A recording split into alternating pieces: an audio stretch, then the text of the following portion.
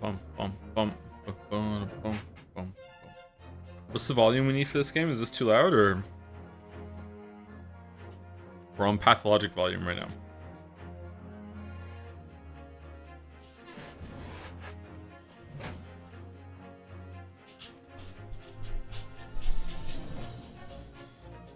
Just want on record that I tried the egg thing. It rocks, work great, and my partner thinks I'm insane. I'm glad it worked out for you. Annie for Press tried it and the egg shattered, so I don't know how that works. I also tried the egg thing, it was awesome. I know, right? Egg thing, imagine missing a stream.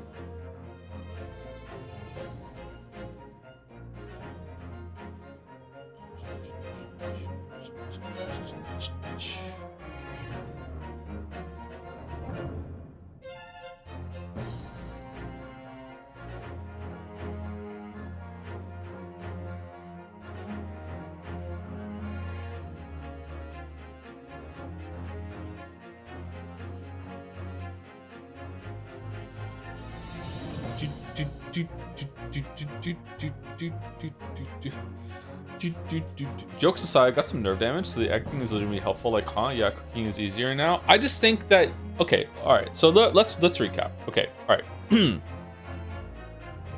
On Friday, we were discussing how you break an egg when you're cracking an egg during cooking. Okay, this was one of the topics that we were discussing because there's a lot of walking around. Pathologic was great, but there's a lot of walking around in Pathologic where there's not a lot of game. So we're just doing a bunch of discussions. And if you're not Jeremiah, then you really appreciate the discussions that are happening. So I just, you know, one of my many key jangles that I keep in my pocket was that what are we gonna do? Like, what are you gonna do when it's time to crack an egg when you're doing some cooking? So I was like, okay, what's your egg cracking strategy, chat? Because I found new tech. I've known about this tech for months, but I finally tried it out a couple weeks ago when I was making around a gym kibble for one of my high protein meals. And it is, instead of taking the egg and like tapping it against like the edge of the bowl or the edge of the frying pan or whatever, or anything like that, what you can do instead is that you hold it up over a flat surface, probably a plate, okay? You hold it up and you have it lengthways, you know, between your finger and thumb, and you just let it go. And you just drop it onto a plate, onto a flat surface, okay? Now, I think you should drop it from about a foot high. You could maybe go a little lower than that if you're a little nervous, that sort of thing. You just drop it. Now, here's why. The structural integrity of an egg, when you hit it on the side like that, is strong enough that it won't break. It won't break, it won't shatter. Now, there are two different ways to do it. You can go a little higher and you'll get a clean break in half that you can then pull apart, or you can go a little lower like I do, and it'll just make like a little dents in the egg that you can then just open up and you have absolutely no mess. Now, I want to be clear. This results in like virtually zero, if you do it right, virtually zero egg residue on the plate, on the surface. Like, it doesn't break open and splatter everywhere and then you have to scoop it up. It breaks in a way that you can pick it up and the membrane inside holds still. And then you can just, you know, lift up the egg and just crack it open over whatever you need. Okay, that's what you do. Now, some people say, why would I do that when I can just get the egg and just tap it with my hand on a flat surface? And to that I say, you do you. I'm not your dad, not yet at least, so I'm not your dad. You can do whatever you want. If you have the culinary skills to be 100% perfectly consistent with your tapping strategy, that you're always going to be tapping it at the right strength, that you don't like over tap or under tap, then great. However, here's why I think that it's cool to do the drop method. It's cool to do the drop method because it's going to be the same every single time. Every single time it's going to be the same. Secondly, it just looks fucking awesome. It just feels good. You're dropping eggs and they're not breaking. It's like you found a cheat code for the world, right? However, if you're really great at tapping the eggs, then just tap the eggs. It's fine, whatever. Now, why would you do this? Why would you want to do this like flat like tap method or flat drop method compared to just like breaking on the side? And the answer is because sometimes when you break an egg on the side of something sharp, it'll go into the egg and shatter the membrane and it'll start spilling out a bit sooner, resulting in some residue getting all over the side of the pan or whatever. But also, the biggest one for me is that when you break it on a sharper, not sharp, but sharper surface, some of the egg can get pushed inside. The shell can be pushed inside the egg. And I don't like pieces of shell in my eggs. So it's just, you know, a way of getting fewer pieces of eggshell in your eggs. There you go. There you go. Give it a try. Give it a try.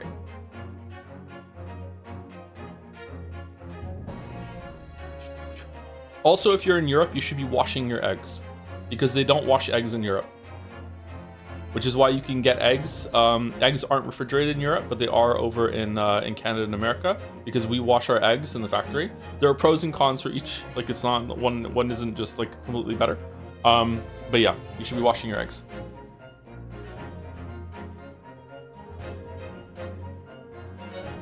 Oh, fuck off, eye roll? What do you mean?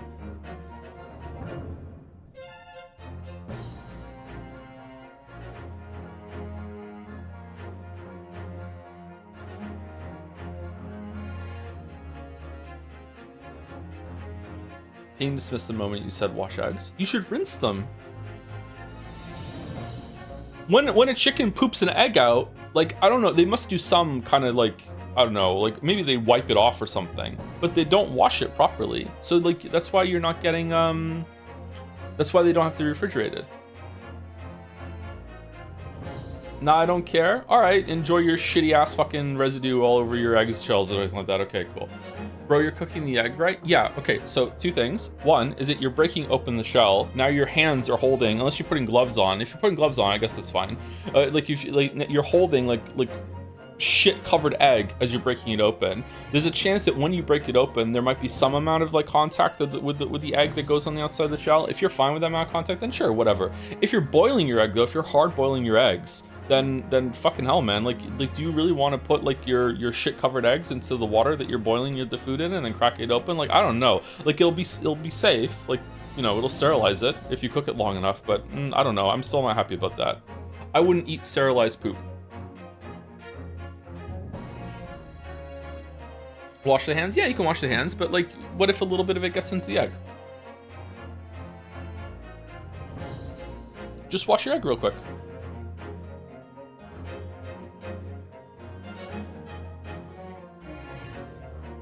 Bad news, you almost certainly have. Yeah, of course, but you know, you want to avoid it, right? Just because you can't control for the variable completely doesn't mean you're gonna try to control it. Eh? What do you mean, eh? Well, I can't prevent myself from eating sterilized shit throughout my whole entire life, therefore I'm not even gonna try to minimize it. What do you mean, eh?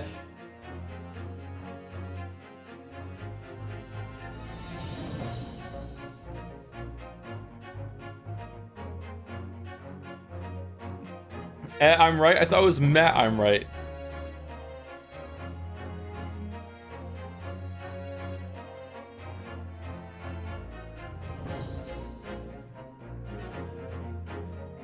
I'm getting some big 8-year-old Joe vibes right now, arguing with his parents saying, why do I need to have a shower when I'm just gonna get dirty again anyway in a couple days and need another shower? Let's just stop having showers and I'll just stay dirty, Lamayo. Have you ever poached an egg? I have poached an egg, yeah.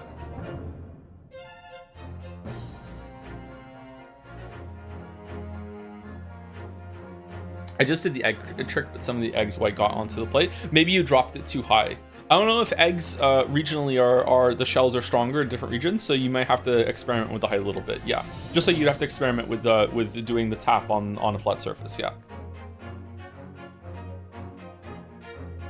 I'm really excited. I don't like the taste of eggs. I like eggs, but I usually like eggs with other stuff.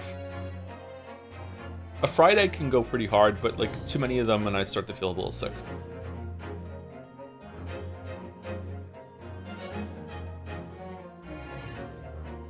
Shouldn't really wash eggs. The way they wash them in the US, ECC, what? Is a specific way. If you use water at home, it's actually more dangerous from what I know. How is it more dangerous like to give your dirty eggs like a rinse or a wipe down? What? Is this the same sort of thing as like rinsing raw meat before you cook it just makes the bacteria spread out all over the place? I'm pretty sure that if you got, like, I don't know, I would probably not go as far as to make like hot soapy water. I wouldn't go that far. I would probably get a paper towel and like get it wet and I would just wipe the egg down, and that's it. That's pretty much clean enough for me. Just getting all the residue off of it, like any of the chunks, anything that's on there. I would just do that. I never in my life washed an egg. If you're in Canada or America or any region that washes their eggs before you buy them, then you don't have to. If you buy your eggs at a place that the eggs are being refrigerated at the store, then they're already washed. How do you feel about potato skin? I like potato skin, but I clean potatoes before I cook them.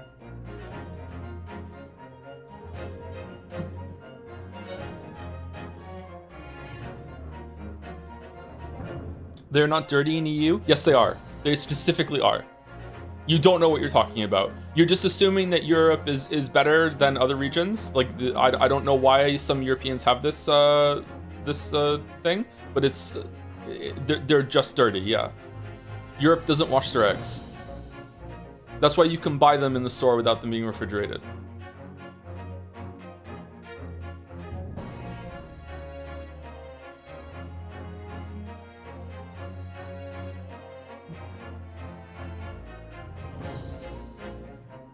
Potatoes are dirty. Oh, we're talking about potatoes. Oh, they do some amount of cleaning when you buy potatoes, right? Like, I still smell like an earthy kind of dirt smell off of some potatoes, though. I like to rinse them, and sometimes I take a knife to them, and if there's any like really bad parts of the skin or any like I don't know what they would call it, like dimples that are like kind of dark and look kind of weird, I usually just carve them off. But like usually the potatoes I get only have like maybe 1 or 2 of those.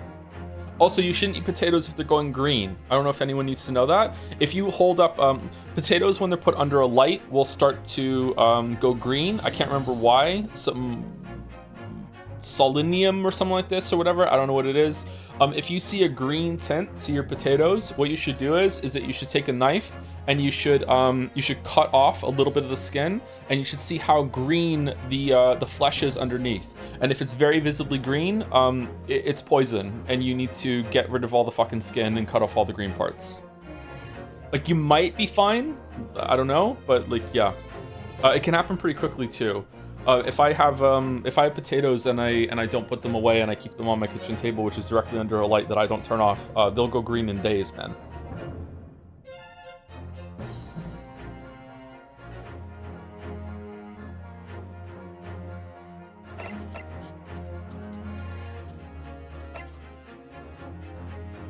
Salmonella protection. Unlike in the US, chickens in Europe are largely vaccinated against salmonella, removing the need for washing. It's on the internet, so Joe, so it's gotta be true. Canada also vaccinates their chickens. We're not talking about salmonella chatter. We're talking about the fact that after the egg is pushed out of the chicken, when they birth the egg, in Europe, they don't clean it. It's got nothing to do with salmonella. They don't clean the eggs. They just take them and they just sell them. In America and Canada, they wash them. And because they wash them, they're cleaner, but it also removes a protective layer that the eggs have in the washing, which means that now the eggs have to be refrigerated. And that's why you can buy unrefrigerated eggs in Europe. My understanding is that Europe, they're not allowed to wash their eggs. Like, you guys don't do that. Maybe there's some countries in Europe, is a big place. Maybe there's some countries in Europe where they do wash their eggs, I don't know. But if you buy eggs at the store and it's not in a refrigerator, you are buying unwashed eggs. Is that why American eggs are white? No.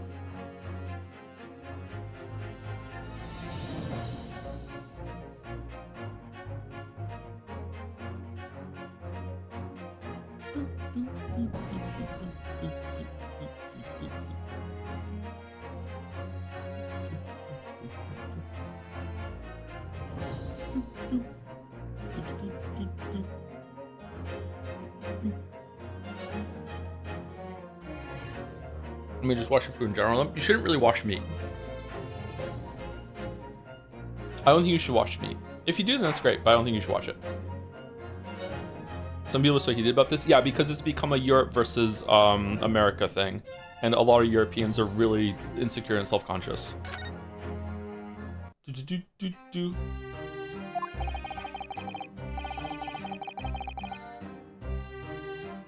Oh, we want to go to the history, right? Shit.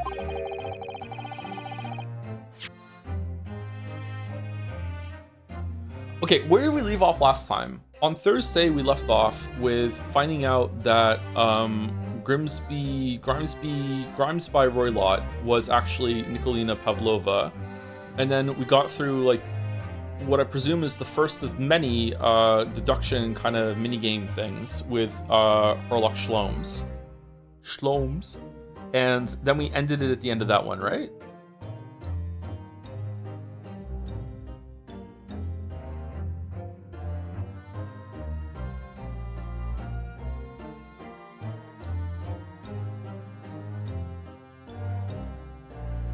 You absconded during one of your ballet company's performances in order to escape your homeland. Later that same night, you stole aboard this vessel. She also has a tiara that she stole. Did we find out what pet was in the suitcase yet? I assume it's a cat. This man believes that European supermarkets sell eggs covered in shit. You literally do. Like, it might not be visible shit. If it is visible shit, that's probably uncommon, but you literally do. Like, it's not like, okay, do you know when you go to the bathroom, right? If you, after you use the toilet and you go to the sink, if you don't use soap, you haven't washed your hands. Do you understand this? It's the same thing here. Like, if the eggs aren't washed to a standard that is removing like the bacteria and stuff like that, then like it's still on there, you just can't see it.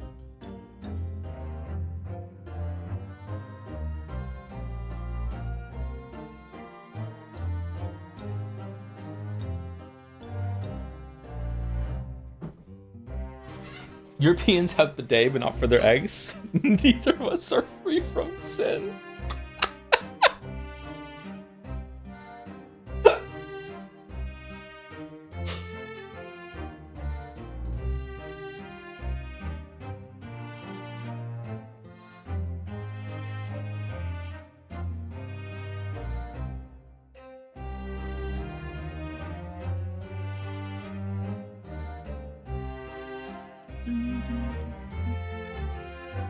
Who's that one I said thank you to on Friday?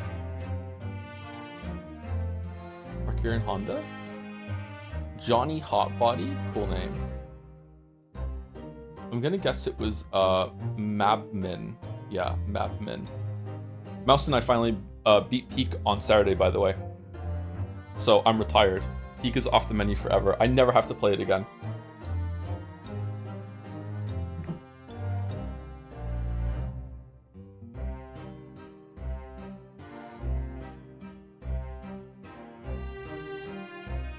Store-bought eggs are washed in EU. It's usually only ones if you buy directly from the farms. My understanding is that it's not. I'm pretty sure I watched more than one video about it that said it's actually illegal for them to wash eggs in Europe. Maybe it's most of Europe. So again, if you're going to the grocery store and the eggs aren't in a refrigerator, they're not washed.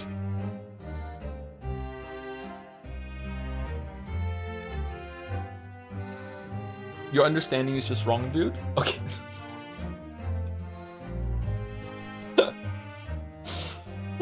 Alright.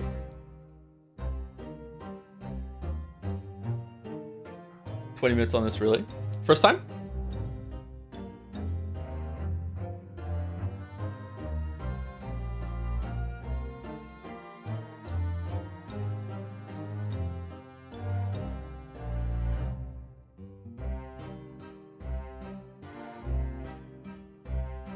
Chat, we're not even discussing this qualitatively right now. Like, there are advantages to not washing the eggs. It means that they keep longer and you don't have to put them in a refrigerator.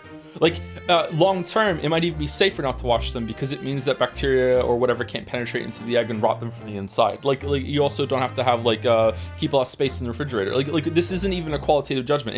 It might be superior to do this. There are pros and cons to both.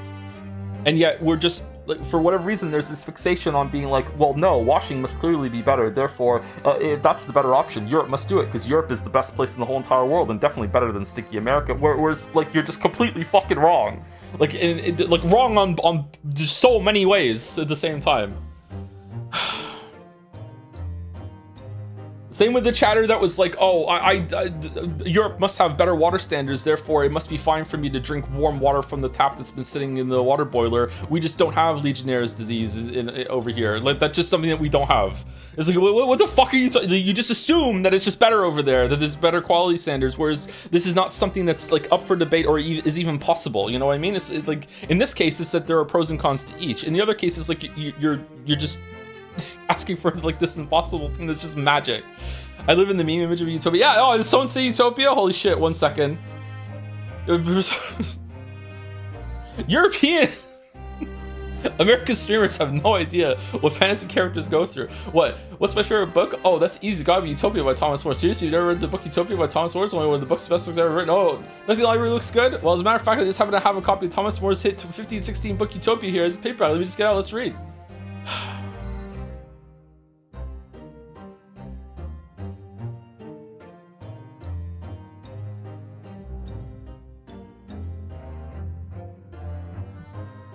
I miss Greg too. Thank you, Fatman Lookie, for the 55 months. Just finished Path 2 after seeing a bunch of you playing Classic. A bunch of me play. Okay, I understand. And I gotta say, it really sucks you in. It's got the Civ one more turn effect, but for real-time game. Really? Does it? What? What the fuck? What's Pathologic 2 like compared to the first one then? What? Huh. Okay. Thank you, VF Miracle, for the gift sub too, while the stream was down for some reason. Thank you, Agent Deco, for new sub before the stream started. I don't know why. I think you're watching Agent Deco. Hopefully you're here or watching the VOD.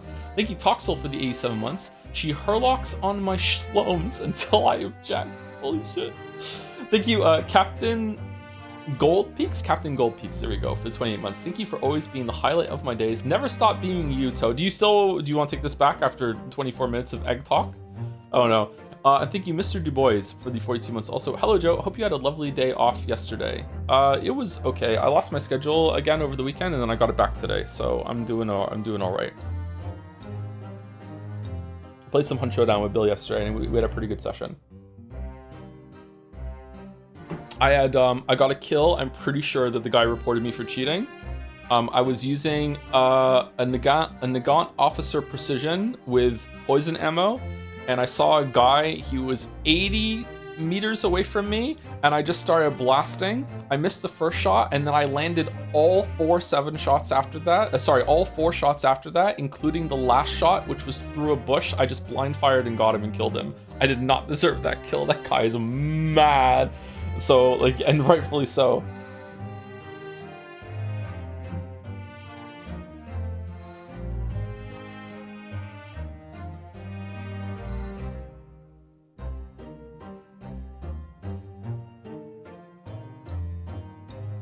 It's clear by now that if Joe would have voted for leave, Joe would have voted for leave if he lived in the UK during Brexit votes. He hates Europe, probably out of jealousy out of our superior eggs and water. Brexit means Brexit, exactly. I shouldn't have started firing at that guy. He was so far away. Thank you, Lily is tilted for 62 months. Can't wait to see more of Not Right's incredible adventures. I wonder who is going to get accused in murdering next. Is this a trend or is it just for the first two? By the way, I've been thinking about this case a little bit over the weekend. I have no idea who did it. Like, I thought it was going to be, we're going to find someone in the next room. I don't know if there's another layer to the investigation here. I have no fucking clue who did it. Like, right now, the most likely case is that Kazuma just killed himself, Lama. Kazuma just did that. I have no idea who did it. Thank you, Fancy Prince, for the 13 months. Love the OST for this game. It is kind of a bop, yeah. Is it loud enough, by the way, or should I turn it up? Or is it too loud? Thank you, Paranoid Android Marvin, for the 14 months. That is Radiohead's best song. I don't give a shit. I will die on this hill. That is their best song. Thank you, Dolph 2000, for the 5 months. Catch C, for the 17 months. The Doomed Yowie continues. It was doomed before it started. It was rigged right from the start. Thank you, Tembi Zone, for 37 months as well, with Cheers Joe, with the Joms. Thank you very much. Thank you, Cat Diode? It's Diode, isn't it? Diode is an electrical part? Is it a light? Or is that a cathode? What is? I learned this in school, now it's all gone. It's a one-way gate. What am I thinking then that's a light? A diode can be a light, can it? Oh, is the light just there to show that something's going through it? It's like a light emitting diode, an LED. There we go. That's what I'm thinking of. Thank you. Light emitting diode. LED. Thank you, Doc Easy, for the 46 months. I was super sick with COVID during the first AA streams, and the menu music still makes me queasy to this day. Oh, I'm sorry. I have that kind of association with a certain brand of chicken fingers that's still there fucking 22 years later because I threw up after eating them. It wasn't because the chicken fingers, it was because I've been drinking. The chicken fingers caught the stray and I can't eat them anymore.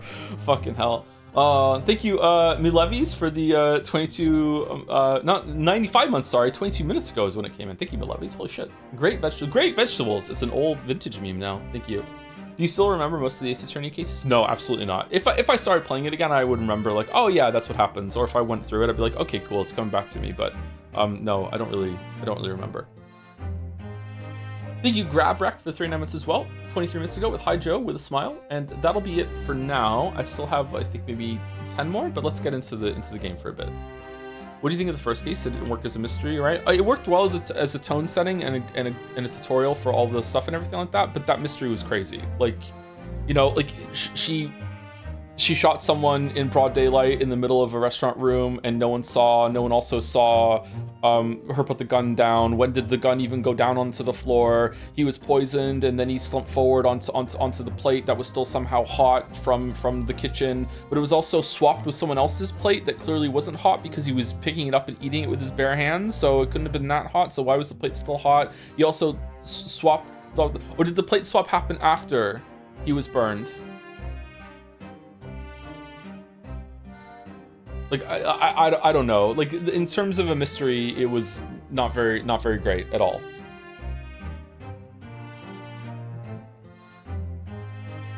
Maybe they were European plates and they just retained heat for a lot longer.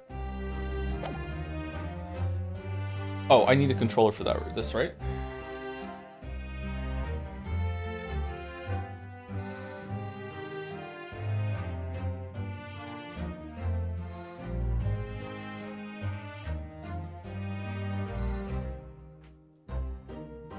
Seethe. I don't even disagree. This is the try part. I don't even disagree with you. I think Europe is by and large superior to the US. Like, not by a lot, but I prefer Europe to the US. I'm from Europe, pretty much. It was Europe back then. Like yeah. Could she really have stuck on board without being noticed? In order to obscure your true identity, you somewhat recklessly took the guise of an old gentleman. And you intended to sever all links with your past by severing your long hair. Is still Europe? Nah, Brexit means Brexit. They're changing the definitions. Yet to a woman, hair is no trifling matter. My personal recommendation is to leave well alone. So, if it was just you, about to cut off your own hair, who was it that let out the scream we heard from outside the cabin? That veritable tinkling of a bell. Why, none other than this young lady, naturally. More like a full set of pipes, if you ask me. I was so scared when I ran away in Shanghai. I was sure they would come looking for me.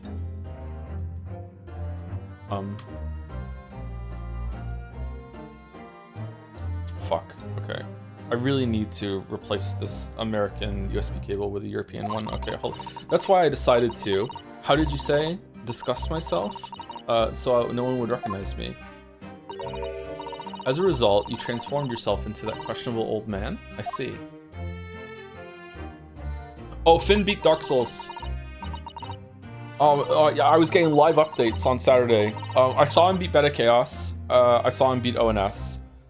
He did all of the DLC in one session. He one-shot Calamite. He one-shot Seethe. He one-shot Nito. He beat Manus without finding the amulet. It took him 30 minutes to beat Artorias. And it took him 5 tries to beat Gwyn because he wasn't parrying.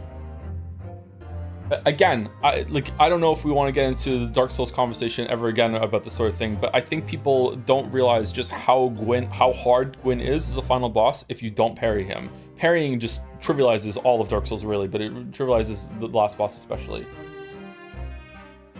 I think, is Gwyn the first Dark Souls boss that has a heal punish?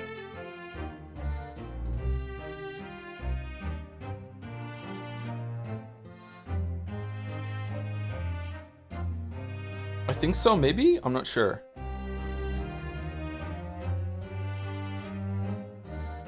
He's playing Dark Souls 2 now, and he hates it. He hit all the greatest hits of complaining about Dark Turtles 2. It feels funny, it looks weird, the movement's funny. Why does the roll look that way? Why don't I have a shield that is 100% block? Hates adaptability. I don't like life gems. Why does my Estus Flask only have one charge? I didn't get hit there.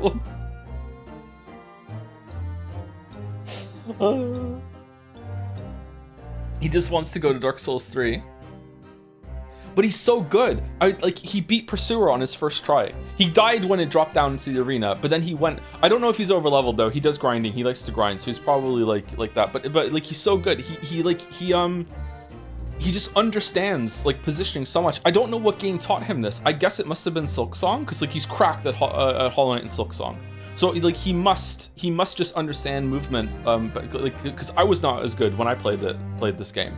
When it came to movement, just understanding like he doesn't lock on, and when Pursuer does like a swipe, like he will dodge sometimes, and other times he'll just simply just walk away, and then he'll just go back and start attacking again. Like yeah, he's absurdly good. Like he got the 100% block shield. He was really happy about it, and I said to him like, kid, you don't need it. He's like, what? I'm like, just keep dodging. Like you're good. Like you don't need the shield. Like you can just do this. Like you're so good. Like yeah.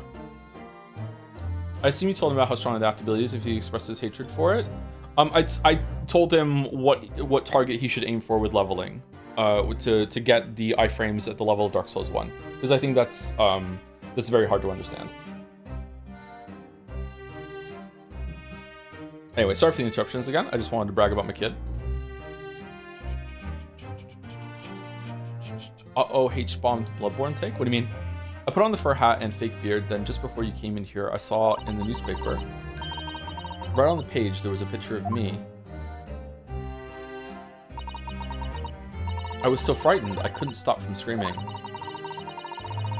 I knew if I didn't change my appearances completely, they would find me. So I decided to cut all my hair as fastly as possible. I picked up the scissors in my hand and... at that precise moment, we walked in through the annoyingly unlocked cabin door. If only she could have locked it. Things happen like that sometimes, don't they? Things do indeed happen like that from time to time. Are those two even talking about the same thing? There's just one more thing I'd like to know. What exactly do you have inside your traveling case? Even if you overlevel, it's impressive. I think he was level 100 and something when he beat Dark Souls 1. 119, I want to say, something like that, which is pretty high. Not absurdly high, but it's pretty high. He's at the end of No Man's Wharf, and he's level 48. But that's after beating Dragon Slayer, Dragon Rider, Last Giant, clearing all of Forest of Giants, and Pursuer. I don't think that's absurdly high, is it? I don't know. He also beat Dragon Rider without raising the platforms because he didn't know that they were there because he just kept running past those big guys. I think it's on the higher side for where you should be, but it's not stupidly high. You're right, it is my dear friend inside, my only friend in the whole world. Please, don't tell anyone. If the captain finds out, if you say to any of the crew, your secret is safe with us, I assure you. But in return, you must tell us in as much detail as you can muster about the events of last night. He kind of looks like the Chatapon Chad emote there, a little bit. Maybe it's just the jawline. Yes, alright, I will tell you. Well, Mr. Naruhodo? Wasn't something Mr. Sholmes' great deduction? What are they doing with this character? He's bad at his deductions, but then when he's nudged in the right direction, he just goes with the flow and is just like, fuck it, I guess we'll just correct it. What are they doing with this character? It's weird. It was certainly something, yes. I'm just not entirely sure what. But at least Miss Pavlova has agreed to tell us what she knows. That's incredible. Indeed, it is incredible. And one more thing. Oh, yes, what? Observe your wrists. My Your hands are cuffed again. What? But how? True to my word, I restored your shackles. Grr. When and why? There is still a shadow of guilt cast over you, Mr. Naruhodo. I'm sorry to say, it can't be helped at the moment. It can't be helped! Huh, can't it? Really? Anyway, let's listen to what Miss Pavlova has to say. I thought I was watching a VOD for a second. I thought that we had like loaded an earlier save for a second. Yeah, that was funny. I can't go on not knowing. I have to find out what the speckled band that Kazuma-sama wrote about in his diary really was. Oh, does she have a monkey? And the monkey has like a speckled band? Like, or some other kind of pet that can actually go climbing through a vent and stick something through the grating? What is that? Oh, I'm a student. Oh shit. I'm a student. Can I show you this? I'm actually a university student from the Empire of Japan, you see. That means nothing to me. No, why would it? Mr. Naruhodo.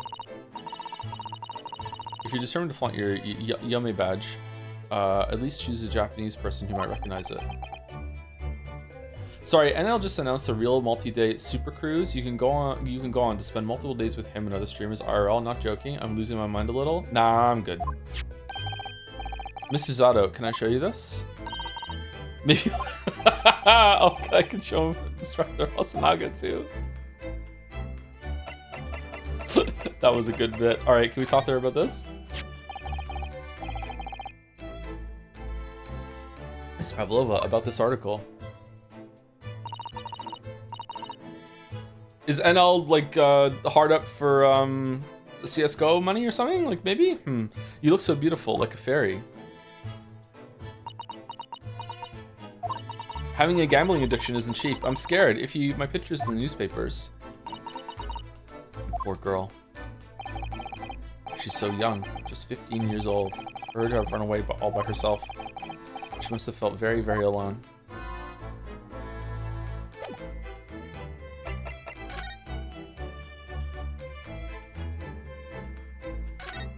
Okay, is there just 2 screens here again? Yeah, alright, let's go left to right. Let me see. Don't touch! Huh? I will tell you what I know about last night, but please, you must not touch my things. How do you say, forbid it? Oh, sorry. As well you should be, young man. What vulgar manners you have. Poking around a young lady's private belongings? Neither shall I allow it. Grrr. Hypocrite. Alright, I guess we have to talk to her first then.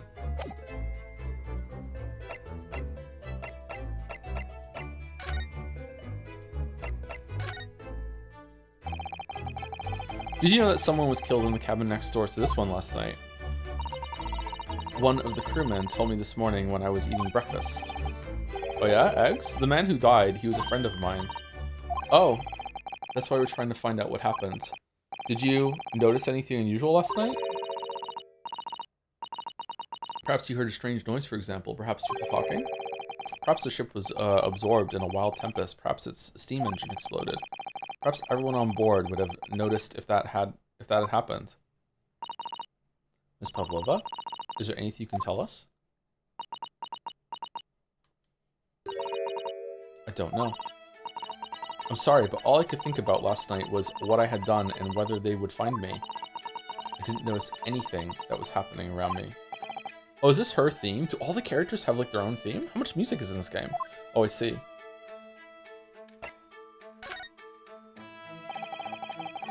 You've run away from your ballet company, haven't you? The Novovich Ballet. Yes. I'm traveling to Great Britain, and from there, I want to go to America. I will never dance again. I want to forget everything about the ballet. I will start a new life. You wish to forget? A challenging proposition. When you have that striking tiara as a reminder. The tiara is mine! I need to live! Huh? I have no money of my own. The Novovich Ballet gives us only a little food and water. and we must dance all over the world. I had to run away. I had no choice. If I stayed, it would have killed me. So you ran away to protect yourself? Yes. And the crew of this ship, they've all been kind to me. They let me come on board, and they said I could hide in this cabin. If that is indeed the truth, Miss Pavlova, I can hear a train. It creates the most intriguing conundrum. Oh yeah? Yes, it does. What do you think about it, Mr. Naruhodo? Me? Oh, well, yes, of course. I think we should hear Miss Pavlova's explanation. To what conundrum, I'm not sure, but...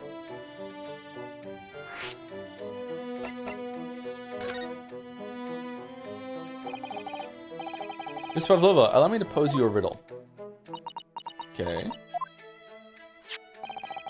According to this newspaper, it was only yesterday that you absconded from the ballet. Now, that being the case, it must have been last night that you boarded this vessel.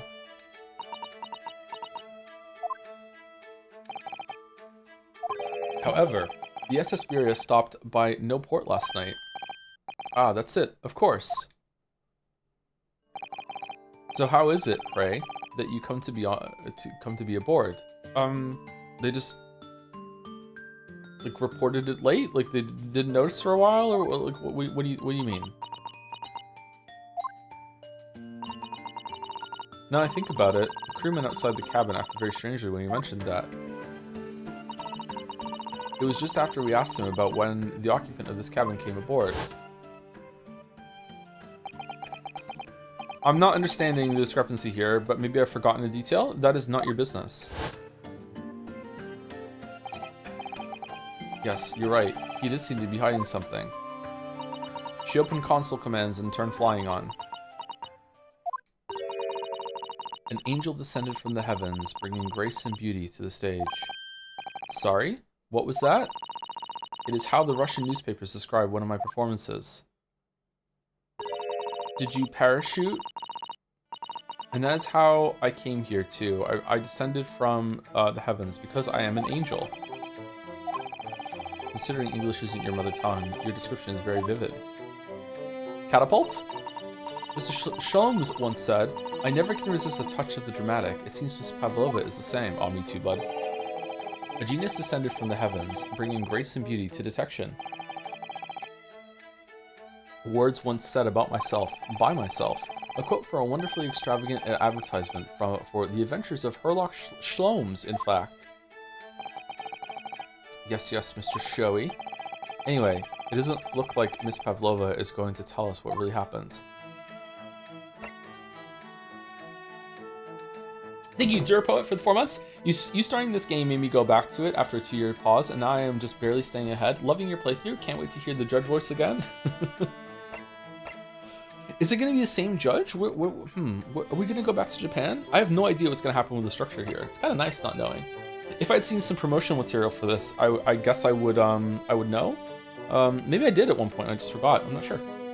Thank you, Chosen by Thug Life, for the 3 months. Monday stream is a surprise, but a welcome one. We said it on Thursday and Friday, I think. Yeah, because Friday was the end of Pathologic 1, which was really good. It ended really, really well, but it's good that it's over. Yeah, it took a while. Thank you, Numanatus, for the bits. Hey Joe, been sick with some kind of respiratory thing for basically a week. Just wanted to say thank you for streaming The Great Ace Attorney. Catching up on VODs between sleepless nights and fits of coughing has definitely helped raise my spirits during my recovery. Hope you're staying healthy and have a great stream. I'm staying kind of healthy. I don't know. My diet is kind of wrecked right now. I've been eating a little bit too much fast food the past 2 weeks. Because I keep like having to do sleep madness to like lose my schedule, regain my schedule, and I just haven't been doing a lot of cooking as much as I should be. But I did do a big cleaning session in the apartment, and I'm all set up to get back on track hopefully today. I only got 4 hours of sleep, but I woke up at a good time, and I'm feeling pretty good right now, and I have a coffee, so yeah, should be good. Should be good to fall asleep maybe like an hour or two after stream today, and be back on a good schedule. Thank you, Daddy's Jizzies. That's just something we say now for the 40 months with the message Daddy's Eggies. Thank you, Basement Bats, for the 60 months with Yippee with the Jansing Joms. Thank you, Boas, for the 6 months back on the content creator main rotation. Oh, cool. Thank you. I don't know if that means I'm in your rotation or you're back on the rotation, but either way, thank you very much. Thank you, Caspi203 for the 13 months. Hey Joe, I love the Ace Attorney stream so far. Can you believe I started watching you because of your original Ace Attorney playthrough? This has been a nice circle for me. This is a couple of people saying that. Yeah, I guess the Ace Attorney broke into some a new audience for some people. Yeah, which is good. Maybe this is the same. I'm not sure. Thank you, Sergeant Snuggle 18 for 87 months with Ace Attorney game. Ace Attorney game. A Settery game? I don't know. I don't know if that's a mistake or there's a reference or a joke that I'm not getting. Sorry about that. Thank you, Mystic Maya for 22 months. Hey, Joe, hope you're okay. I'm doing okay, yeah. Not great, not too bad, though. Wish I could sleep better. Thank you, My Body Mike Joyce. What was the character? My Body Leon's Choice. That was it. Thank you very much for 50 months. Hey Joe, after the egg debacle on Friday, I plan to try out your method the next morning. Anyway, the egg slipped out of my hand and shattered on the floor. I'm eggery now. Looking forward to a full week of the Great Ace Attorney. Me too, actually. Yeah, we're gonna be playing this all week, Monday through Friday, and then I don't know. I need to DM Walrus probably tomorrow morning about what we're gonna be doing, if we're gonna be going this Saturday for Empress, or if we want to go next Saturday. I'm not sure, but we're going to be starting that on Saturday soon. Anyway, let's continue. I'm also at the top of my list, but let's continue. So the friend you mentioned is inside your traveling case, is that right? Is it a big bird? I don't think animals are allowed on board according to the rules of passage. Oh please, don't tell any of the crew. If they found my precious, then the burly Russians would bestir themselves in unison to throw you and your case overboard, no doubt. Ah! So reassuring, Mr. Sholmes. But what sort of pet is your friend? A little puppy? It is, isn't it?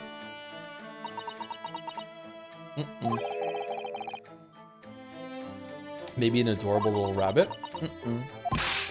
Ha! You credit Russia as a land with small rabbits, do you? Oh, don't they have small rabbits there then? You may well ask. I have no idea. I hate this pose. Ha. You know what? He's starting to remind me of the clearly you don't own an air fryer kid from VLR. You two are miserable bunglers when it comes to understanding the nature of young ballerina's friends.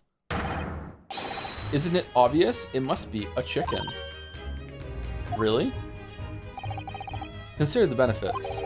Oh, for fuck's sake. No!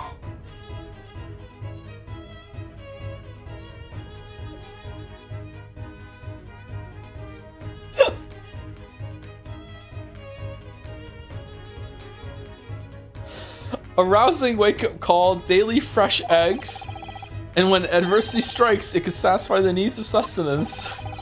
So you eat your friends? I'll remember that. Well, it would appear this friend's identity is a closely guarded secret not to be revealed. She obviously doesn't quite trust us yet. There's something I should like to show her, I think. Maybe she might be able to shed some light on it. What do you want to show her?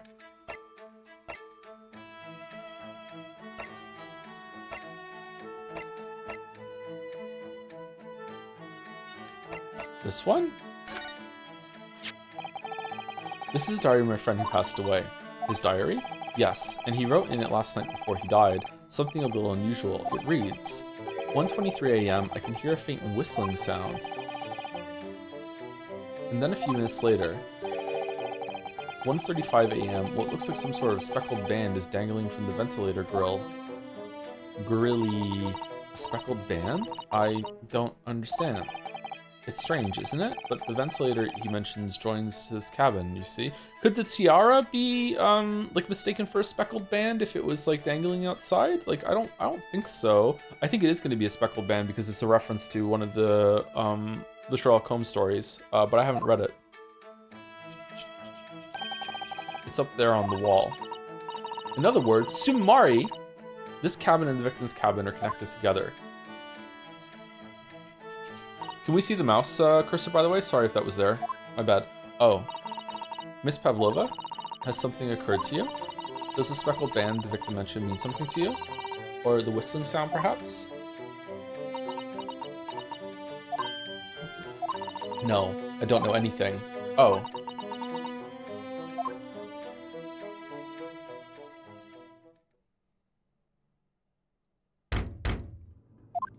Doc, doc. Excuse me, Mr. Roylott. Yes, what? Wow, she's fast. Why are the scissors back? Captain would like to speak with you. You must come to Captain's quarters at once, please. Alright. I will come now.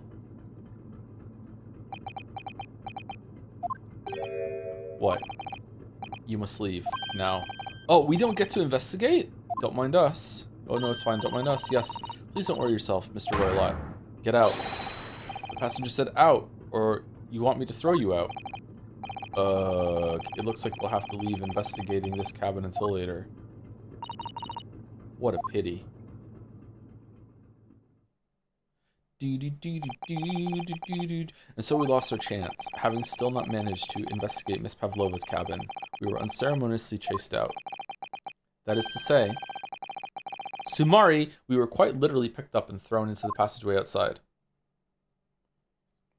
To be continued. What do you mean? What?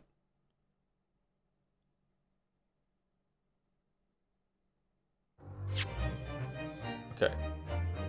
I think that we could have probably powered on to this stopping point at the end of last stream. Without the egg talk, I think we could have gotten through this pretty fast.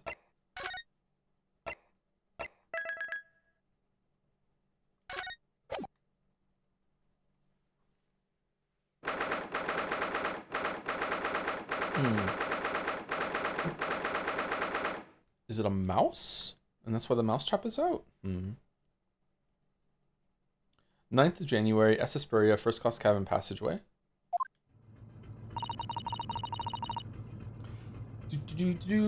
Hold on. I want to get to the top of my list and I'm almost there. Thank you, Hydra, for the 20 months. Y'all just don't eat your eggs straight from the cartridge. What? Thank you, Jelly, for the 58 months. I'm abandoning my love of the sword and becoming a playing card instead. I'm Tenry of clubs now. Oh, fuck. Anyway, happy Homestuck Day. Is it Homestuck Day today again? Wasn't it like, so recently? Hope you have a great one. Fantastic work with Peak this weekend. It's always a treat to see you on collab streams. Thank you, Jelly. Thank you. Sometimes you're there with me. Yeah, Peak was, it was good to beat Peak. Had a cool ending at the end. I got us out of Homestuck duty by charity streaming. Oh, that's good. Okay. I'm glad we got out of it. Thank you, Dawn's Royal, for the 3 months with hello, with a smile. Thank you very much. Thank you, Capsador, for the 65-month resub at tier 3 with just a yay. Wow, thank you, Caps. Yay. Thank you, Samwit, 17 for the 60 months with the Dancing Jobs. Sienna in Vienna for the 7 months. Hey, Joe, happy to see you coming back to one of my favorite game series. Is there any plans to play the Apollo Justice trilogy in the near future? We were supposed to play it before this one, but then Jedsea happened and this was voted by the community ahead of that one. But we'll play them all eventually, yeah. Like doing one a year until we're out of them will be probably a good pace, and also will make us end right when a new one is coming out, right? Yeah? For sure? Yeah? Thank you, Pat Cake, for the 5 gift subs. Thank you very much, Pat Cake.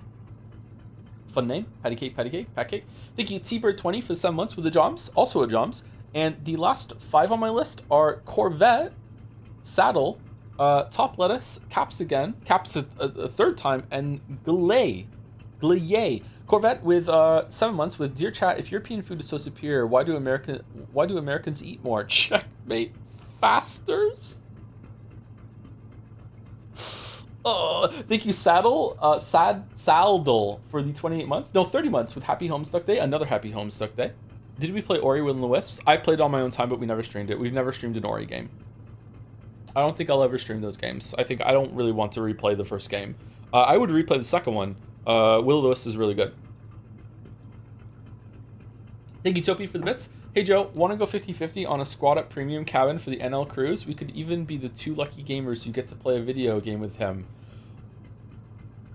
Is this an out-of-season April Fool's show? Because this is a real thing. What the fuck is going on over on the other Canadian streamers' stream? What the fuck? Thank you, Caps, for gifting subs to Artemis Flow and C806256. Thank you very much, Caps. And also a gift sub to Jeremiah. Egg Combo Hater, thank you very much. And thank you, Galay, for the new sub too. 1 minute ago, thank you very much. Welcome. Hope you're enjoying the stream. And that's it, I'm all caught up. It is bafflingly real. I don't know what's going on there. I don't know what's going on.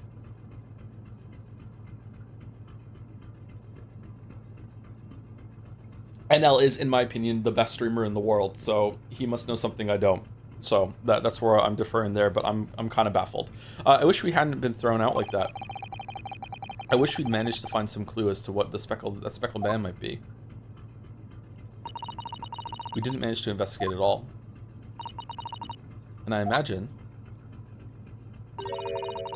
that we won't be able to for a while longer. We'll never get past that sailor guarding the door.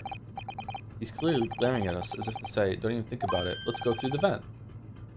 Oh, wait a minute. What is it? Well, what happened to our great detective friend? Where did he go? Oh yes, he's completely disappeared. Does he do disguises? When did he do that? He slipped away as quietly as the wind, but not before ensuring these were securely back on my wrists.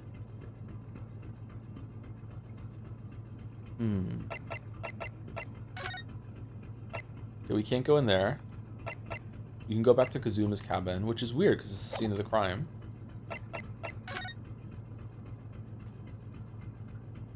Okay, checkmark means we've already looked at it.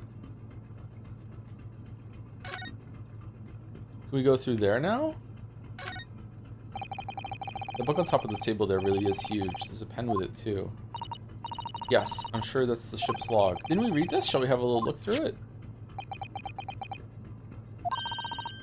The writing is so neat and precise. Every detail about the voyage has been meticulously recorded. You wouldn't expect a rough... Yeah, we read this already. Why wasn't it... Why didn't it have a check mark?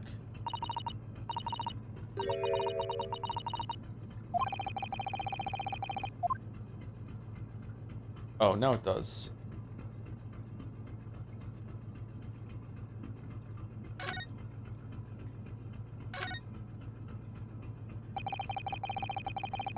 Got some bones visible there, bro. I really wish we had a chance to look around Miss Pavlova's cabin. What? Why do you look like that? You want something? Maybe you want me to throw you out again, Oh, no, definitely not that. Next time I have to throw you out, I'll show you where lobsters spend winter. Understand? Understand? Lobster Winter Wonderland? I want to go. Maybe I should steer clear of him until he's forgotten my face. I don't think he'll ever forget your face, Naruhodo-san.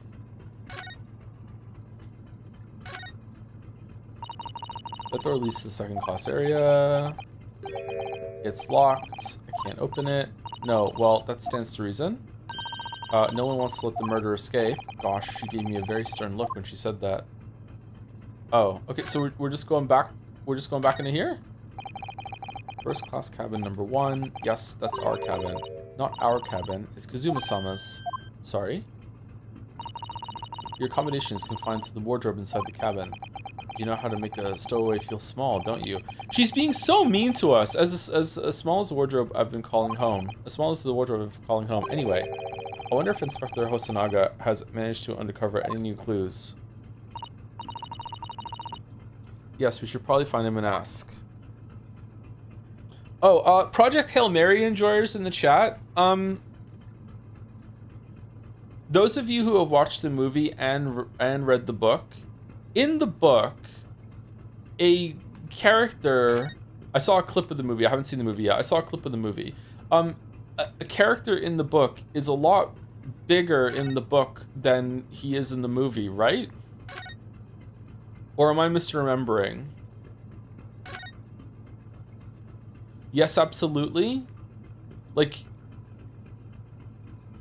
I thought, like, in my head, maybe, again, I'm really bad at just, like, at visualizing things. Like, once you give me a certain keywords and a name, I'm gone. I'm done. Like, isn't he bigger than Ryan Gosling's character? That's how it was in my memory, or at least comparable.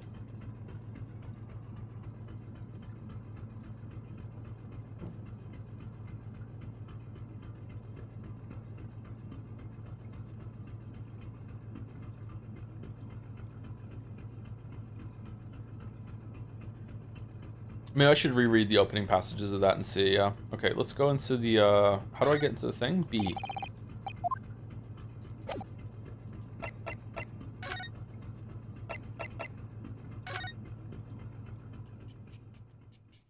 The movie is very good. Great watch. Is it? I'll give it a try. I love The Martian, the movie and the book, and I love the book of Project Hail Mary as well. 9th of, I'll probably like the movie. Yeah. 9th of January, SS Buria, first class cabin number 1. It looks like they're still investigating in here. Okay, why are we coming back here? Yes, on that subject. I wonder if Inspector Hosonaga is unscathed. What do you mean, unscathed? Surely you haven't forgotten, have you, Norohado-san? Don't you remember what he said about allowing you out of this cabin to investigate? He was going to talk to the captain about it. He said he'd lay his life on the line for you. Oh, yes. But I'm sure he was exaggerating. Let's see what he has to say for himself. He might have some new information for us, you never know. I liked it, but when my entire family's first words out of the theater was, wow, that was long, I feel there might be a pacing problem. Is it in the theater? I thought it was a Amazon whatever thing. I thought it was directly to Amazon streaming. Is it not even on Amazon? Am I just like did I just make something up? It's in the theater? It was theater and Amazon, is it? Okay. Nope, try to see it in the theaters. I don't want to go to the movies by myself. That seems kind of low.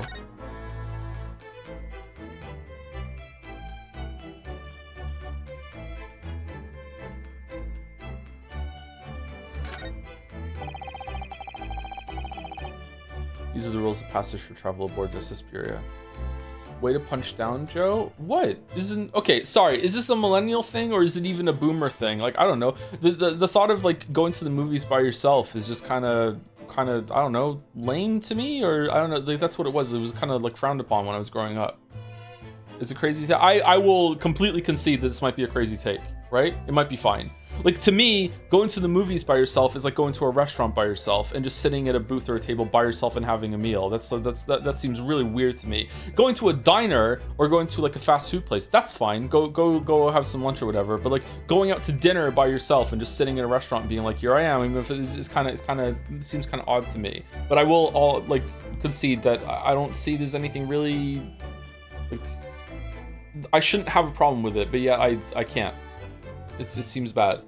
God forbid you enjoy your own company. Well, some of us hate ourselves more than others, okay? I don't want to hang out with me. So why would anyone else want to? If that's the case, what's an example of a restaurant where it's weird to go alone? Any, like, I would say any place where there is someone serving you. Like, if it is, like, high class enough that there's a waitress or a server, then yeah, you should, like, I would feel weird. Don't diners do that? I guess some diners do that, don't they? So maybe that's not the cutoff then. Yeah. So these are rules of passage for travel aboard the SS Buria. If you're traveling and you're in a hotel, then obviously, like, yeah, there's nothing wrong with that completely. Then, yeah, I just don't know, like living. If you're traveling, you're going out to eat while you're there, that seems fine too. But if you're like in your hometown, home city, whatever, where you live, and you decide to just go out to eat, that seems weird to me. Toxic masculinity much? Is it toxic masculinity? I don't know. Passengers must not keep to weapons or other dangerous objects in the cabin's pets are also strictly free, and so bringing her pet on board. Miss Pavlova has broken the rules. She called it her friend, didn't she? Yes, although we don't know what form this friend takes as yet. I'm almost certain that whatever it is, it's inside the traveling case in her cabin. Friend. There's more to this than it seems, I think.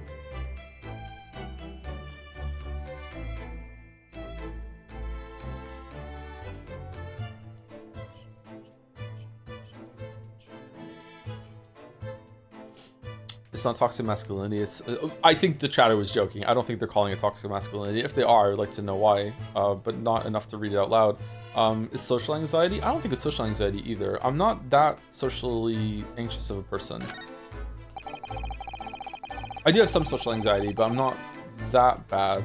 So it's clear that these letters were written with the ink that was somehow spilled on the floor, and they spell the Russian word for wardrobe.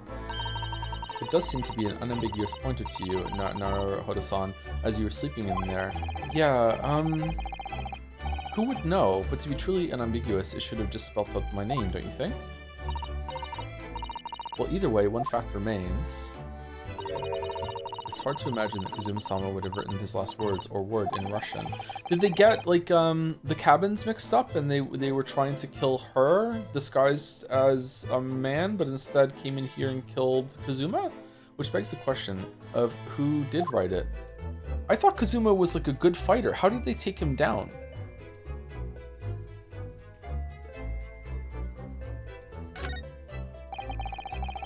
This is where Kazuma spends final moments writing his diary.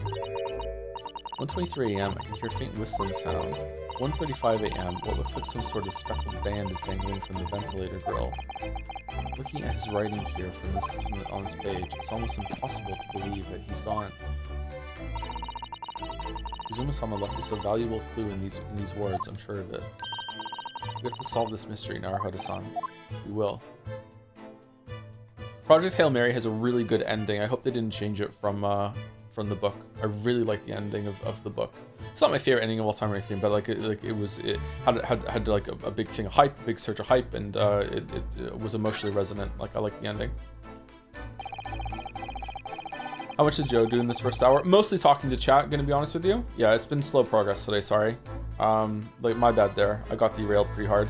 All the books provided for passengers occupying this cabin neatly arranged on the shelf. They were all over the place when we first looked around, if you remember. Oh yes, and you tidied them up, didn't you? You have to look after the ship's property. Unruly behavior in the cabin leads to damage. But it really wasn't me who knocked them over. Yeah, both books have been knocked over in both rooms too. That was weird.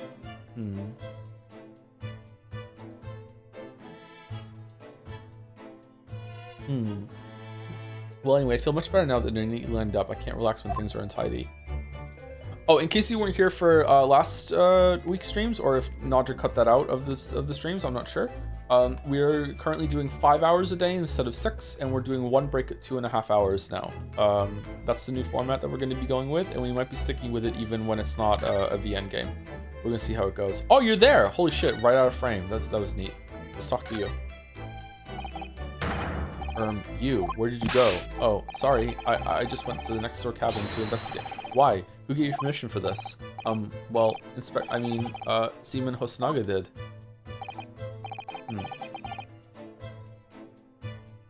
That new Japanese, was it?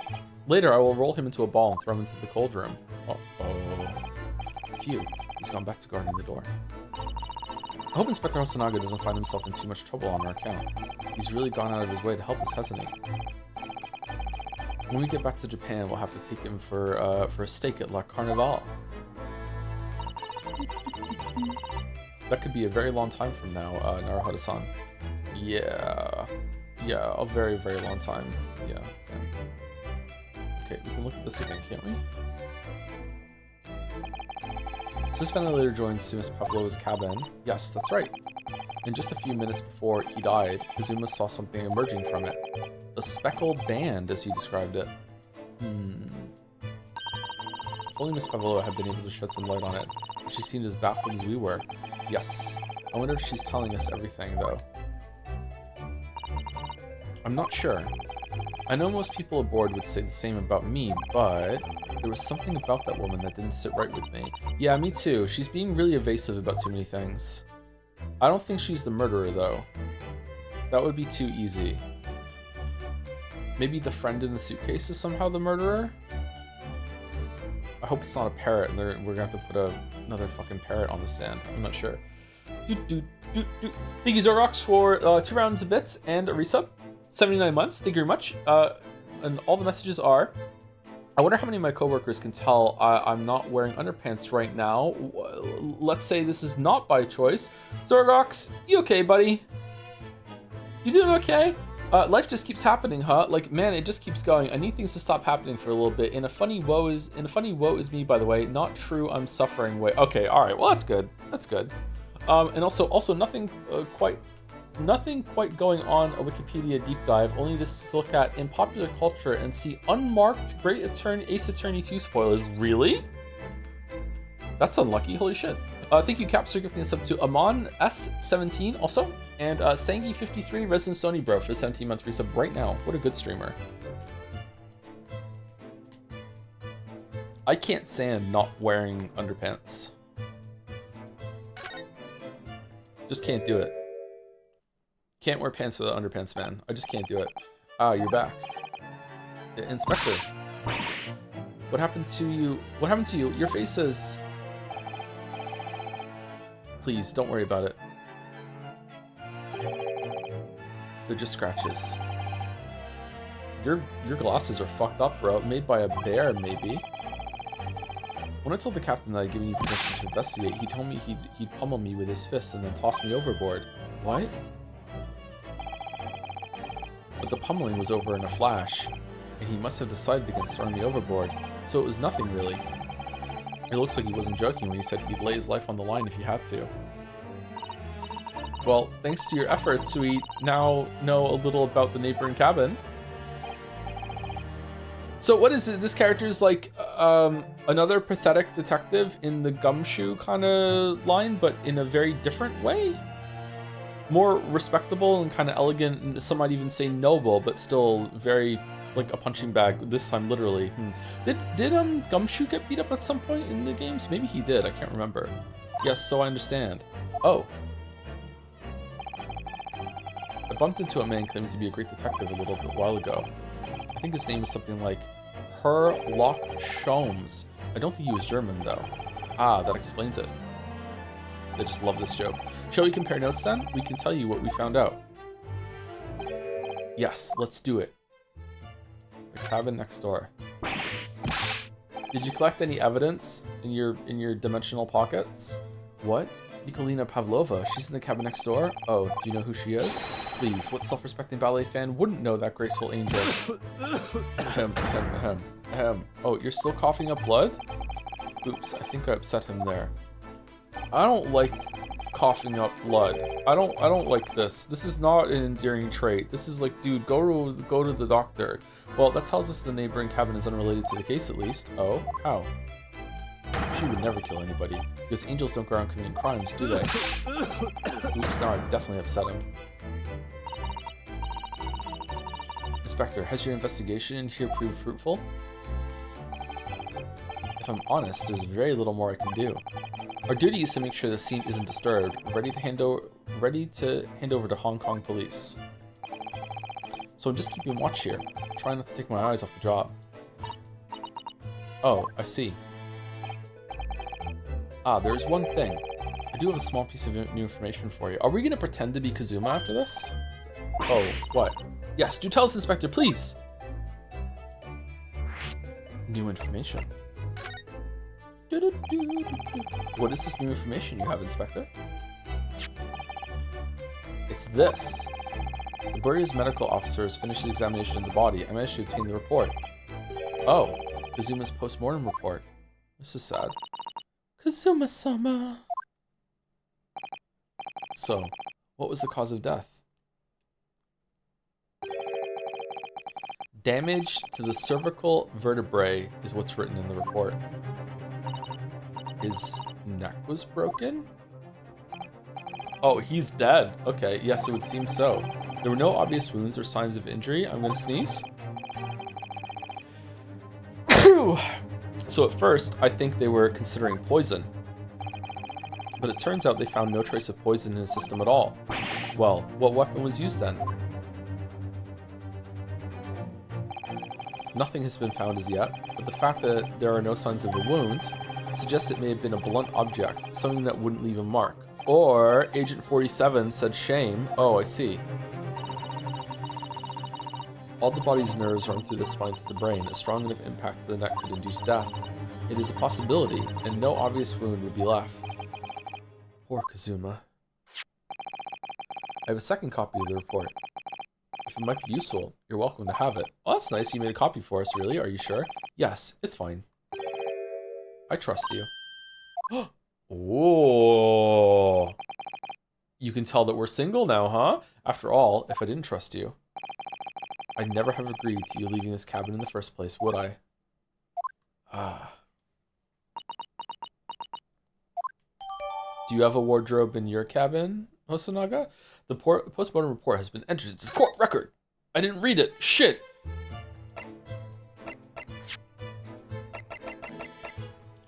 A report from the SS Barriers medical officer giving the cause of death is a cervical spine injury.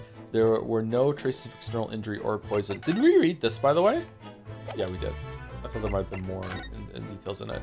Victim, male, Far Eastern. Time of death, somewhere between 1 a.m. and a little past 2 a.m. Oh. That is incredibly specific. Cause of death, damage to cervical vertebrae resulting in instant death. The victim's neck was almost certainly broken as a result of a strong blow to the area. No obvious external injuries or traces of poison. Okay, so if he was instantly killed, how did he write the message on the floor? No obvious external injuries or traces of poison. Huh.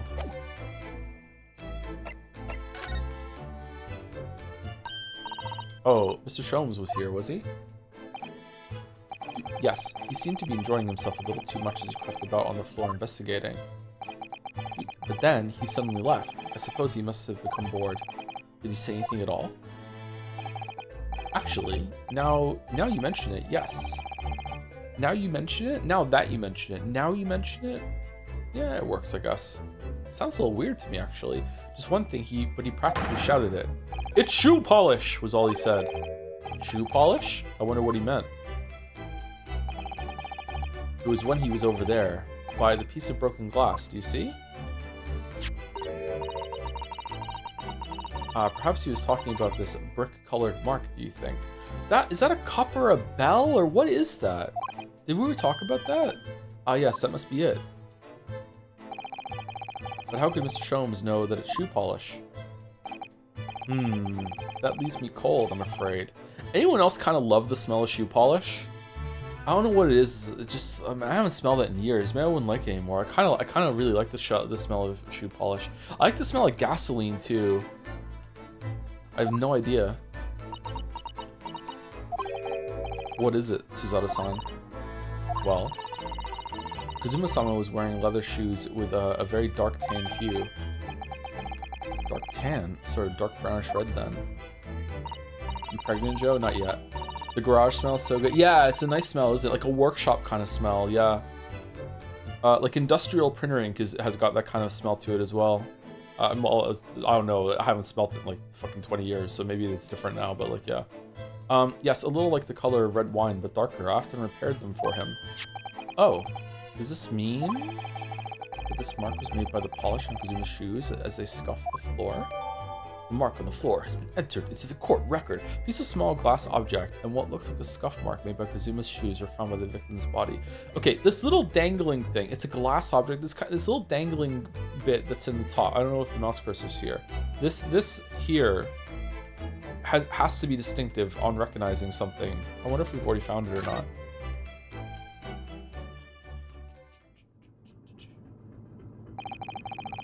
That's really all I can tell you at this stage.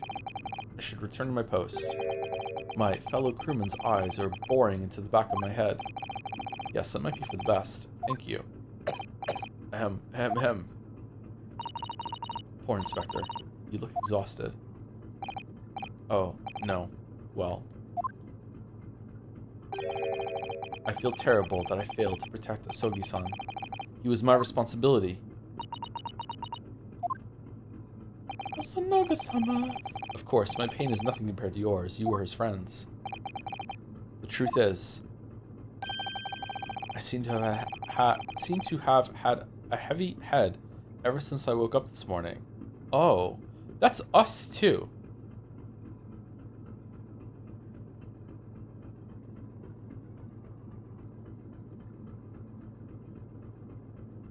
Is it a day later than everyone thinks?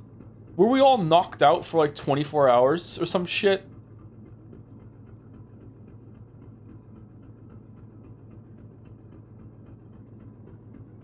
Does Susie have a heavy head? I seem to have had a heavy head ever since I woke up this morning. A heavy head? That's interesting. My head's still throbbing too.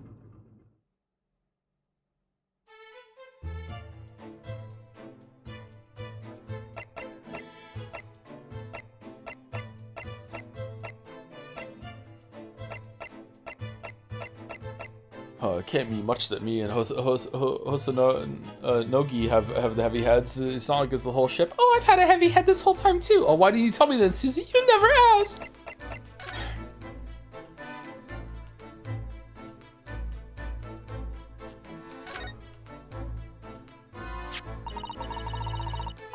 It really is such a beautiful color, this glass. It looks like whatever it was has broken clean in two, but the other half is nowhere to be seen. And then there's the brick-colored mark, which is shoe polish, according to that great detective you seem to know all about. I suppose it must be from Kazuma-sama's shoes. Maybe. What I'd like to know is, how can the detective be so sure that it's shoe polish and not something else? Because he's a great detective, of course. That's hardly a reason, is it?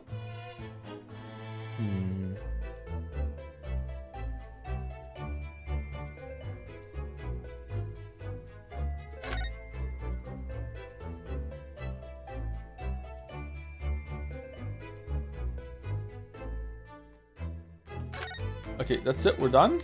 Okay, where are we going then?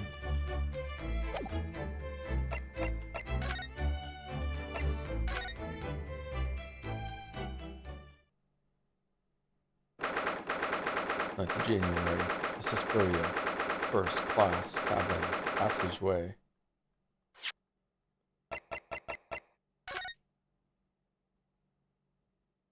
What day is it?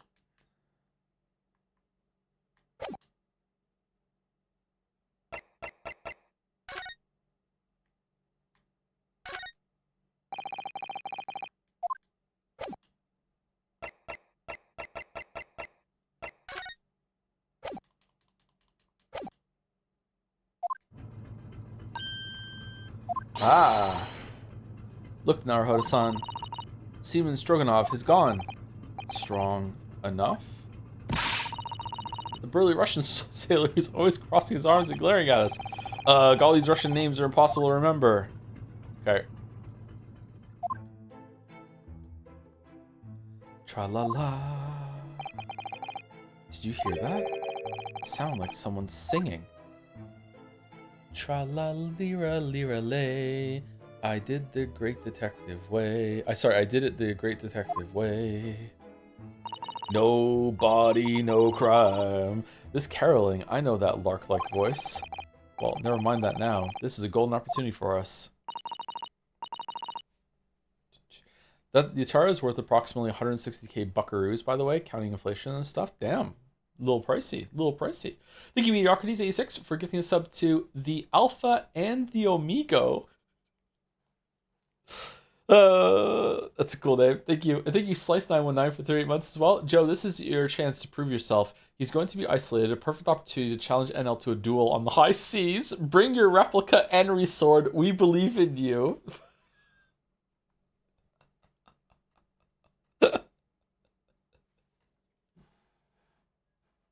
If you kill someone when you're in the ocean, you can't get tried for it, right? Because it technically wasn't in any country, right? That's how it works. You can just get away with murder. It's fine. Yeah. It's all right. Yes, you're right. We must seize it.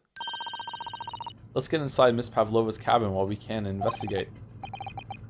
Definitely. Before that stringy knot crewman comes back. It's Stroganov, not Stringy Knot.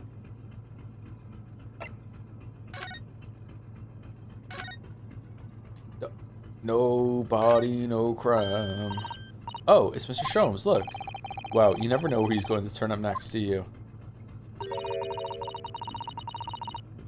They're doing a pretty good job so far of keeping things out of frame, and then you just move over to the next side, and then suddenly someone's there that you couldn't see before. Also, like, look at this. Like, I don't know, it's a little thing, but it's kind of interesting to have her, like, really big in the foreground, and, like, it just leads your eye, like, a really cool, like, slant perspective all the way down to him, like, hunched over the book there. That's neat.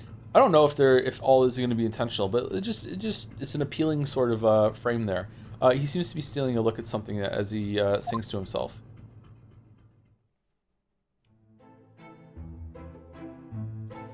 Tra-la-la, lira-lira-lay, I did it the great detective way. I did it my way. He's still singing. Do you think he hasn't noticed us? Or he's simply in extremely high spirits? Let's scare him.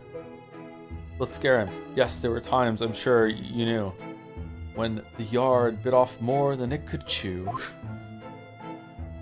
And through it all, when there was doubt, it's lucky Herlock was about. Excuse me. I solved it all and I stood tall. I did it the great detective way.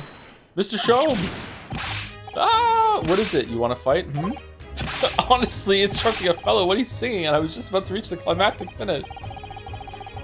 Sorry, I thought you were never going to stop, so I figured now is as good as any. I very nearly dropped you to the floor with one of my famous right hooks. Alright. Get to the picture. Now you can put those fists away. See, what is it called when you roll your fists over each other this way? You know what's really hard to do is if you're rolling one clockwise and then you try and make the other arm roll counterclockwise. It like fucks with your brain. It's like, wait, why can't I do this? Try it right now. It's so fucking difficult, man.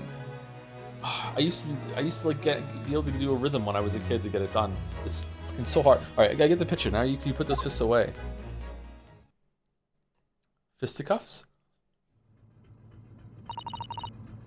Mr. Sholmes, you seem to be examining something before we interrupted you. Ah, yes, that. I was immersed in the study of the ship's log as penned by the stockily built crewman who's usually on guard here. Oh yes, the ship's log. And did you find anything useful from it?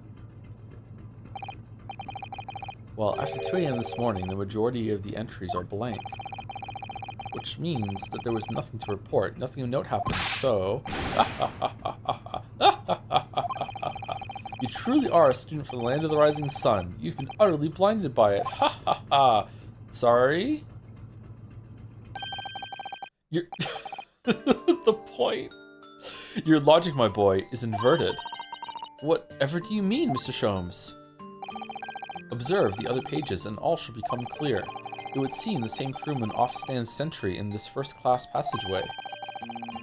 And he has an almost religious practice of recording nothing to report every half hour. Oh, he writes that in every 30 minutes? Nothing to report? Precisely. Put simply, the seaman writes nothing to report when there is just that. And yet, the ship's log from last night is largely blank.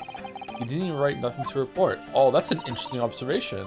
Do you mean, yes, there was something to report. Yes, there were circumstances afoot last night which led to the seaman being absent from his post. Was he knocked out? What kind of circumstances? What happened? That remains a mystery for now, but we can be sure something significant took place. So significant that it caused the seaman to forget his regular habit of scribing nothing to report in the log. These are important details. I would stake my life on it. You must log the ship's log in your mental file. Okay, how did you notice that, but you got so much wrong in the other ones, and you also think that someone just wrote wardrobe and someone that was stuck in the wardrobe with the paper closing him in. Are you just faking it? Like, what's going on? Are you like Danny from Danganronpa? Every so often you're just right? You just get a banger? Ship's log has been entered in the court record, a record kept by the crew assigned to first-class cabin area. There are virtually no entries from 2 a.m. until early this morning. Now that deduction was worthy of great detective. It was actually, yeah. I didn't notice that at all. You're starting to understand what my way is, I see. What makes Sholmes brilliant. My way. Oh, ouch. What is it? Are you hurt? Oh, don't worry yourself. I seem to be afflicted with a throbbing head this morning for some reason. Nothing more. How's your head, Susie? Well, my friends, until the next encounter.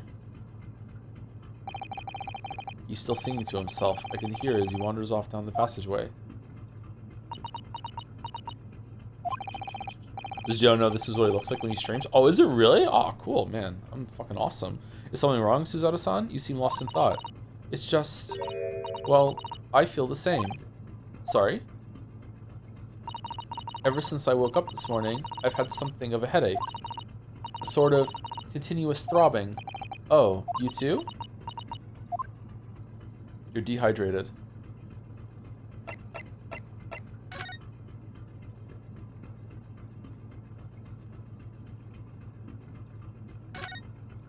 Where are we going?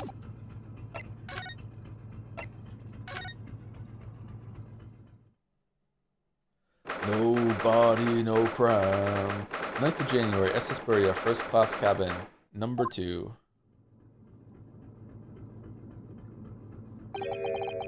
Miss Pavlova isn't back yet.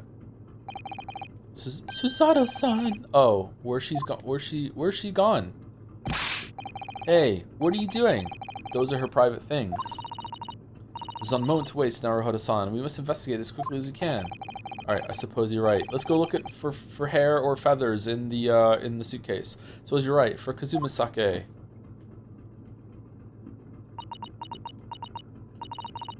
Not just for Kazuma-sama. What do you mean? It can't be long now until we arrive at port in Hong Kong.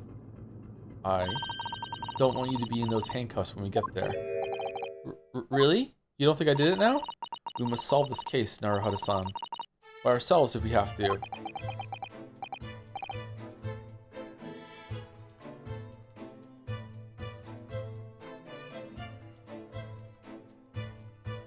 Was it the chicken? Was the chicken poisoned? And that's why Kazuma wasn't knocked out? Was because he didn't eat the chicken? Everyone else ate the chicken? Why would they do that?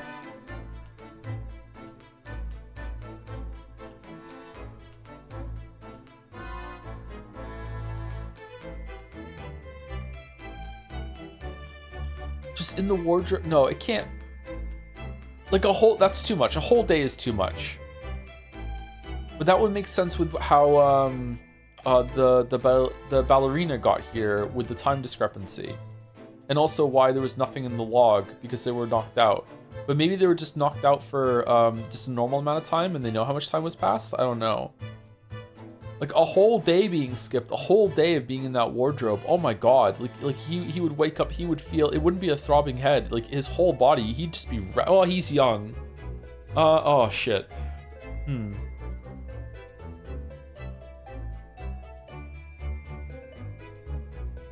Everyone has pissed themselves too. Yes, we will.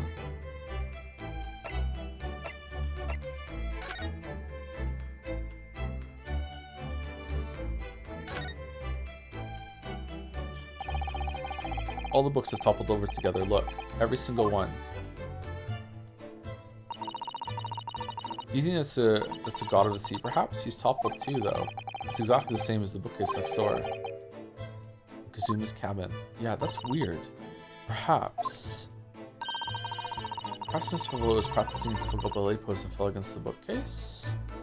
This looks like they toppled over because like the boat rocked. And it knocked everything over in the same way? Why are the books on the desk not knocked over then? No, it can't be that. Okay, I don't know. Would she really be practicing ballet on the same night she ran away from her ballet company? Yeah, sure, why not? Alright then. It must have been you. You lost your temper and knocked them all over in a fit of rage? Not everything bad that happens on the ship is because of me, you know.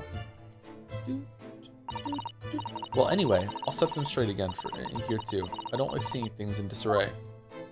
What is this bit? What is this about?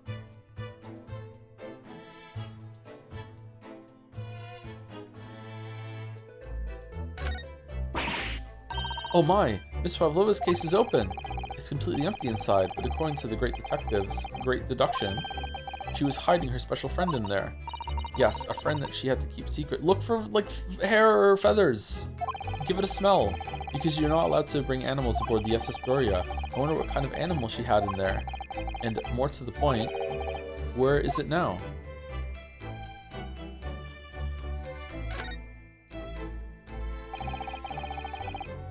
There are just a few books on the desk, nothing else by the looks of it. Well, Miss Pavlova only ran away from the ballet last night. She's hardly occupied this cabin for any time at all. That's true! I wonder what kind of book she likes to read. Let me see. Yes, I see. It would seem that Miss Pavlova enjoys reading books written in Russian. Thanks, I think I probably already knew that. It's rude to ask too much of people, Naruhodo-san. Kindly remember that.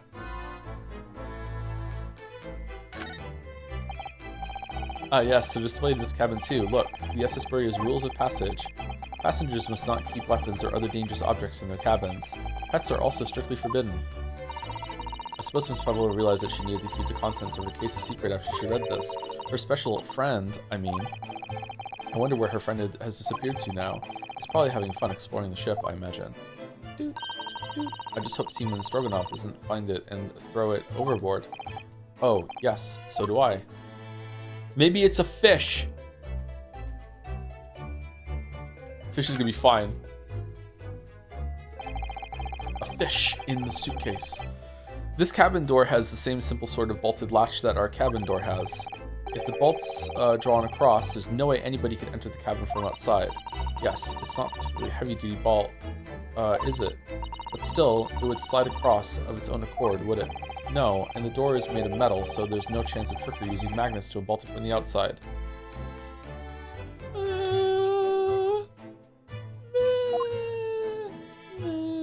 Would it though? And it seals up perfectly too. I guess so, to stop any seawater coming in. So you couldn't use the method you told me of passing a thread through a crack around the closed door either. I seem to know a lot of tricks for opening doors. I'm starting to see why they suspect me. Naruhodo-san, are you there? I don't believe in magnets. They're just magic. Sorry, I'm right here, yes. Oh, good. I thought you might have climbed into the wardrobe when I wasn't looking. There's no place like home. Believe me, I don't have some strange compulsion to jump inside every wardrobe I see, you know. Well, anyway, I'm not sure anyone could fit inside this one. It's full of beautiful outfits. I suppose they're all stage costumes. How do magnets work in Europe? Are they different? I was rather hoping we might find Miss Pavlova's friend hiding in there, but no such luck.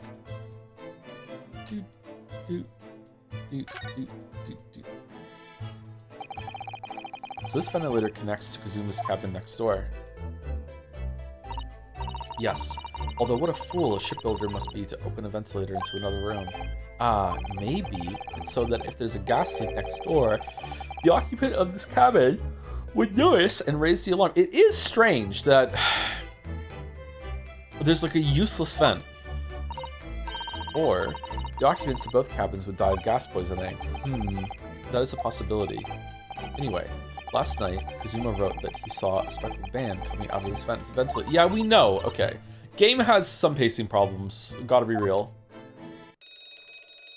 Ding-a-ling-a-ling. No, there's some parts we didn't fucking investigate. Ah, what's that? No.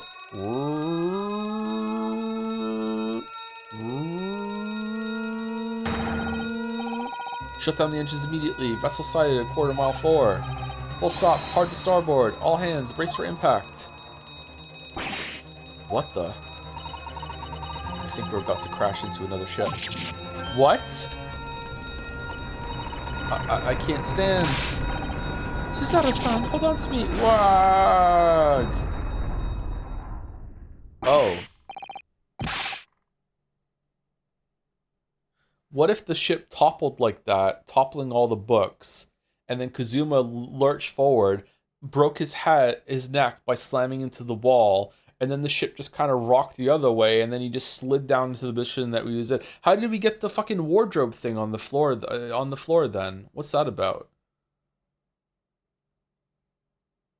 Yeah, what about the shot put ball from the vent? Yeah. What about the shot? How does the shot put ball fit into this? Susato-san, are you all right? Are you injured at all? That's a shitty way to go. Kazuma deserved better. I think I'm fine. Thank you, Naruhodo-san. If the books are changed on the fucking shelf behind us now. Yeah, that's what happened. Okay.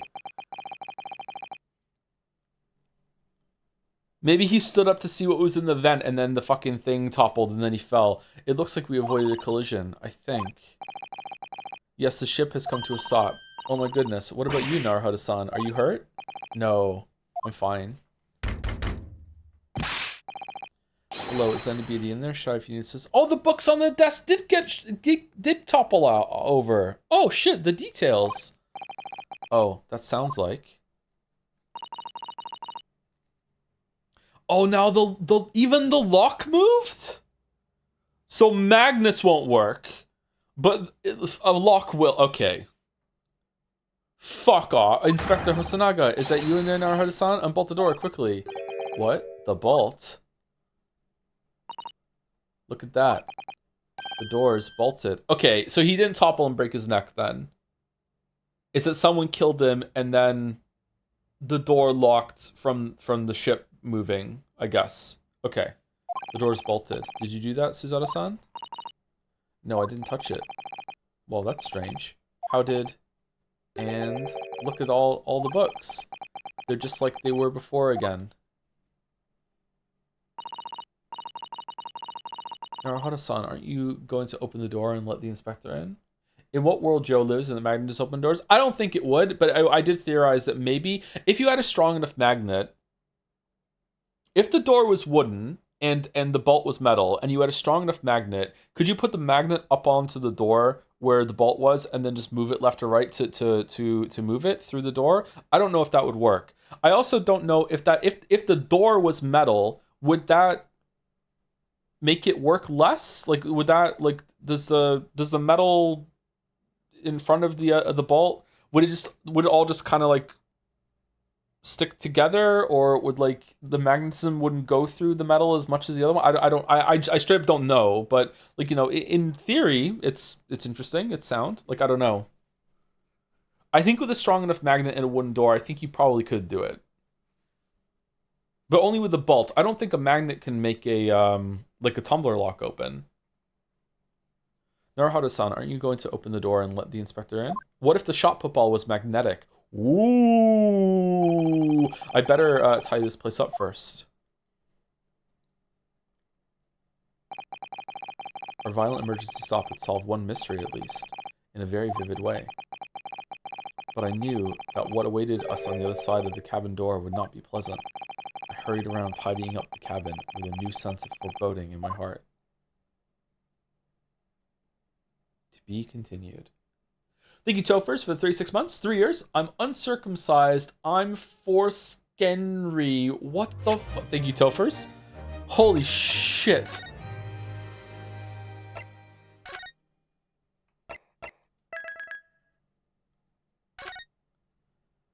Really scraping the floor underneath the barrel of the Henry meme.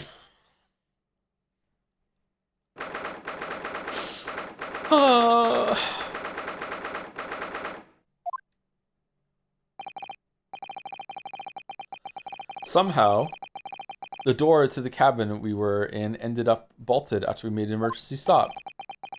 Suzato-san took a deep breath, then gently slid back the bolt. I broke my way into the room. I'm forced entry. What are you doing in Miss Pavlova's corner?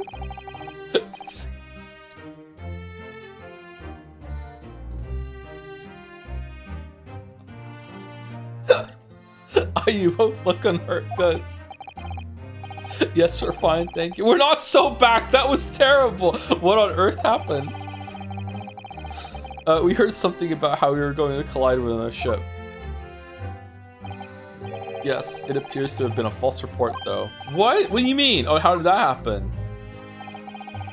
There's a dense fog outside, so it's extremely difficult to see. Someone must have thought he saw a ship ahead. This person obviously triggered the alarm, and that's why we made an emergency stop. Everything is chaos. Passengers are screaming. Crew are running everywhere. Cats and dogs living together. Mass hysteria. The first class area is the only quiet part of the ship at the moment. Oh, I see.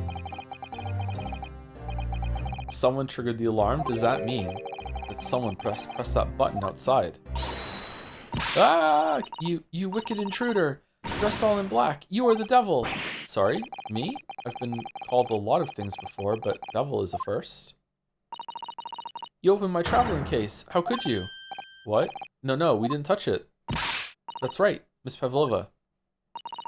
It was already open when we came into your cabin. Uh-oh. Inspector. Yes?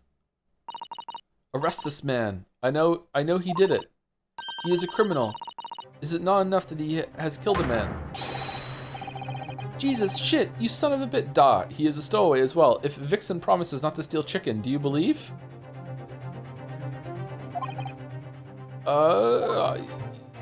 Yeah, take him away. He is a trespasser as well as everything else. Oh, did she do it? No, it's too easy. Stowing away, trespassing, killing. She is right. You are devil. It doesn't look good, does it? Greetings, Joe. The council is curious to your opinion on the following issues. Would you call Kazuma a baby girl? 2, would you call Ryu a baby girl? 3, what is the opposite of a baby girl? I don't know what the fuck you're talking about.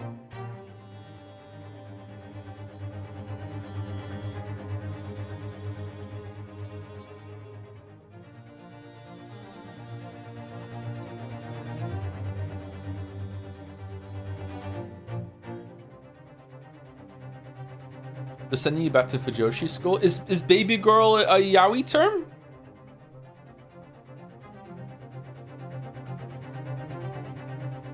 Yes, is it really? Unk? I guess I am an unk in this case, yeah. Sorry to unk it up. Thank you, WWE Avu, for 25 months. I love WWE Avu so much. Thank you very much. Always brings a smile on my face. Thank you. He's kind of unky. I'm kind of unk with it, yeah. It doesn't look good, does it? There is a cell below deck. Throw him in. Oh, do we have all the details? Tomorrow we dock in Hong Kong, then we give you straight to police. Wait, a cell? Please, Inspector Hosonaga, is there nothing you can do? This is a Russian vessel. I really have no jurisdiction here. After my last effort to appeal to the captain's good nature, I think I'm out of options. This is terrible. This is a real crisis. I've got to find a solution. Immediately. Oh, we get to... Okay, let's just leave, Lamayo! To the casino!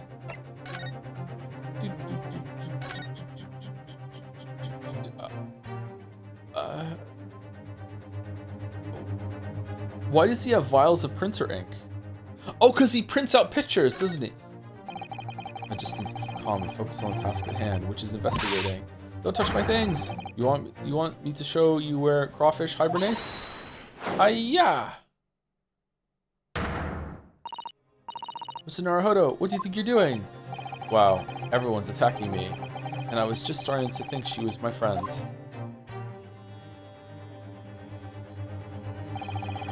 Is there anyone who can help me out of this mess? What the? How strong are those hooks? What are you doing up there? Mr. Sholmes? Naturally, I was analyzing what a weight of 20,000 rubles feels like on one's head. Have I not told you that as a detective, it is my business to know what other people do not? This isn't mere tomfoolery, my boy. Oh, no. Well, why were you hanging from that hook before then? Isn't it obvious? To properly assess the weight of the 20,000 rubles, naturally. I wish to determine if it would bend that conceited-looking look on the wall, so full of brag and bounce. I never know whether to take this man seriously or not. Ah, you again, the great detective. Ah, Inspector! I confess I've been looking for you. I have something to report to you most urgently. Well, you might try looking for me somewhere other than a hook on the wall next time. What is to report? Speak! An urgent report from a great detective can mean but one thing. Yes. The case of the curious murder that took place last night here on this vessel, the steamship Burya, has been solved! By me, naturally. What? Aren't you supposed to be in a disguise? We're just dropping the disguise now? We're fine with it? What? Isn't she a stowaway then? Okay, whatever. Really? What's going on? Yes, I've eliminated all their possibilities. No other explanations exist. So, allow me to illuminate all your minds. Time to get mind blasted, for I am about to reveal my great detective's greatly admired great deduction to the case. Ha! You have solved it? Even Hedgehog understands this case. We all knew who was responsible for killing student boy this morning when we found a criminal in wardrobe. It is this stowaway, and he has handcuffs to prove it. True, that's true. I didn't do it. Why are you in cuffs then? The trouble is, there doesn't appear to be anyone else who could have killed the victim. Because, as everyone knows, the cabin door is bolted shut from the inside. That means the culprit must be someone who is inside the cabin. Yes, it's what's called a locked room mystery in detective stories. But the ship will close the bolts when it veers or dips or whatever the fuck. Locked room, that is point. That is such a stupid design. The room was locked? Well, can't deny that. There's no way the bolt could have been drawn across from outside the cabin. You're all quite mistaken. The cabin next door is not a so-called locked room at all. What? Oh yes, there is another entrance. An entrance used last night by the culprit in order to gain access to the cabin despite the bolted door. What other entrance? We never discovered one. Say it in red? Why, it gapes open-mouthed at you even as we speak. The ventilator man. The ventilator? The ventilator? Ha ha ha ha ha. You think this is funny? I cannot even put my arm through that hole. Yeah, but you're fucking jacked, bro. That's because your arms are as thick as tree tree. Yeah, you're jacked. And I love you for it. I wish I was as jacked as you. You're suggesting that the culprit entered and left the victim's cabin through that tiny opening? It's not possible. Ah, but it is. And last night, the victim even witnessed the intruder in the act of passing through the ventilator. Mr. Sholmes, do you mean? Are you referring to the words Kazuma-sama wrote in his diary? 1:23 a.m. I can hear a faint whistling sound. 1:35 a.m. What looks like some sort of speckled band is dangling from the ventilator grill. Precisely, my dear madam. But what does it mean? What is the speckled band? Makuro Yukasaba, the 17th student, hiding somewhere in Hope's Peak Academy. Watch out for her. The answer to that particular conundrum is in this very cabin.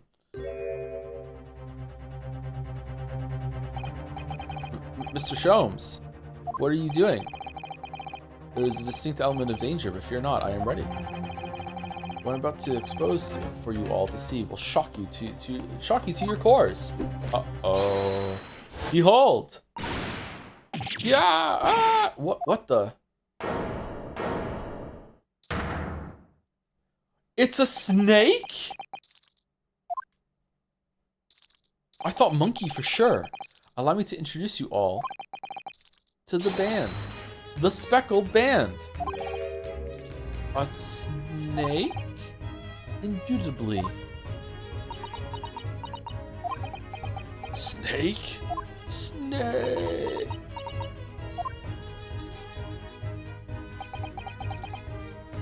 I think snakes are scary, but they're fucking cool. Mr. Sholmes, just one thing. Pray, what troubles you? Well, that snake isn't really speckled, is it? It looks more stripy, wouldn't you say? A trick of the light in the dark? Huh? Yes, you're right. I think in this case, you'd have to call it... What if the snake wore a disguise to make it look like some other snake and put some makeup on to make it look speckled, and then it took the makeup off and then it was banded? Like, maybe just you're trying to pin it on some other snake. The striped band, wouldn't you?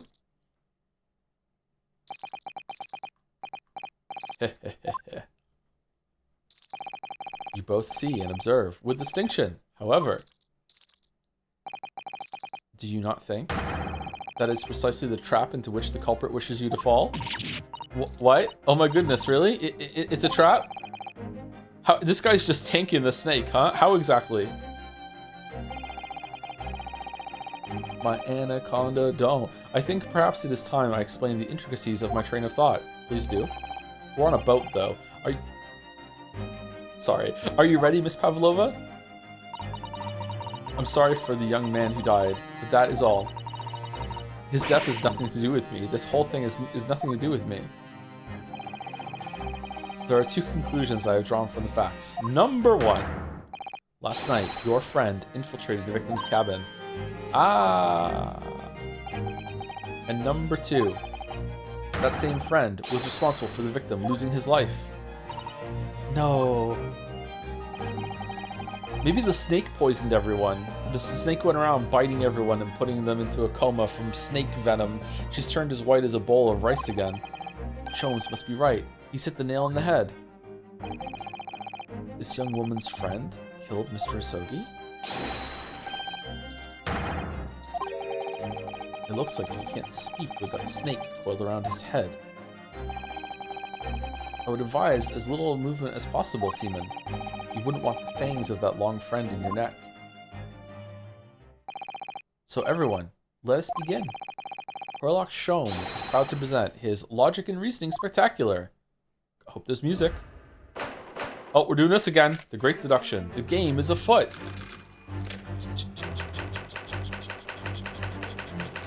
Topic 1, Intruder's Identity. Dun, dun, dun, dun, dun, dun, dun, dun. Miss Pavlova, moments ago you claimed the following. His death has nothing to do with me. This whole thing has nothing to do with me. Yet you cannot deceive yourself. Man, the +2 and -2 emotes look so good, like with these little icons that show up. Well done, Arrows. Well done. Yes, when you...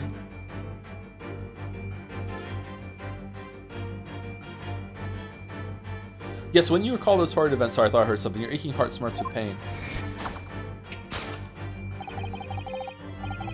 And it is that very pain that evidences your inextricable link to the victim's death. And so we ask, what was the nature of this intruder that stole into the victim's cabin on that portentous night? Why, naturally, it was the friend with which you boarded this vessel, was it not? Well, as I suspected, another telltale glance. Without doubt, your friend is the writhing serpent we see before us. And yet, that fact leaves us in a quandary.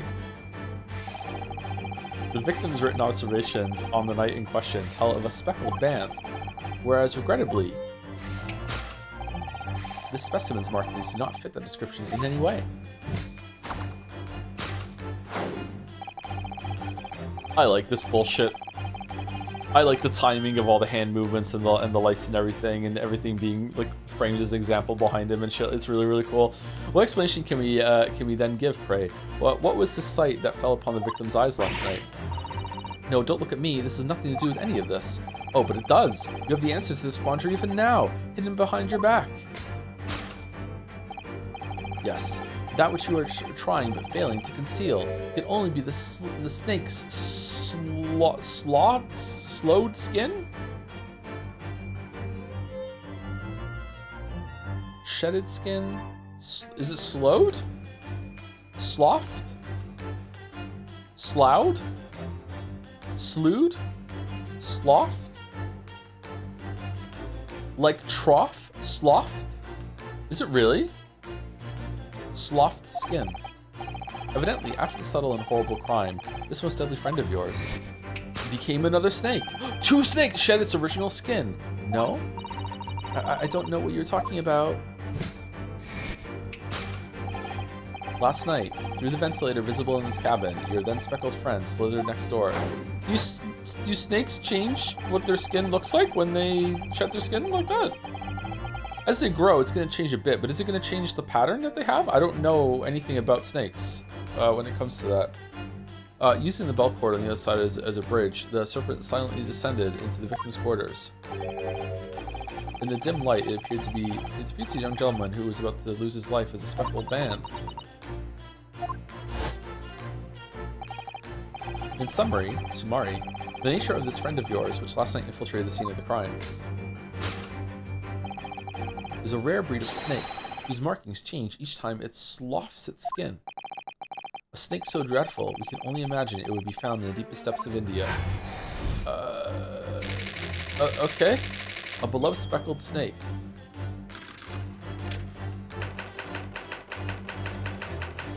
How Mr. Sogi died. Moving on, we come to the heart of the matter, the grim demise of the victim.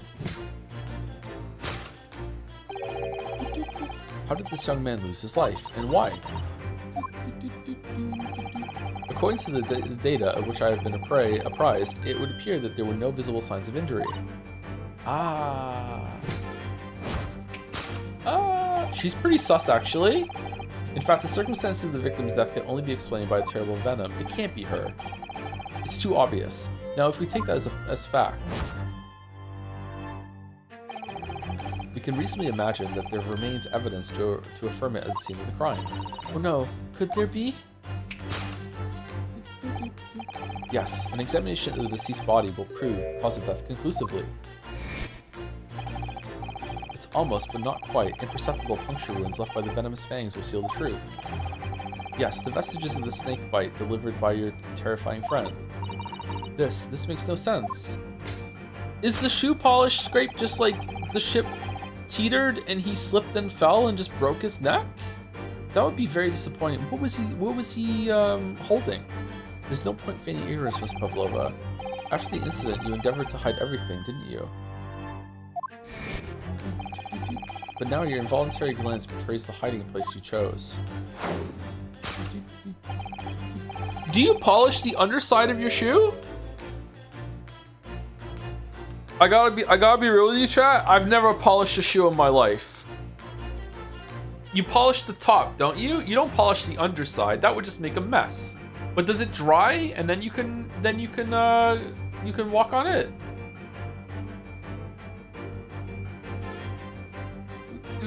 Oh wait, I have polished a shoe.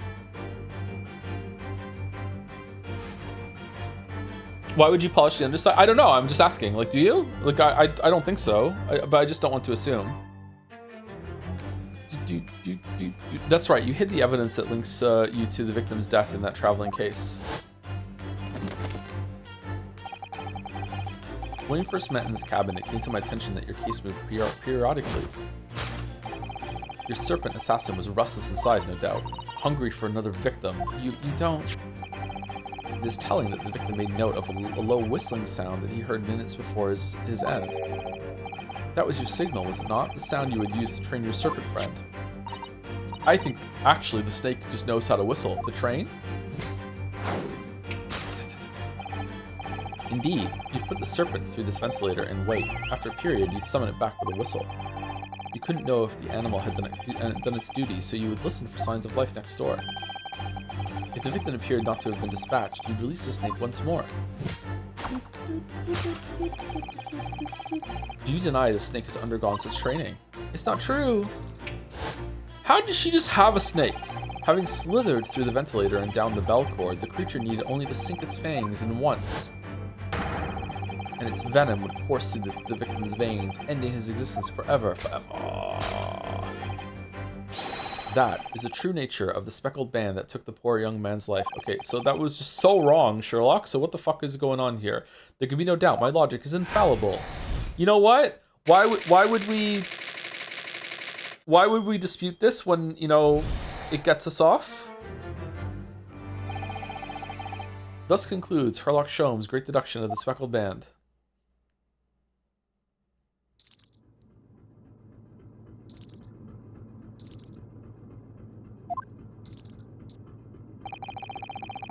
It gets you what? It gets us off the charges. We are suspected of killing the guy.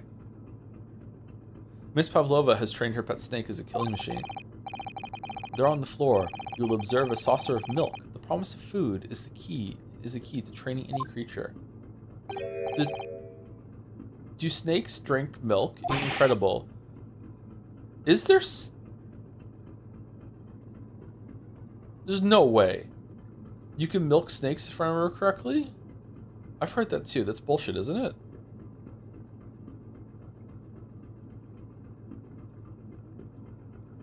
Get some snake milk.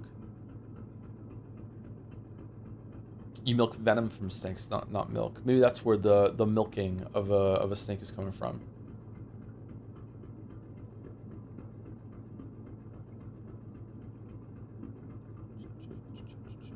Can't believe you've never had snake milk. It's only available in Europe, I think. Yeah, it's probably, you know, it's probably the problem, you know. Hey, whales aren't fish and duck-billed platypus exists, okay? Like, who fucking knows about this shit, all right? There's always exception. You solved the mystery. Amazing. Your great deduction really lives up to its name. Seahorse somehow is fish? What the fuck are we doing? I see now why Herlock Sholmes has become such a household name. My dear man. It was nothing remarkable, as the Russians say. I could have done it with one left hand.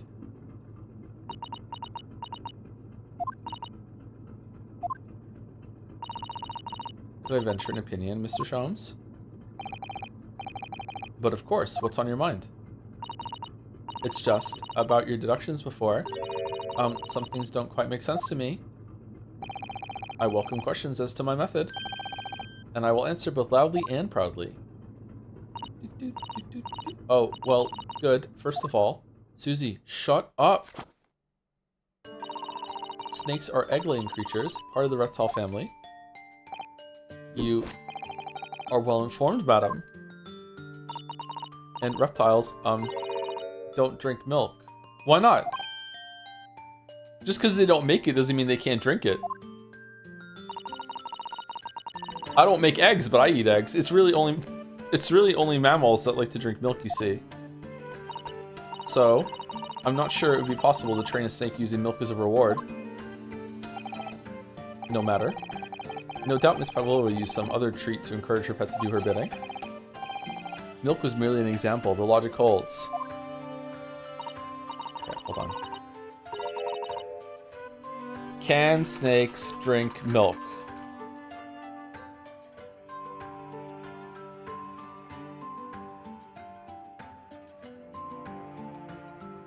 Okay, AI says no, Reddit says yes. Uh-oh. No, let them fight.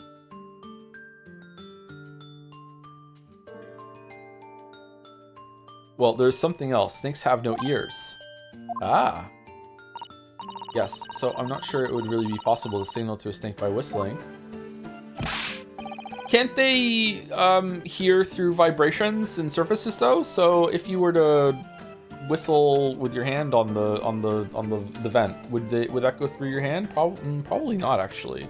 Maybe? I don't know. But madam, what of the tales from Arabia? Have you not heard of the snakes that dance to sounds of a flute? I think perhaps the performers play their music in time with the snake's natural movements. Oh, I see. He's so disappointed. No hands, no feet, no ears. These creatures are so inept to be practically useless. Don't take it out on the snakes, Mr. Sholmes. There is one other thing. You have more? Snakes use the scales on their bellies to repel themselves. So, I'm not really sure that a snake could manage to climb up a flat bell cord like the ones in these cabins. Then it should try harder! Please, don't be angry with me, Mr. Sholmes. The point is, even if the snake had gone through the ventilator to the next door cabin, it couldn't have come back without help. That's what I'm trying to say, is that there are a number of reasons why it's difficult to imagine the snake could have had a part in this. Difficult but not impossible. Maybe when the ship like moved in the water, the wall was at an angle that was shallow enough that the snake could slither up back to the ventilator and it made its great escape.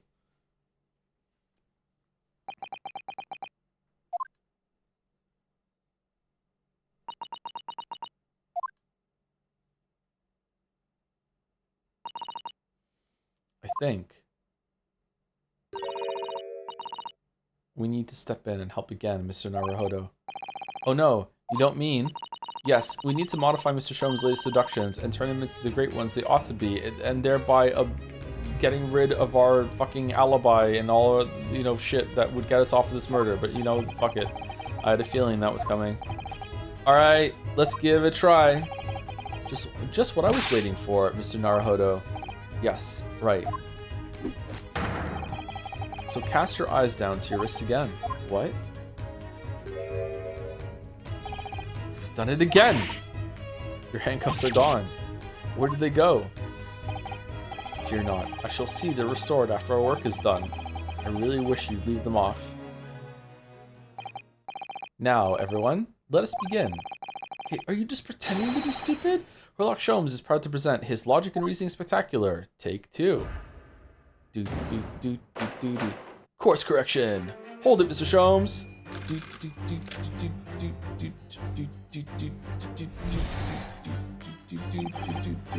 Mr. Pavlova, moments ago you claimed the following. His death has nothing to do with me. This whole thing has nothing to do with me. Yet you cannot deceive yourself. Yes, when you recall those horrid events, your aching heart smarts with pain. Just guessing? She does have a pain expression on her face. Yes, that's true. That's the part that we're going with? She looks as though Kazuma-sama's death is weighing heavily on her mind. But you're not sure Mr. Sholmes has read her quite correctly, is that it? Could there be some other way to interpret her expression then? Let's take a moment and really look very closely at Miss Pavlova. What else is causing her pain? Oh, she's literally hurt. Oh, Naruhodo-san, look. That looks like a very painful wound. It looks like a scratch made by some kind of small animal. And fairly recently, too. Well, whatever scratched her doesn't appear to be around here. That's not it?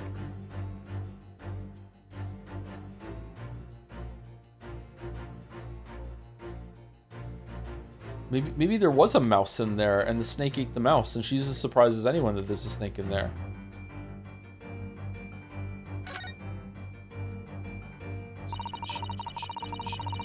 She has such petite ears among that beautiful hair, like little pink shells. Susie, fucking chill? Oh, what's that? There's something dangling down from her ear. Ah, that's an earring. The crescent moon part looks like it's made from wood. It's charming, isn't it? Women do seem to love adornments like that. In their hair, around their necks, on their fingers, and even hanging from their ears, it seems. Well, jewelry is beautiful, Naruhodo-san. Fucking woman moment. She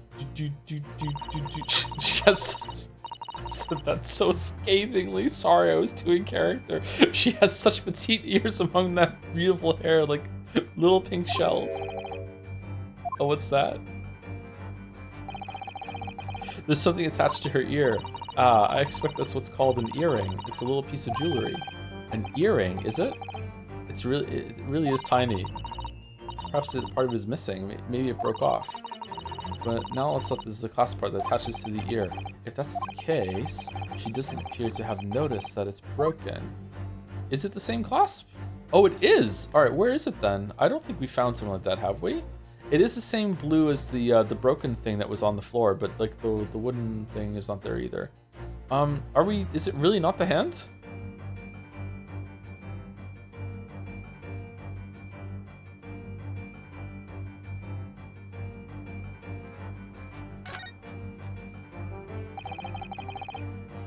She really does look troubled. Yes, it's hard to believe she's putting that expression onto fools. Oh, you have to present it. Oh, you have to hit the Y button. Okay, my bad. If you look closely, it's almost like she's actually staring at something. At what, do you think?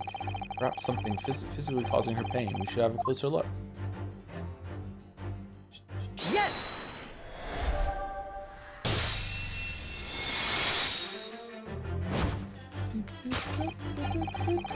Yes, when you recall those horrid events, that claw scratch smarts with pain. Indeed. And simple observation reveals that the wound is fresh. Ah. Miss Pavlova, did you in fact receive that scratch sometime last night? From a snake? Ah. When I think about the young man who died next door, I feel so sad. And when I am sad, I scratch my own hand. The pain from this wound is worse. And it is that very pain that evidences your inextricable link to the victim's death. So we ask, what was the nature of this intruder that stole into the victim's cabin on that portentous night? What could have scratched her like that? Why, naturally, it was the friend with which you boarded this vessel, was it not? Ah, as I suspected. Another telltale glance. Without doubt, your friend is the writhing serpent we see before us. It seems likely that the scratch mark on the back of Miss Pavlova's hand was made by this friend of hers, doesn't it? Except, snakes don't have claws, do they? No, they don't. They don't even have hands or feet on which claws might grow. Well then, if that snake isn't her pet, what is it? What's the true identity of this friend of hers? Wait, what? It's not the snake? We should...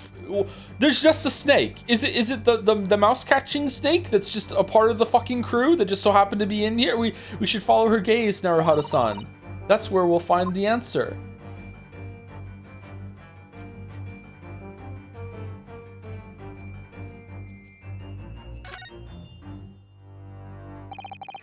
The more I look at this creature, the more its stripes stand out, and it's a very impressive snake, isn't it? Ah, yes, it really is, and it seems to be doing its best to squeeze this poor sailor's head until it bursts.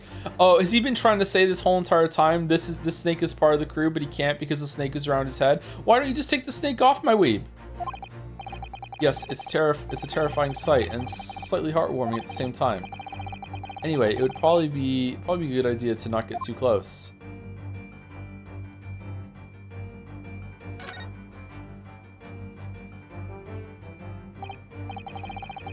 Oh, that's the bell that broke. Okay. That's the broken glass thing. Really, a glass bell? That's bold. Oh, look at the photograph in this frame. This must be something Miss Pavlova brought with her when she ran away. She's exceptionally beautiful, isn't she? Yes, that's true. But personally, it's the little black creature she's holding that's caught my eye. Maybe we better take a closer look at this. Yes!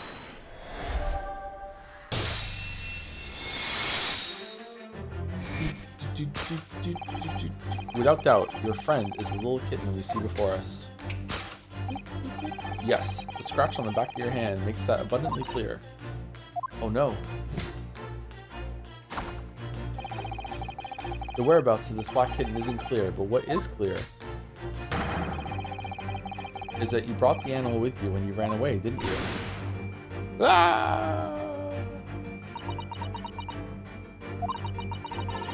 Darka is my best friend. I couldn't leave her behind. Darka would appear to be a Russian blue. And yet, that fact leaves us in a quandary. Quandary? The victim's written observations on the night in question tell of a speckled band. Whereas well, the cat is usually speckled, but sometimes disguises itself with the shoe polish that we saw all over the fucking floor. Fake black cat. Whereas regrettably, this specimen's markings do not fit the description in any way.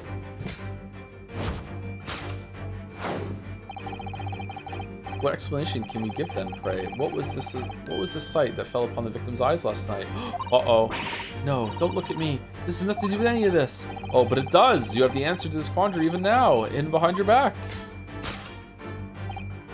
Yes, that which you are trying, but failing to conceal, can only be the snake's slough skin. No, it's not. It's a fucking scarf or something. Did you see that?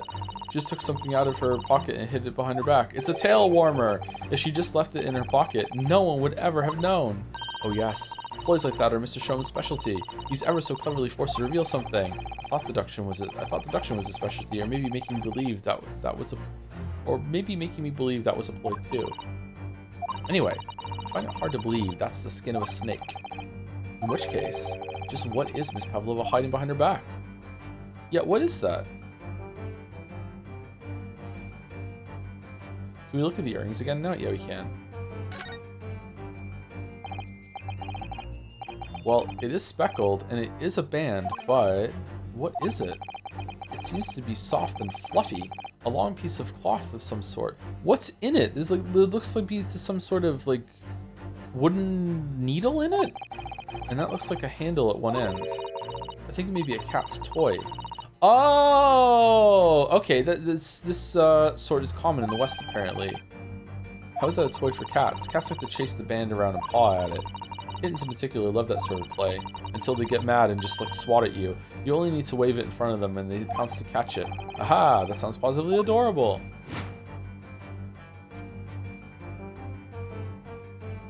Yes! Do do do do do do do do do.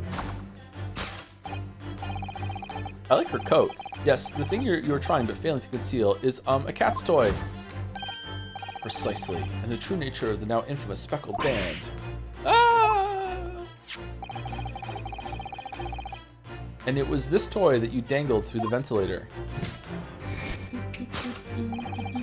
You waved it around, I presume. Naturally, the victim could not fail to notice it. But why? For what reason? My dear boy, there can only be one answer to that. To fuck with him in the middle of the night after her feline friend disappeared through the ventilator into the neighboring cabin. Miss Pavlova attempted to use the speckled cat's toy to incite the creature to return. This cat that had been specially trained to dip its paws into any spilt ink they ever found and write the word wardrobe on the floor. Just to fuck with people, just in case that ever came up. In summary, the nature of this friend of Miss Pavlova's, which last night infiltrated the scene of the crime, is a blithesome Russian blue breed of cat by the name of Darka. Is there even gonna be a trial? Is this just the whole thing? It's just a story that we go through? This is gonna be exhausting if there's a trial at the end of this where we have to go through all this information again. Gah! It'd be kind of nice if structurally they break things up with like one case has a trial and everything, and the other case has like an investigation and has this sort of deduction sort of thing like that. That would be fun. A truly troublesome feline, young Darka is proving to be. She must be caged once found. You will forgive us for borrowing the photograph of your pet, Miss Pavlova.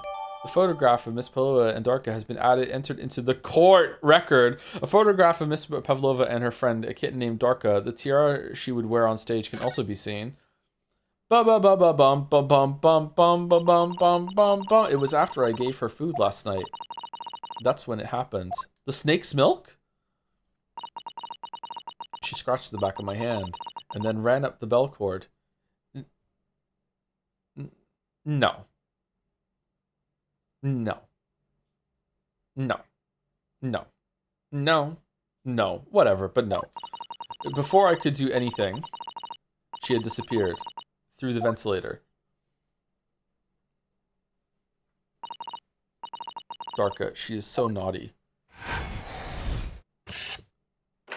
I would have accepted more that the cat just simply jumped off the bed to the vent, then climbed up that. There's no fucking way. How Mr. Asogi died. Says clearly person who never owned cats. I have had many cats in my life get owned. Moving on, we come to the heart of the matter, the grim demise of the victim. How did this young man lose his life and why?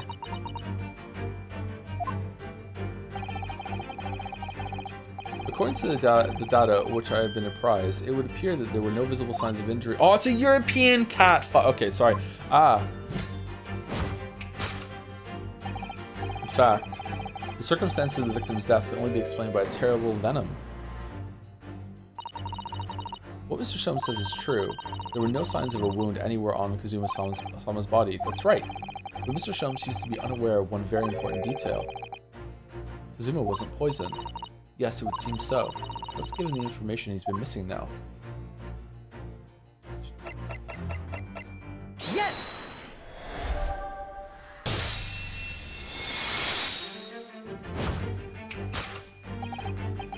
In fact, the circumstances of the victim's death can only be explained by the post-mortem report.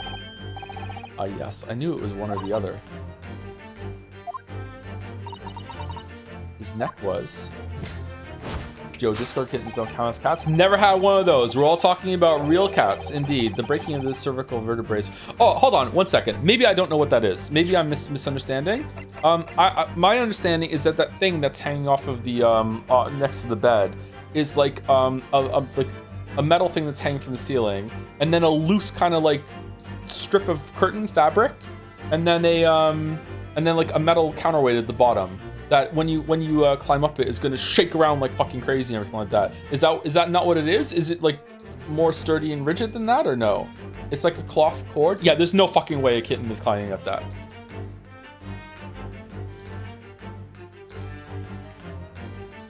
There's no fucking way.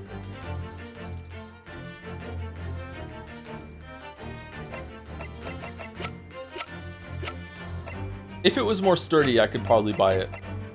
It doesn't really matter for the story, though. A cat could probably jump that high from the bed. Indeed, the breaking of the cervical vertebrae is fatal. Only that Goliath would be strong enough to survive that. Seaman Stroganoff isn't some immortal freak, you know. The jury is out. Anyway, we have on good authority that the victim's neck was broken. Now, if we take that as fact, we can reasonably imagine that there remains evidence to affirm that he at the scene of the crime. Oh no, could there be? Yes, an examination of the deceased body would prove the cause of death conclusively. Kazuma died because his neck was broken. In other words, Sumari, he was probably struck by something or someone. Yes, that's a distinct possibility. As of yet, no weapon has been found though. Presumably Darka didn't silently creep up behind Kazuma and deal him a fatal blow. I suppose it's possible that he had a fall and hit the ground awkwardly. It could have been a terrible act of misfortune that he broke his neck completely by accident. Okay, they're bringing it up right away. Okay. Oh yes, a bad fall could explain it. It's rather hard to believe of Kazuma-sama though. He wasn't a clumsy man. Well, we need to fix this seduction somehow. Is there anything from the scene that could explain what happened?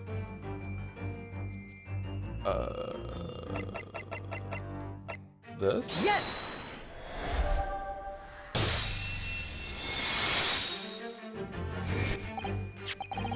Yes, an examination of the mark on the floor will prove the cause of death conclusively. This particular mark, so prominently visible next to the victim's body, is a deposit of shoe polish. Shoe polish?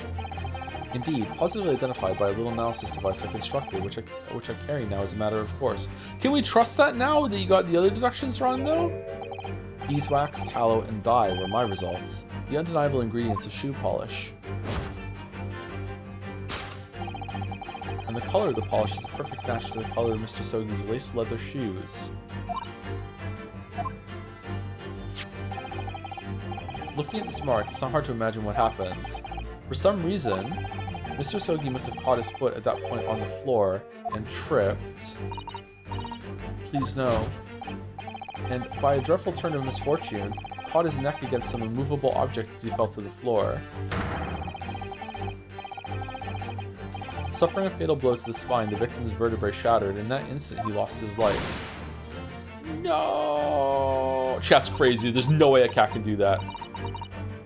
I don't know. I don't know anything about this. Is that really true, Miss Pavlova? What about the evidence left at the scene where Mr. Sogi lost his life? So what are they saying? They're saying that he tripped over the cat or tripped over something, and like when he fell, the top of his shoe scraped along the floor to make that, I guess? Or are they saying that he did polish the bottom of his shoes? It couldn't have been that. It has to be the top of the shoe. Okay, yeah. All right, that's fine. Yes, the facts are as clear as day to me. You did all you could to conceal the incriminating evidence. But now your involuntary glance betrays the hiding place you chose. That's right. You hid the evidence that links you to the victim's death in that traveling case. I don't believe it. Kazuma someone merely tripped over and now he's no more? It can't be true. I refuse to accept it. I know it's hard to believe, but the mark on the floor does seem to suggest that's what happens.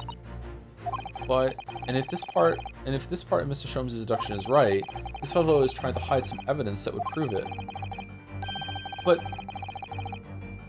why? Here in this cabin, because she doesn't want to lose the cat? Here in this cabin, somewhere in the direction that she just cast her eyes. Where, I wonder? Let's have a good look around. The answer must be here, around here somewhere.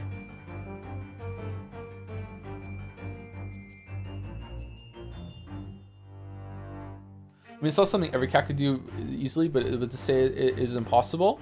Sorry, am I saying it is impossible? Is there like a cat that could do it somewhere in the world? Sure, but is it like a common thing that all cats could do? Absolutely fucking not. No. Like, it wouldn't surprise me if a cat could do it, if there's some cat there. I don't think all cats could. I don't think most cats could. I don't think this is a common cat thing that they could do. Absolutely not.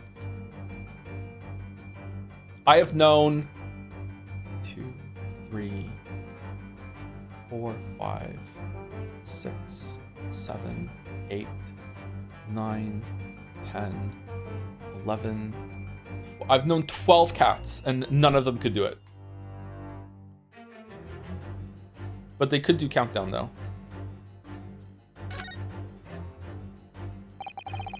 This is where Miss Pavlova hit her friend. That's right. And it wasn't a snake after all. No, it was that little kitten she calls Darka, not that it's anywhere to be seen now. It seems to have let itself out of the case and gone exploring. I expect it's wrapped itself around someone's head somewhere trying to make a new friend. Either that, or it's scratching their hand to pieces. The point is, where has it got to?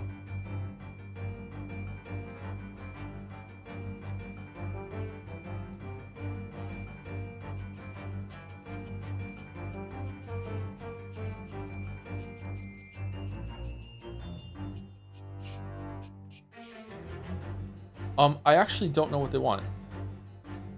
Let's look at everything.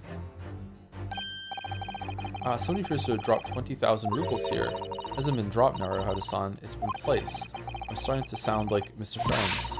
Stop trying to sound like the great detective. All right, what's in the wastebasket? This is a waste paper basket. Perhaps all the first-class cabins have them.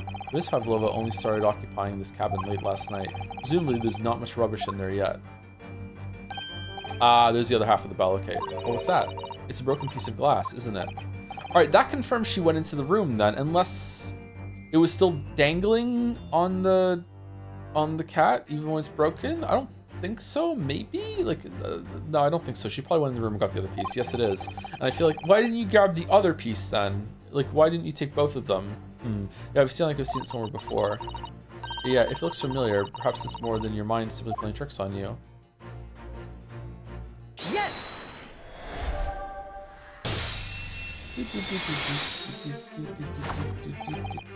That's right. You hit the evidence that links you to the victim's death in that waste paper basket. Ah!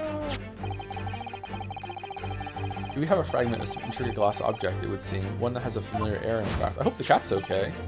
Precisely, we found another piece of broken glass on the floor of Mr. Sogi's cabin. And as you can see, the two pieces fit together perfectly. Oh no!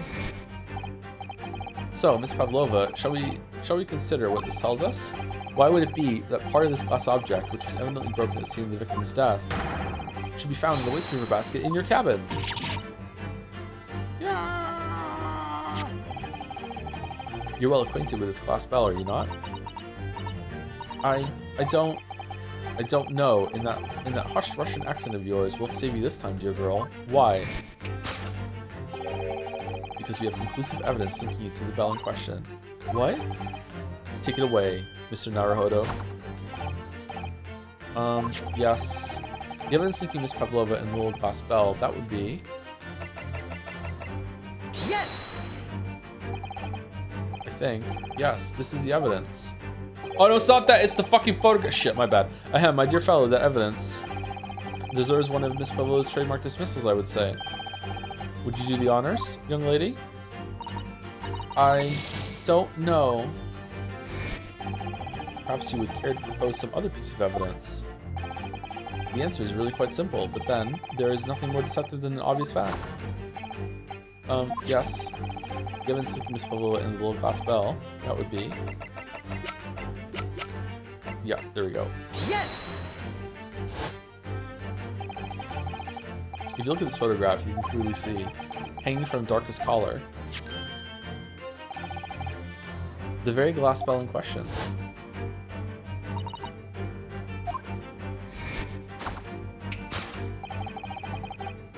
The truth is caught up with you, Miss Pavlova. The young man who lost his life last night did so after a truly inauspicious fall. And the cause of that fateful stumble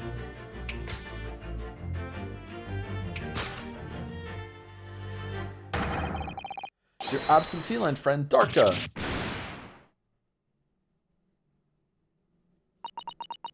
Okay, but if that's right, what about the everyone having headaches? What about wardrobe being written on the floor? The locked room is just from the boat, like, swaying. Huh?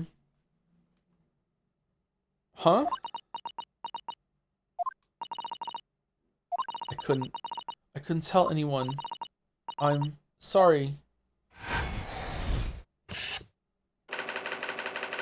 Death by tripping over a cat.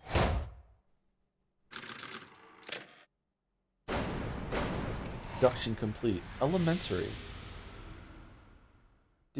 I'm mad that I fucking jumped the gun and thought it was just like link the pictures together and link the bells together, and instead it was the picture of the bell with the cat. Why don't you tell us now, Miss Pavlova? All right, let's take a break as soon as music comes back on. Tell us exactly what happened last night. It was a little after 1 in the morning. It was so late, but I hadn't had time to feed Darka, so I gave her some food. Is someone else dead? Is there going to be another mystery? And then, all of a sudden, she scratched me and jumped out of my hands. People do say that cats become very anxious and nervous in new environments. She was so fast, she disappeared through the ventilator before I could stop her. Cats do love vents, and that is how you acquired the rather nasty wound on the back of your hand, I take it? Yes. And I had read the rules on the wall. I knew that I was not allowed Darka with me. Yes, modern science suggests that animals can carry infectious diseases. It's a precaution, really. Is the snake still on the sailor? So I listened and listened, trying to hear if there was some noise in the next cabin.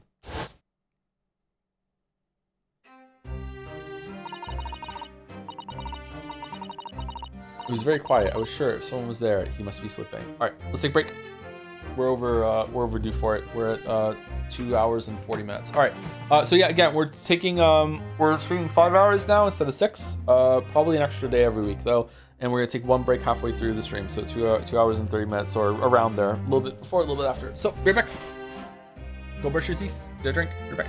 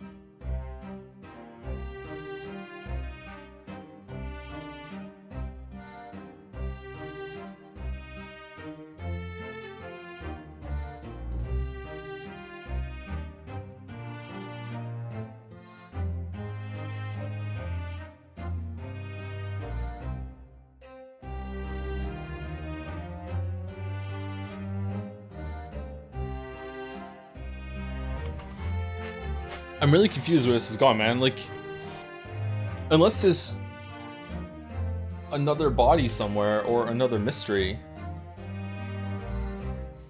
or this information is just all wrong. If that case, it's a waste of time. Is it not heading to a trial? Is it just like another Herlock deductive thing and then we're done? Because that would be nice. Is it just court record because that's just what it's called when you're in the court, so you have all the evidence there and it's still... Like, where would the court even be on the ship? Was there like a... one below deck? Just in case? Just fuck it, there is one? Oh, thank you, Physic, for the 14 months as well with Hola Hola. Hola Hola.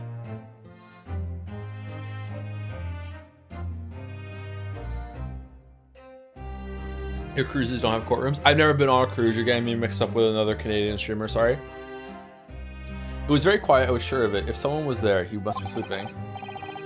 So at that point, you thought it's safe to try and lure the kitten back again, by dangling the end of the toy through the ventilator and into the adjoining cabin. Barker always loves this toy, but it didn't work. Nothing worked. I tried using her favorite toy. I tried whistling to her softly, but nothing. She didn't return. How did she get into the case then? Or was it a snake? Did you find a snake in your room and you threw it in the case to trap it, or? So the faint whistling sound Kazuma wrote about in his diary was Miss Pavlova trying to retrieve her pet. Cats have a propensity to remain hidden in the shadows when frightened. Yes, so there was nothing else I could do. I just had to wait until she had calmed down.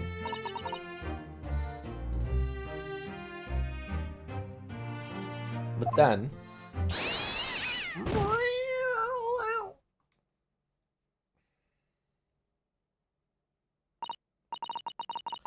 I nearly passed out with shock. I heard her cry out, and then...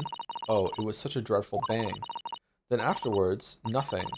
It was totally silent. Kazuma was.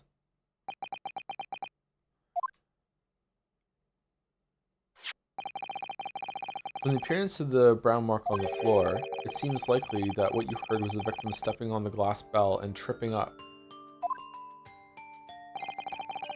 The SSBR is a large vessel, but even she can pitch and roll violently without warning. If Mr. Asogi was already off balance as a result of the ship lurching when the kitten got under his feet, a combination of unfortunate factors could easily have caused him to fall over. But what became of the kitten afterwards? In the end, I managed to get her to come back through the ventilator. Yet Darko is nowhere to be seen.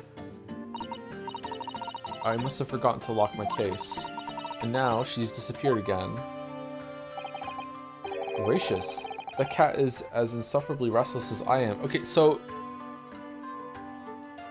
how did the other half of the bell get in here then?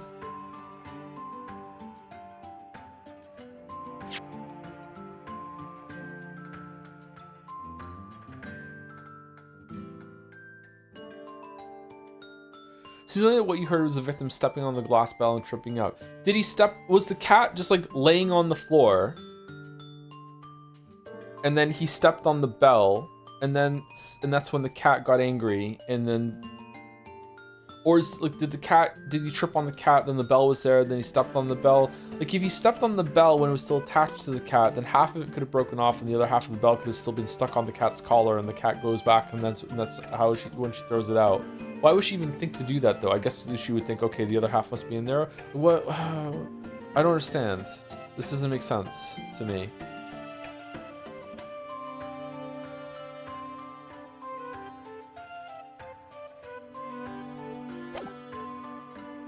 Gracious, cat isn't suffering restless as I am. Well, he knows something about himself at least. When I woke this morning, I heard the young man in the cabin next to mine had died. But I couldn't bring myself to tell anyone what had happened. It can't just be this simple, right? That he just tripped and fell? Why is her hair shaped like a hook? I was too scared. Scared that they would send me back. As a cat owner, I can attest they do try to murder you by tripping semi-regularly. Yeah, dogs do it too sometimes, yeah. Oh, hold on a minute. What about the snake? You're right, where is it? If the snake isn't your friend, Miss Pavlova, then whose is it, and where did it come from? What on earth is such a dangerous creature doing on board the ship? Oh, I didn't say? Snake is my friend. His name is Pyro. Pyrosko. Piro. Hmm? What? But the sign says no pets allowed. The snake belongs to you? He escaped from cage when emergency alarm sounded. I was looking for him. I did not expect to find him in here. Yes, how did that snake get into this cabin? But animals are not permitted on board. Ha! We were at sea for 1 year. You want to be so long without a close friend, without someone who understands? Couldn't you find someone a little more human who understands you better? Oh, I thought it was for catching the mice. Or the rats. But my dear burly fellow. Gargantuan venomous snake? Surely you can appreciate the danger you're putting everyone in? No venom. Huh? Pirosko does not have venom. He is harmless, very long, but very gentle. He is adorable, like Granny. It's venomless?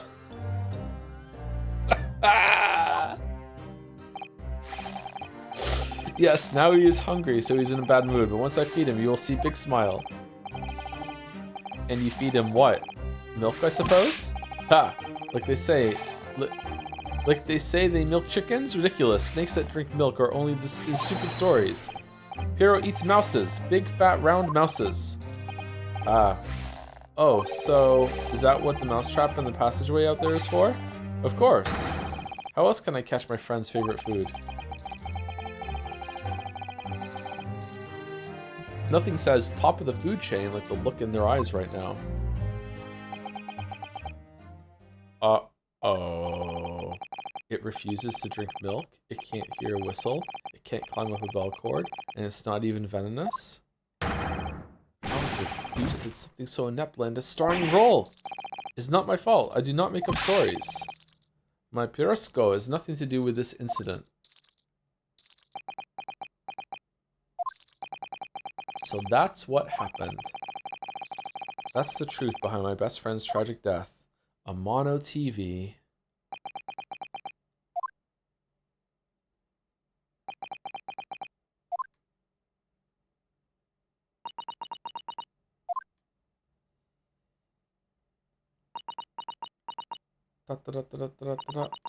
Miss Pavlova? I understand the difficult situation you found yourself in, and I do sympathize. However, fuck you, but please remember this. A young man lost his life. If you're going to attempt to cover up your guilt with lies, then no matter what the circumstances, I cannot forgive you. What guilt? It's just an accident! But, what are you talking about, Miss Mikitoba? What lies? Miss Pavlova just confessed everything. It was just a series of unfortunate events. An accident. It wasn't?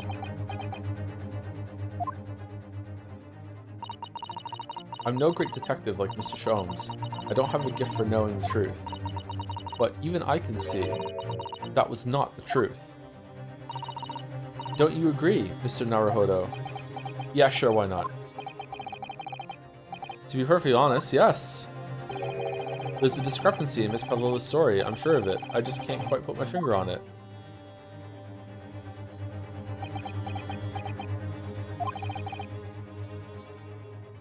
I confess, I was intending to let Scotland Yard deal with any outstanding issues on this matter. Oh. I'm only present here for a very specific reason. Very specific. The truth is, you, Mr. Naruhodo, are simply a distraction. A distraction? I do hope you've not been finding your shackles too uncomfortable. Not again! When did he do that? Especially as they're on your wrist as a result of my intervention. I was rather hoping I could resolve matters before we made our next port call. You were, Mr. Sholmes? Yes, but I overlooked one important detail. The deceased young man was a very close companion of yours. Was he not? Yes. Kazuma was my closest friend. I owed him my freedom, even.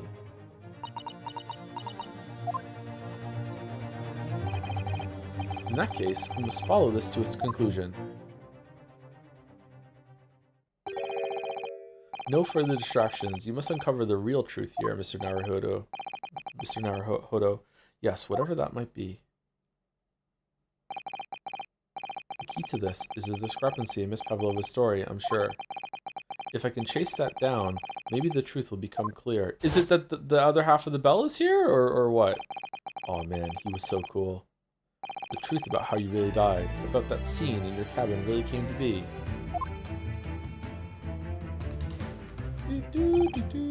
Alright, I'll see what I can do. Excellent. Thank you, Mr. Naruhodo.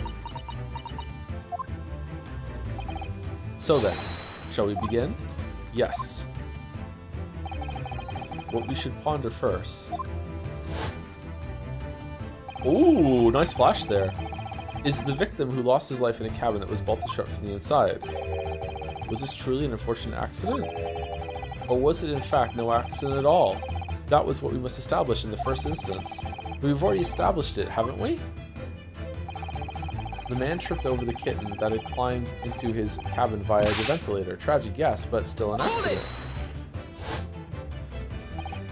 Wait, let's just take a step back. Well, that's how he died. It doesn't make sense if that's really what happened, does it? I'm going to have to ask you to spell it out for me, I'm afraid. Yes, it's starting to take shape now. There's a clear contradiction between the facts and Miss Pavlova's story here. The evidence is right there in Kazuma's cabin. It's undeniable. His death couldn't possibly have been a mere accident. Really? Let's show our hand, Mr. Naruhodo. Time to present the evidence. The evidence that proves unequivocally that the victim's death was no mere accident. Is this? Like, how the fuck did someone write something on the floor afterwards, or...?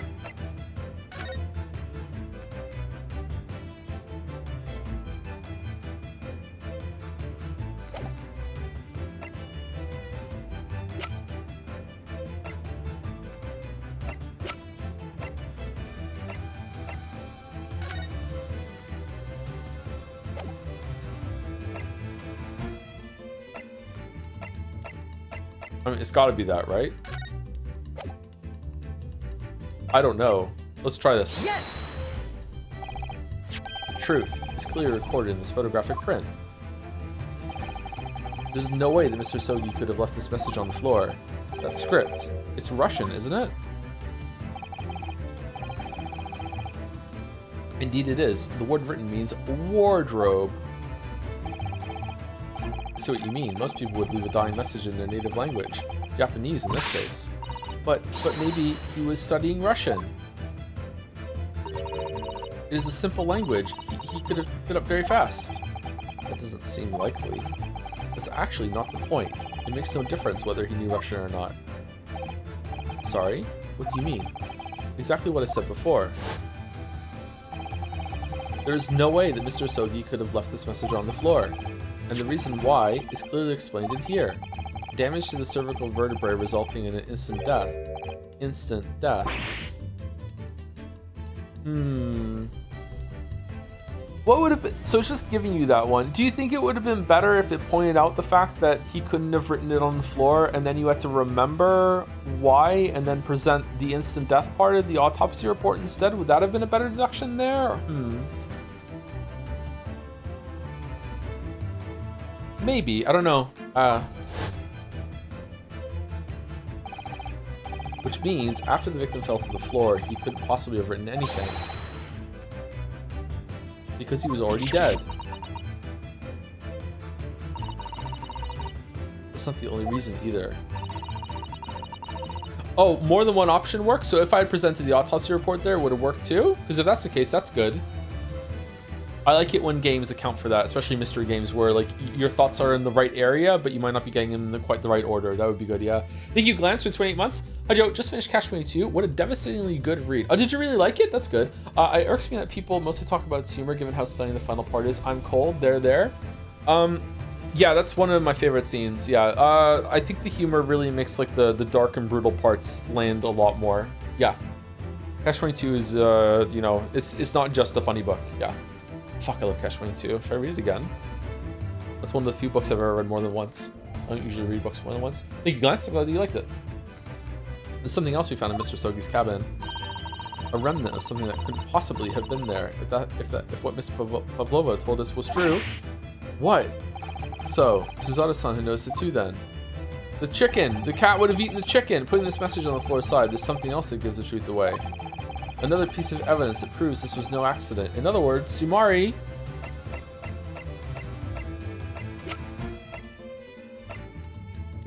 I don't fucking know. The bell?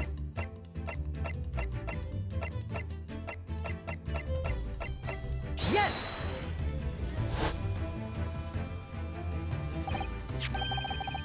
This piece of broken glass next to the mark on the floor. But that's the glass bell the kitten had around its neck. We already knew all about that. It was broken in half when the victim tripped over the cat and fell. So we already have a satisfactory explanation. Where's the flaw in that logic? Unfortunately, there is a very big flaw. A fatal flaw! What? If that's really what happens, then how did one half of the bell end up back here in this cabin? Yeah, exactly. Okay. Yes, remember that we found the other half of the glass bell in that waste paper basket. Would you care to explain that, Miss Pavlova, if that's even your true name? Is she gonna rip a face mask off and it's fucking Kazuma? Just, you passed my test. You really are ready to become a lawyer. Thank you for running the intercept, Mr. Holmes. Oh no! Both these pieces of evidence clearly point to the same conclusion. That when Mr. Asogi died last night in his cabin, there was someone else in the room. And that same person deliberately arranged the scene to disguise the truth. In order to cover up his or her own guilt. Is it guilt or did she just accidentally just go into the wrong room? Yeah! And he was already dead. Yes, there was someone else present in Mr. Sogi's. But you were wasting time. Someone else was there? Duh, of course, we know this. What are you talking about? Bulkhead was bolted shut from inside. There was no way in or out. Oh yes. And only other person in cabin when a young student died was you. It's true. I was in the cabin when it happened. You don't accidentally write a message? Well, my theory right now, like from that, which is probably wrong, is that she just went into the room, found him dead on the floor already, like put the cat down, or the bell dropped, and she picked up the other half when she ran with the cat, forgot it, and then just left. And someone else wrote wardrobe on the floor at some point too. Like this is just like just the mechanism through which they're explaining something happened and deepening the details. But at this point, like, are they just gonna introduce another character so late in that could have done it? I guess not. I don't know. Like, we might only be like fucking like 1/4 of the way through this whole entire trial. I don't know if there's gonna be like more characters. We go to a different location. I don't know what the fuck is happening here. Like, we also might be fucking 10 minutes from being done. I have no fucking clue. You were shut inside the cabin wardrobe to be precise about the details. I don't know, but I don't know Russian. There's no way I would have left that message. Not would have. There's no way you could have left that message, to be precise about the details.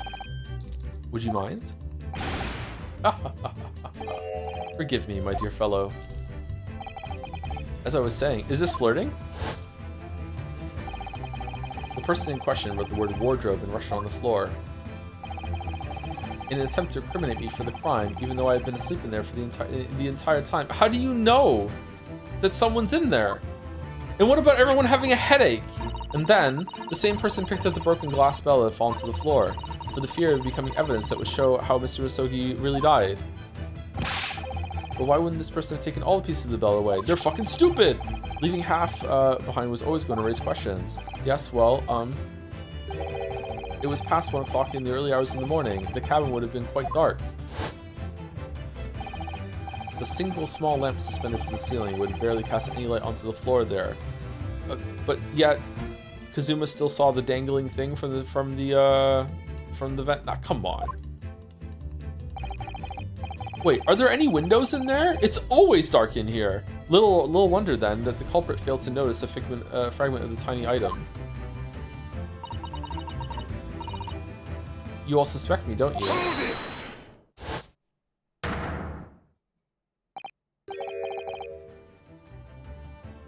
Seaman Stroganoff.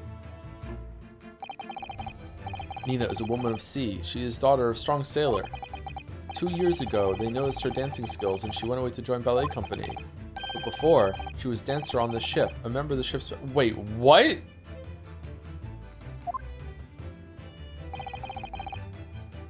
You do not accuse Ship's Angel of being criminal.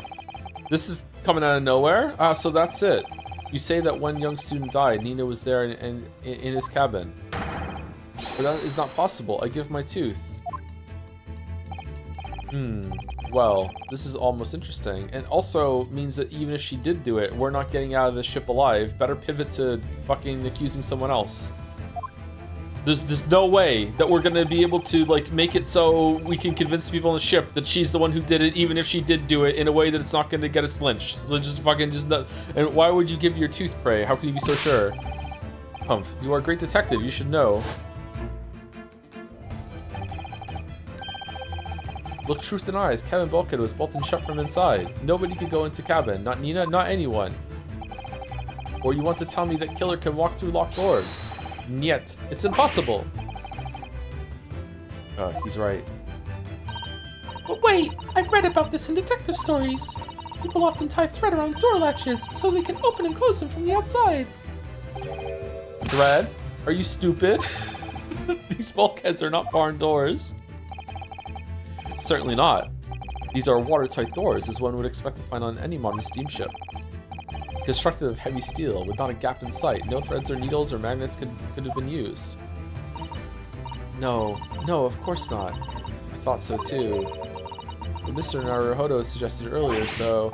Susato-san! How could you shift it onto me like that? Hi-ya! So Seaman Stroganoff has a valid point. The cabin door couldn't have been bolted shut from the outside. Not necessarily. What?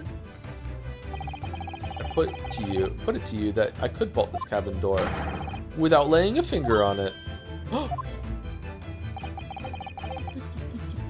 And in this very cabin, you can see the traces of the method I have in mind having been used before. I don't believe it! Well, Mr. Naruhodo, I believe you know what I mean, don't you? A way to shut the bolt of the cabin door from the outside. One way does spring to mind, yes. Do you really know what Mr. Sholmes means, Mr. Naruhodo? Yeah, training the snake to go in and do it, and then crawling through the vent. And yeah, and yes, and so should you, because we've seen it happen. Indeed, we have. So, would you care to do the honors, Mr. Naruhodo? Point out the telling signs of the method that was used to slide the cabin door bolt across the outside. The milk! Yes!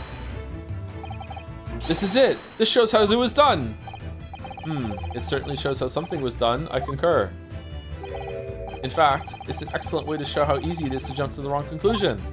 Oh fuck, it's not the milk. But a truly dismal way to show how the bolt could have been made to slide shut from the outside of the cabin. Did you really need to say truly dismal? Surely it can't really be possible to make the bolt slide shut without touching it at all, can it?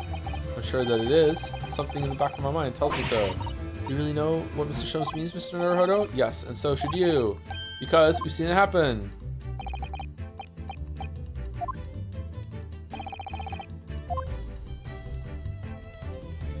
Yes! Look at the bookcase there. Oh, let us go! I see how all the books and things have toppled over.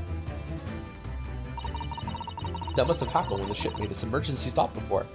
Thank you, Greek and Beans, for the 4 months with the message, "Hey Joe, I've come to realize I've been watching you, your videos, and your stream VODs for over 7 years continuously. Holy shit. For the past 2 years, your content has allowed me to engage with media more critically than I would have without your influence. Not necessarily a good thing, but hopefully it is a good thing. It can be a good thing. With this, I have to tell you that you have brought a great evil into this world. Oh shit, I've started a podcast solely because of you and your influence on me from a young age. A great balance of the world has shifted now. Thanks for streaming, Joe." I've fucking accidentally created another podcast? Oh shit. I hope it's going well, Greek and Beats. Hopefully it's not too critical. Critical, but not too critical. That must have happened when the ship made its emergency stop before. You can DM me a link if you want, and like 3 years from now, maybe I'll give it a listen. Fucking hell, my DMs. Yes, that's right. It's a very powerful vessel after all. When the engines are thrown into reverse, a violent jolt goes across the entire ship. Any small objects that aren't fastened down are bound to fall over. I believe, yes, it's what's known as the force of inertia acting on the objects. Is there nothing Suzato-san doesn't know, or that isn't in her book at least? Well, whatever it's called, the same force that pushed over those books on the bookcase also made something else in this cabin move. The bolts on the cabin door. Yet another reason why all ships should have the traditional fucking big, huge fucking wheels that you need to turn and twist in order to seal the doors. What are we doing? Fucking amateur hour on the ship. It was very obvious just after the emergency stop that the ship made earlier. We had come into this cabin not long before, and we hadn't bolted the door. But then...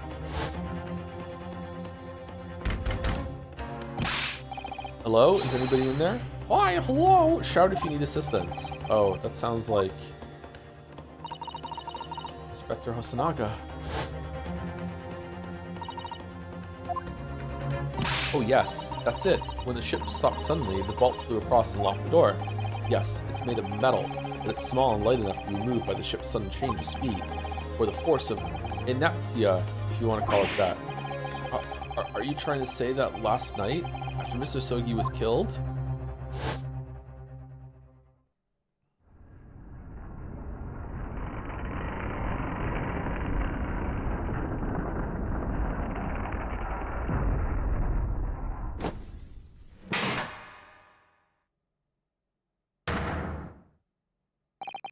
Okay. I have so many problems with this.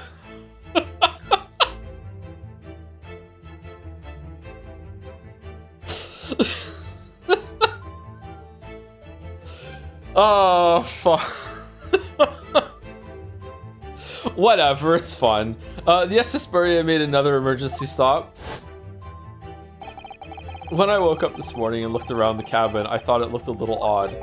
Okay, instead of doing the usual thing where we talk about all of them, let's just talk about the most important one. The most important one is they have been living on this ship. He just the Stroganov guy alone said he's been on the ship for a year. And at no point in that whole entire year, they've never like had to do a sudden turn that made a bunch of doors lock, and they had to like fucking like kick them open to get back into. Like, come on, like this would be a known problem. Like, yeah, that's like the biggest one. But like, there's more too. But let's just leave it at that. All the books on the shelves had toppled over, and all the ornaments. It's a fun little twist. It was almost as if someone had run their hand across the shelves and deliberately knocked everything over. Oh yes, I remember that. And I stood them all up again, didn't I? Then, when we came into this cabin, we were surprised to see the same thing in here. All the books and everything had toppled over, just like in Mr. Asogi's cabin. How could you fix it? Could you fix it by like all the bolts in the ship recently like went through maintenance and were freshly oiled, and like I don't know, like. No, that's dumb. How could you? I don't think you could fix it. I don't know. Oh my. Do you have anything to say about this, Miss Pavlova? Are you out of your mind? You say Buria made emergency stop? It does seem a little far-fetched. How could that possibly have happened? Unless you're saying that the culprit is actually someone from the engine room. Oh, it is simple enough.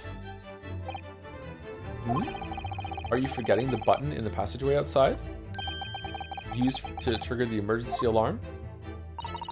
Oh yes, of course. There was a notice, wasn't there? Telling you only to press the button in times of emergency. On dark nights when the fog is dense, the captain cannot afford to rely on the eyes of his lookout alone. Hence the placement of a number of buttons around the vessel to allow any crewman to raise the alarm.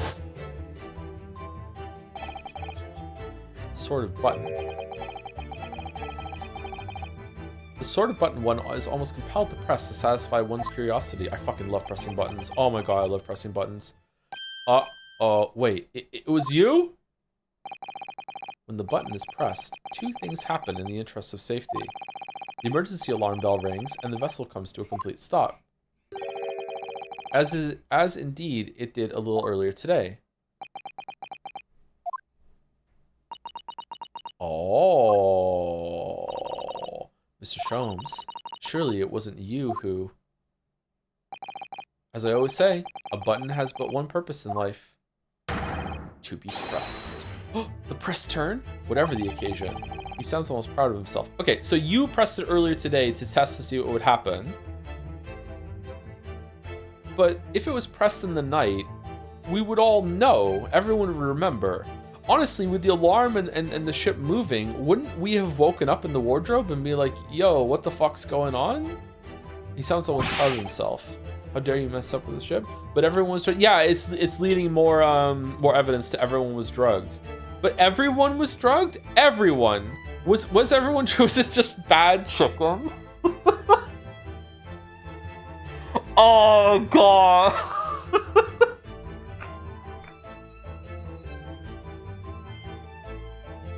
They didn't wash the eggs. Shit. How dare you mess with ship? I report you to Captain. You are in much trouble now. Now, I'm sure that all can wait until later. Let's not overlook the fact that we have now learned a valuable lesson. When the vessel makes an emergency stop, the bolts on the cabin doors slide closed. So, what we must now consider... Yes, it all comes down to one thing now. Excuse me. Last night, after what happened to Mr. Asogi, did this ship make an emergency stop, or did it not? You're idiots. Buria is a huge ship with many passengers. If we make emergency stop, even in the middle of the night, there would be chaos everywhere. What are your thoughts, Mr. Naruhodo? Well, it's certainly possible that some kind of emergency happened last night. We have evidence to support that idea. Really? What evidence, Mr. Naruhodo? Fascinating. Do show us, my good man.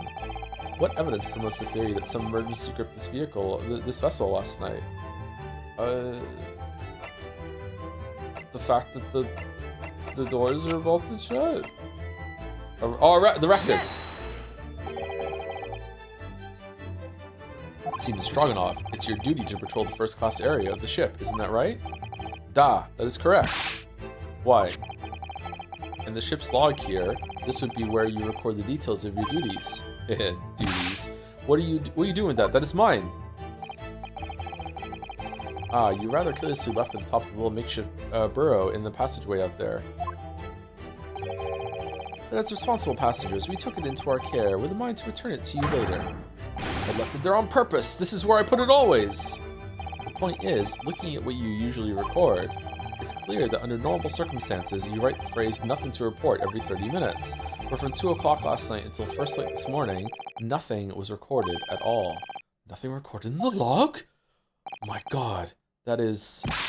Duh, because nothing happened. But if nothing happened, you would normally write nothing to report, wouldn't you? Gulp! Indeed so, which tells us that shortly after 2 a.m., something happened. Here aboard the SS Buria. Buria.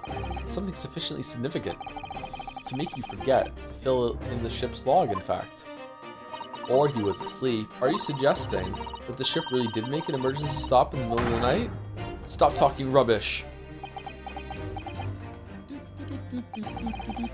If I'm perfectly honest, I find that a little hard to believe myself. Oh? Why? Well, because if something as major as an emergency stop really had happened, surely all of us would have noticed? That's very true. Thanks to the emergency stop we experienced earlier, we all know what it feels like now. The ship lurched so violently, and the alarm bell was so loud, I can't imagine that anyone would sleep through that, even if it happened in the dead of night. Well, no, that's a good point.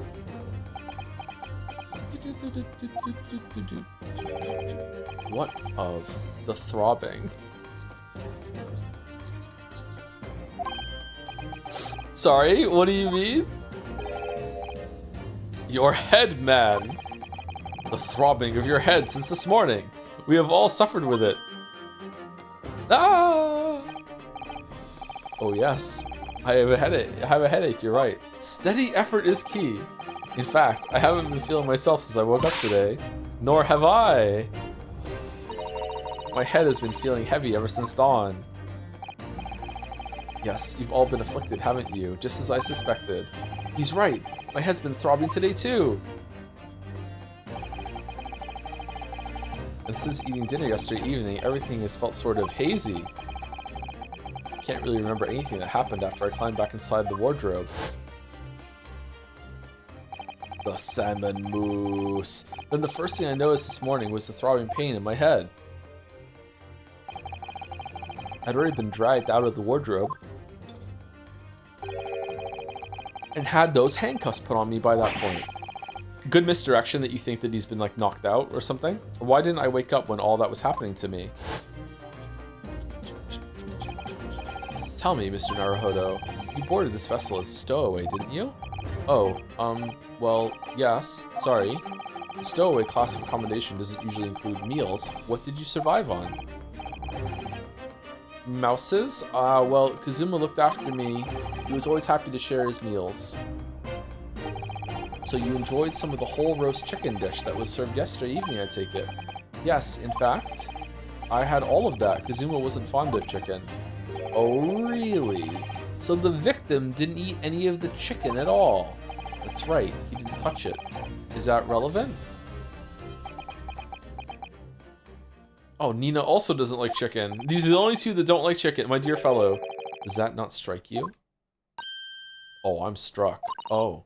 Mr. Sholmes, do you mean to say that there was something wrong with the chicken? Fuck yeah, I do, Ari. I do. No, really? Is that really true? The meal prepared for the passengers last night had been tampered with. Tampered with by the addition of a soporific designed to induce a very deep slumber in those who consumed it. But why? A sleeping drug? Do you mean? Whoever did this laced every meal with a sleeping drug so no one noticed the ship's emergency stop? Mr. Naruhodo, of course that's not what Mr. Sholmes means. What a far-fetched idea. That's exactly what I fucking mean. Precisely. Lacing every meal of every passenger on board with sporific drug. Sporific drug?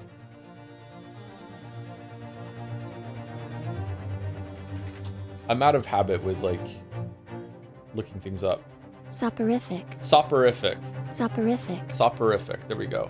Soporific. Would certainly be impossible. Unless that is, every single member of the crew was a conspirator. What? Mr. Sholmes? Okay, we're fucked. We're fucked? Well, Seaman?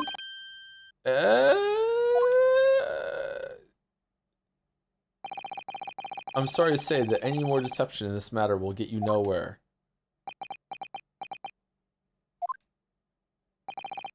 If you refuse to talk, there would have to be an inquiry made through the shipping company, of course.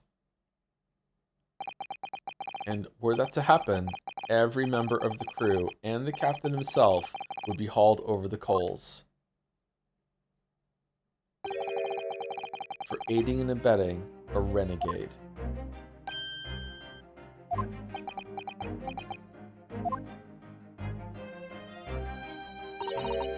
Please, no more. I will tell everything. I cannot make problems like this for everyone anymore. These crewmen are your former comrades, I believe. Yes, so when I decided to run away, I asked them to help me. We all agreed to help, everyone together. She threw away everything, her fame in the ballet, Mother Russia. We wanted to help our angel. Don't fucking try to make me have sympathy. This is dumb. I don't believe it. You are right. We put sleeping drug in chicken last night. Yes, I remember now. I did notice chewing on a lump of something strange and bitter at one point. Da, we could not make all drug. How do you say dissolve? Ugh, talk about heavy seasoning. At midnight, in waters near Shanghai, we brought our angel on board. She was helped by comrade on shore with small fishing boat. while all the passengers of the SS Barrier slept soundly. Thanks to the almost magical effects of the slumber-inducing potion, their evening meals had contained. So, if that's what happens, the only people awake on the ship last night were the crew, people who dislike chicken.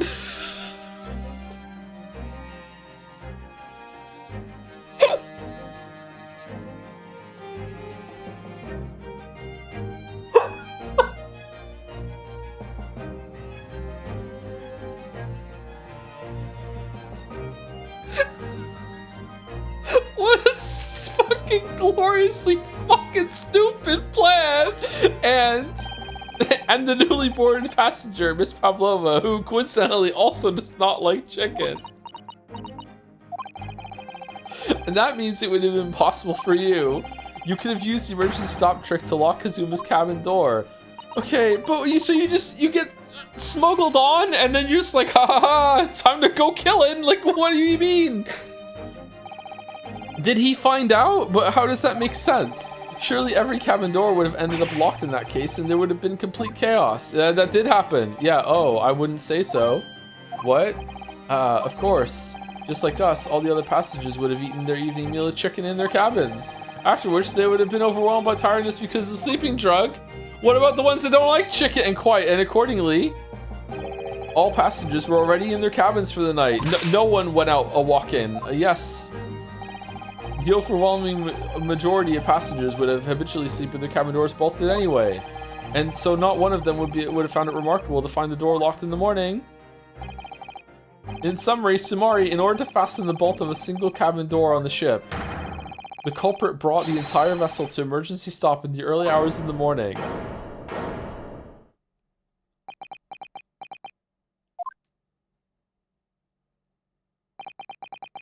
You have talked a long time and said many things.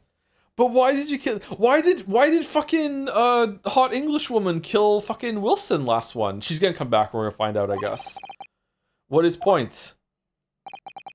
The point is what I said earlier. There was somebody else present on the scene when the victim lost his life last night. Someone who left a message in Russian on the floor in an attempt to incriminate another. Someone who tried desperately to hide the broken fragments of glass that would reveal the culprit's identity. And someone who abused the ship's emergency stop procedure in order to lock a door. All told, a busy night for crime. But I don't know anything of this. I'm just a little girl. You like to speak with your long English words and explain your clever ideas. For your long lies, but I am a sailor, and sailors don't listen to long, boring stories. We don't believe you do though, bro. You do.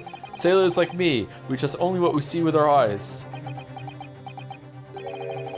A laudable trait. What? I am quite of the same disposition, my good man. Observation to me is everything. Mr. Naruhodo. Oh yeah, I'm still here. Yeah. Do you hear it? That accusatory cry of guilt on the wind. The black wind howls. What accusatory cry of guilt? Sherlock, that's a seagull.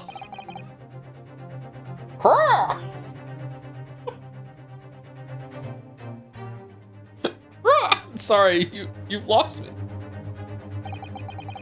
Proof of involvement, man. But can't you hear such a call with your ears? No. You must hear it with your eyes. You gotta hear the vision. For observation is the basis of all deduction. What are you talking about? I agree with Stroganoff. I believe the time has come, and so have I, for one final logic and reasoning spectacular, to expose the truth. So, Mr. Naruhodo, your assistance, if you please. With what exactly, Mr. Sholmes? With observation, my dear fellow, just as I said, of these two oh my fucking god. How do you spell it?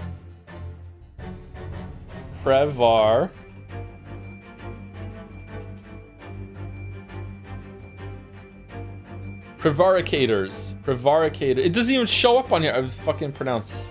Did I say it right? Okay, it's not showing up. I'm guessing I did pronounce it right. Prevaricators. Prevocators? observation. If you remember, Mr. Naruhodo, we don't know... Sorry, we know that somebody tried to fabricate evidence, don't we? By tampering with the scene of Mr. Asogi's death. What we're looking for is some trace of evidence that one of these two was there when it happens. Precisely. You were delightfully quick to grasp my meaning. Alright, I'll see what I can see. So we're looking for a trace of evidence that shows someone else was there last night when Kazuma died. We know! The fucking... the ink message. Oh, there it is.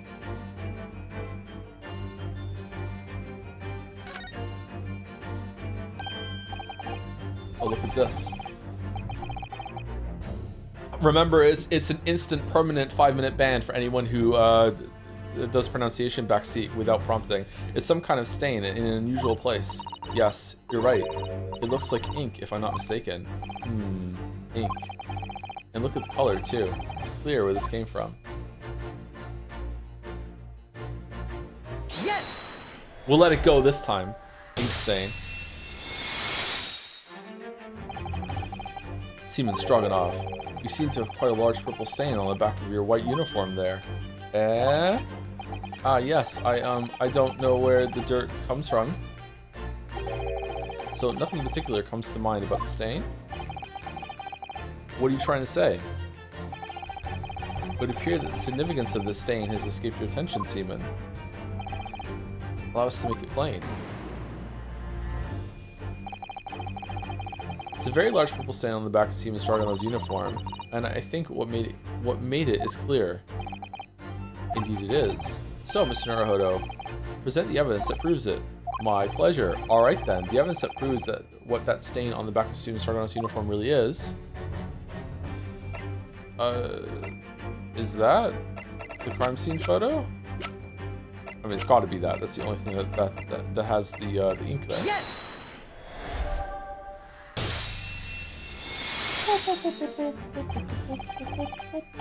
Thank you, Asmodean DE, for the new sub. Welcome, welcome. Thank you very much. Seeing it right now. What a good streamer.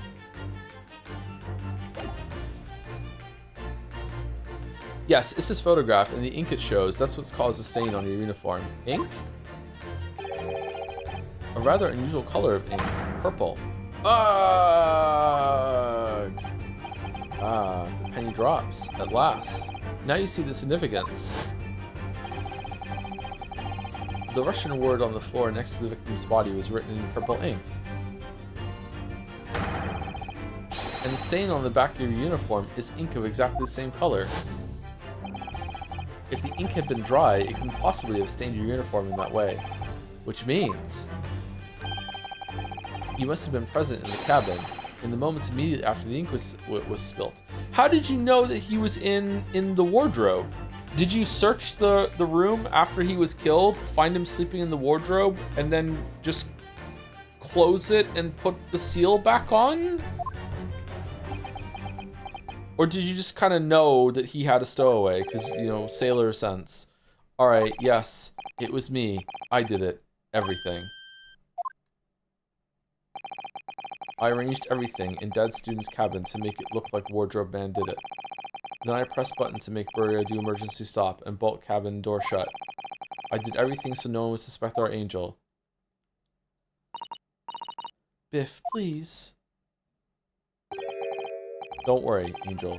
Let me do talking. It was after 1 in the morning. I was on duty, patrolling passageway. Then our angel came to me. She was white like sheet. Biff, please, you must help me. I went with her. The door to cabin number 1 was open.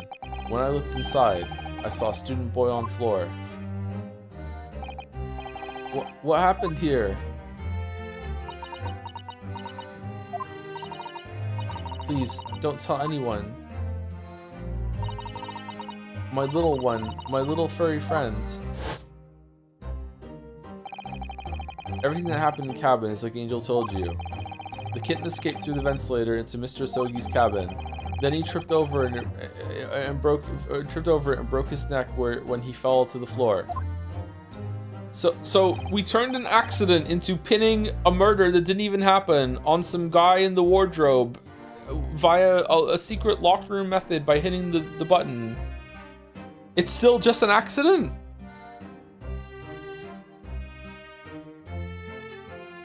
And drugging the guest. Well, drugging the guests was so she could get on the boat with no one seeing. That was irrelevant to the murder. Or circumstantial, whatever the fuck. I don't know.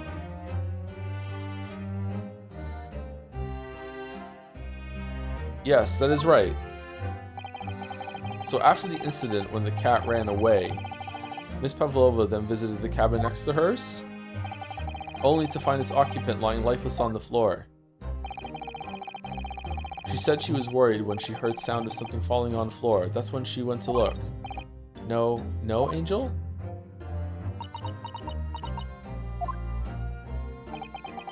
The door was not locked.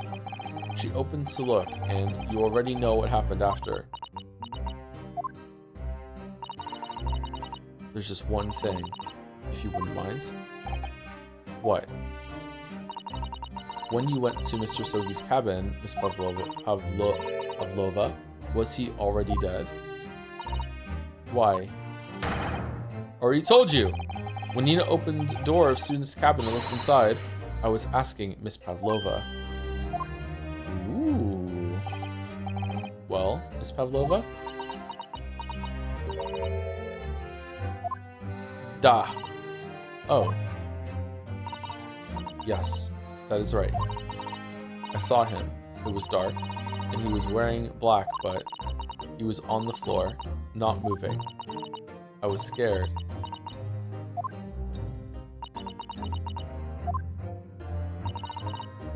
I understand, and I believe you.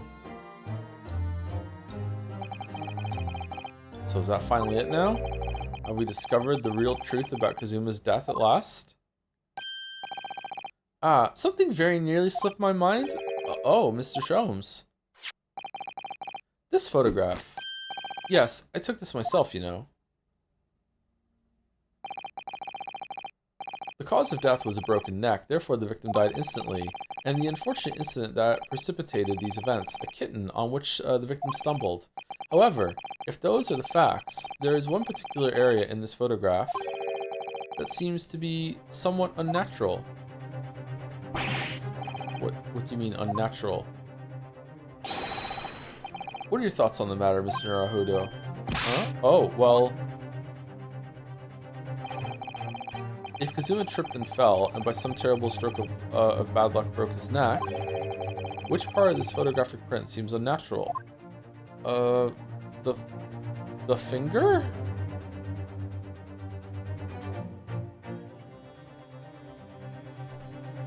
Everything? Yeah, kind of everything, right? Yeah. I guess the finger. Yes! This word in Russian clearly wasn't written by Kazuma, so if you're looking for something unnatural, that's the obvious point. Very true. It is certainly peculiar, but that's not what I meant by unnatural, I'm afraid.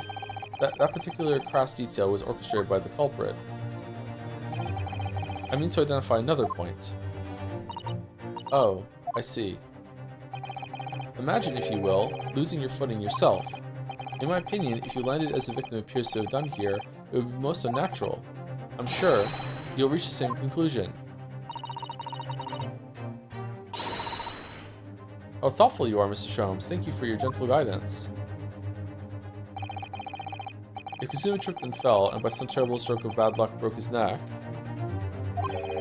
which part of this photographic print seems unnatural?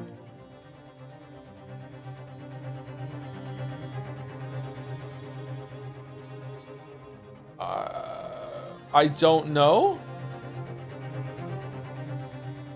He could have fallen on his... He could have fallen forward like that and landed. Tripped forward, landed on his neck, and then settled like here. I already did his hand. Was I too far up? Do I want to go here instead? Yes! It must be here, surely. Allow me to offer you a piece of advice regarding the pursuit of detection. My dear fellow, when noting a crucial point, it can be helpful to keep your eyes open. They were open. And it can be equally helpful to use them. Oh, I don't know then. I have no idea. Sorry.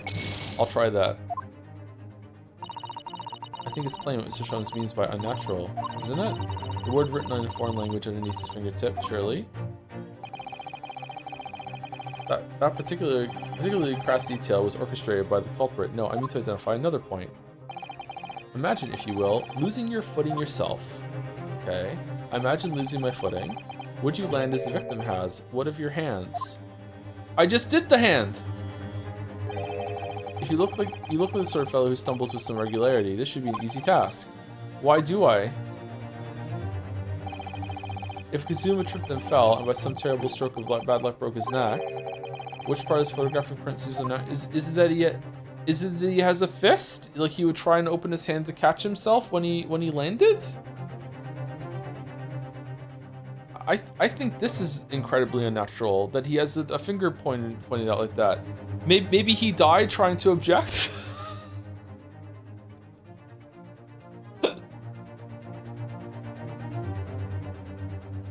Alright, let's try the other hand, and if we don't, I guess we try his head? Like, his neck wouldn't be like this? I don't know. Yes! Alright, if he really fell due to an unfortunate accident, then this fist just doesn't seem quite right.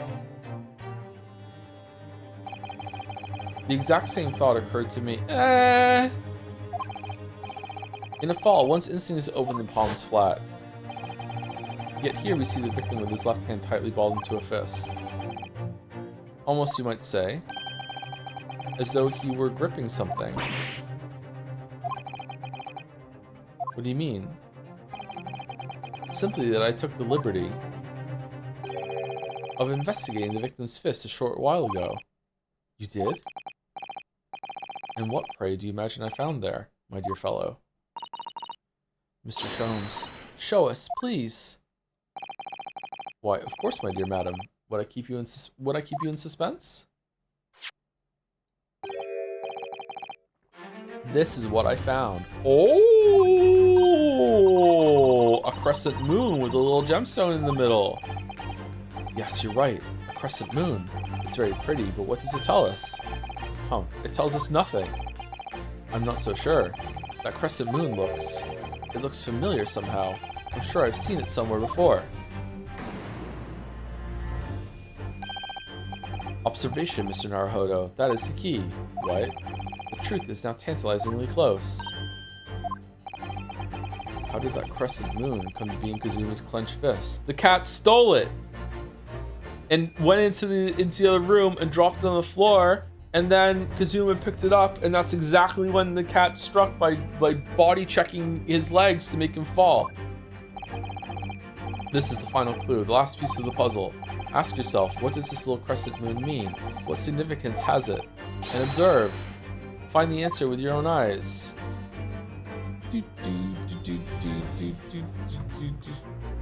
Yes!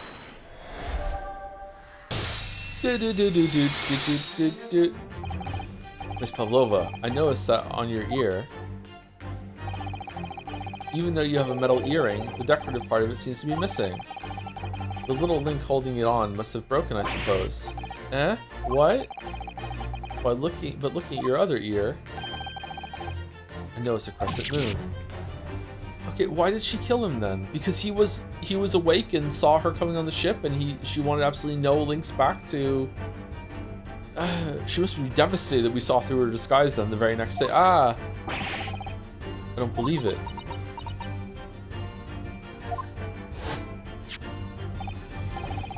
Now, the missing crescent moon was found in the victim's clenched fist. Clearly, there's only one logical conclusion. Wouldn't you agree, Mr. Naruhodo? Yes. Miss Pavlova, Mr. Asogi must have grasped that crescent moon and pulled it from your ear. Perhaps just moments before he fell to the floor. Man, how weak must that link be that it snapped off instead of coming out of your ear?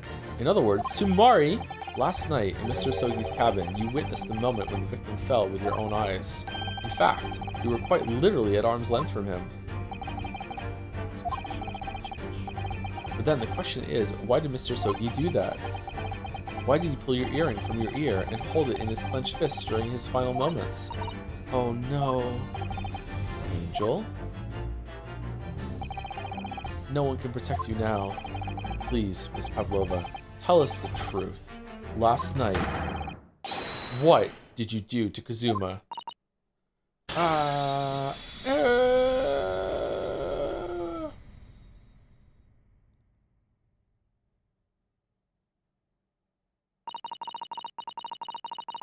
When I think about everything that happened yesterday, it was too much. Running away, the fishing boat in the middle of the night, everyone on the ship being drugged just to get me on there so no one could know, and the whole crew was in on it, trying to climb onto this huge ship, the cat escaping, and then, when I was at last in this cabin and I could relax after this horrible, long day.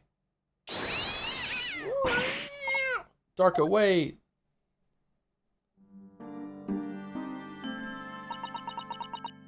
I couldn't believe it when she disappeared through the ventilator. I tried to call her with a little whistle.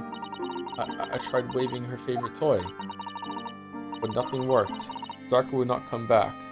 Meanwhile, Kazuma writing his journal. Huh, there was a weird cat in the room, but I'm not going to talk about that. I am going to talk about heard a whistle from the vent. See something dangling from the vent. But you know, it's fine. No need to talk about the cat.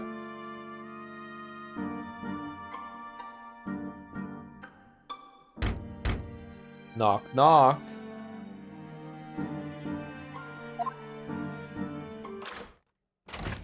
Clunk. What are you doing here at this time of night, Inspector? Oh. I'm sorry. I thought it was a friend of mine.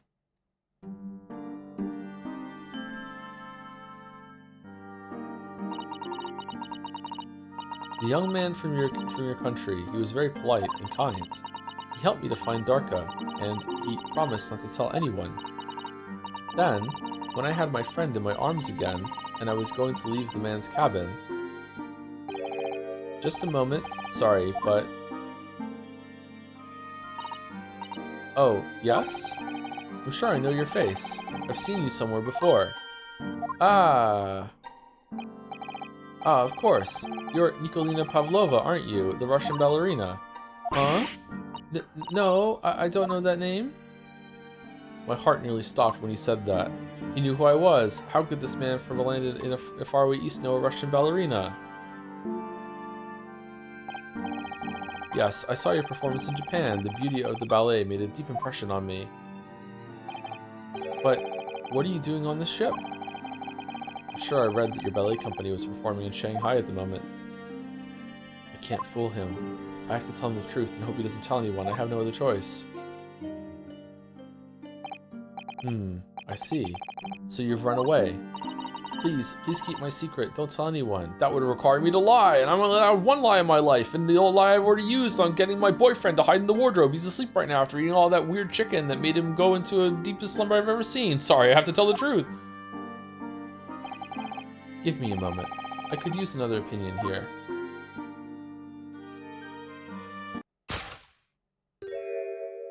He's going to pull that cord. He's going to tell the captain.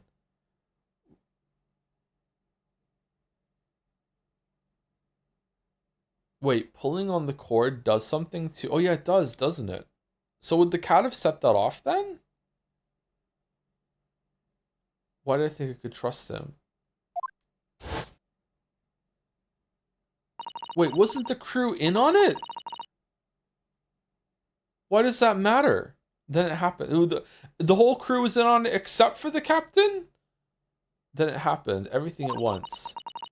It was only a second, but it felt like forever. Wait, I shouted, and then... Darka jumped out of my arms and down to the young man's feet. And... as he turned around to look at me...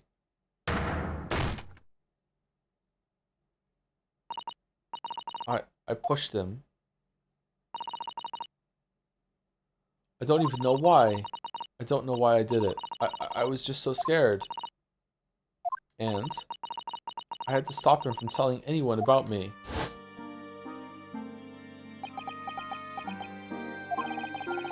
And that's when you went to fetch help? From Seaman Stroganoff, who was on duty out in the passageway. I heard Nina cry out. I thought on floor. So I ran to her. She was standing at cabin door, shaking like leaf.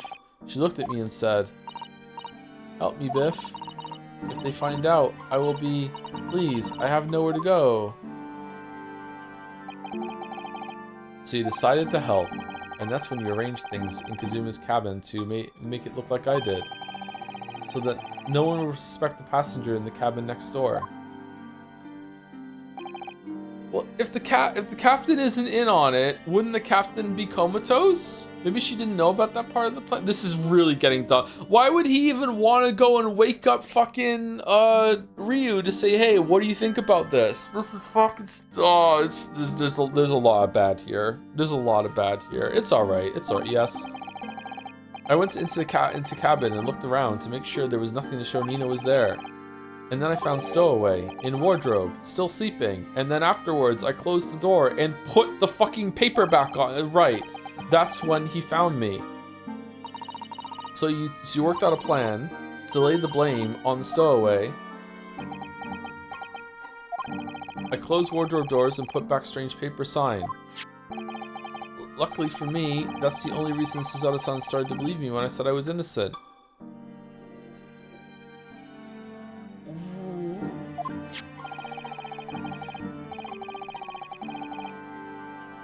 I dragged young man's body to a good place and used ink that was spilling to write on floor.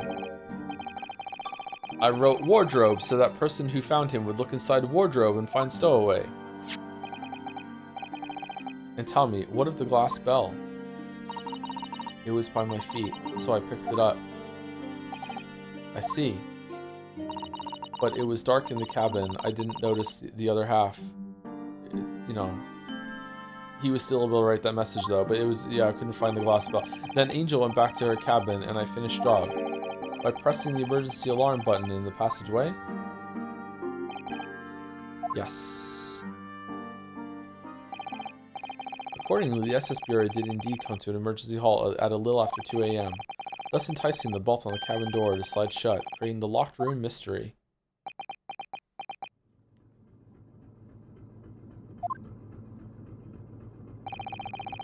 There's still one thing I don't understand, Miss Pavlova. What? Well, you said that you told Kazuma about the fact that you'd run away from your homeland, and it's because you were worried he was going to tell the captain that you pushed him. Isn't that right? Yes. But if you had pulled the bell cord and called for the captain of the ship, aren't you friends with every member of the crew? Why would that have been a problem? Wow, they're actually just addressing it. It was what he said first that made me scared. What he said first. I fucking hate ballerina. I hate the ballet. What are you doing at this time of night, Inspector?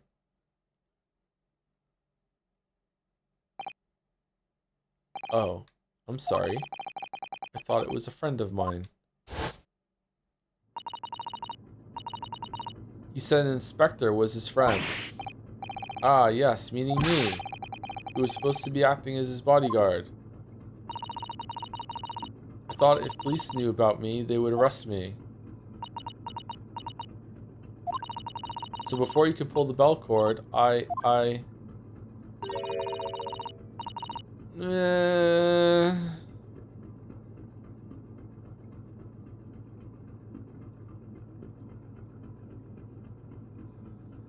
Oh, I really don't like all of this, but okay. May I stop you a moment, please, Miss Pavlova?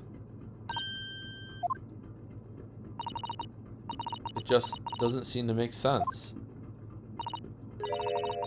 I mean, was Mr. Sogi really going to pull the bell cord? I don't know. What? What do you think, Mr. Naruhodo? Well, I'm not Kazuma, so I can't know for certain, but he was a man of his word. If he told you he wouldn't give your secret away, then he wouldn't have done. So I want you to feel bad about this for the rest of your life. You killed him for no reason. No, he was walking over to it. He was going to pull the cord. He was going to make them send me back. Well, Mr. Naruhodo, the day's work is not yet done, it seems. Is there one more deduction to make? What? Another deduction? Yes, what action was the victim really about to take at that moment? He was gonna open the wardrobe and ask you about it, boyfriend. Can we determine whither the young man's gaze was directed?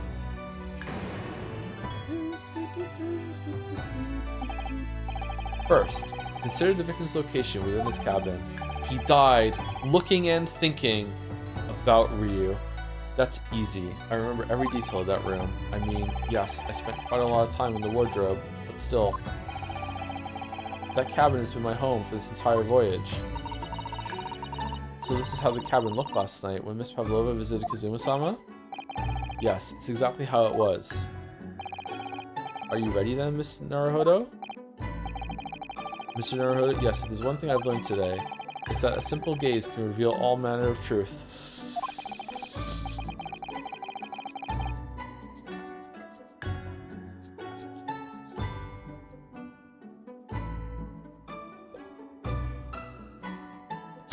And not only that, in order to draw the right conclusion, you can't afford to be out by even a little bit when you're following the gaze to where it lands. So, when he turned away from Miss Pavlova, what exactly was Kazuma looking at? The milk! The bed! The wardrobe. Take that!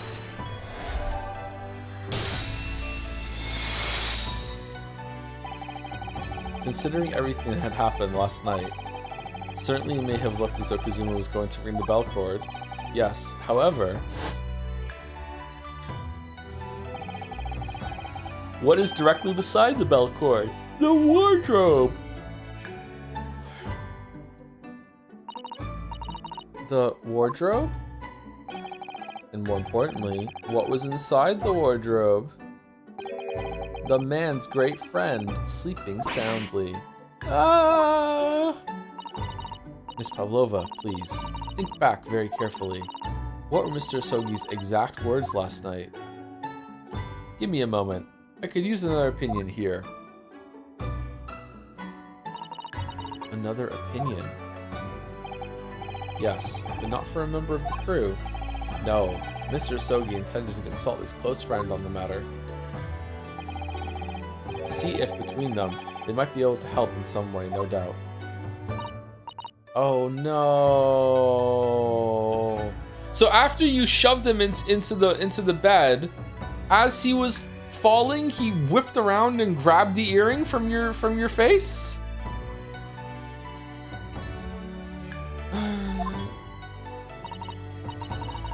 Sadly, we can't know the truth for certain now. It's too late for that. But I wish you had made sure of what Mr. Asogi was looking at. Things may have ended very differently if you had.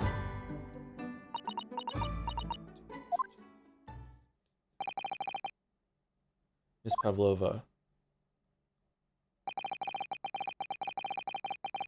I want to thank you for finally admitting the truth. But unfortunately, the truth is a man lost his life because of what you did. And that will never change. Ooh. I hope you'll never forget that. I'm sorry. Really, I'm so sorry. Huh. You know what? I say we forgive her. It's fine. She seems repentant. It was just a misunderstanding. She had a hard day. It's fine. I say we just forgive her. What have I done?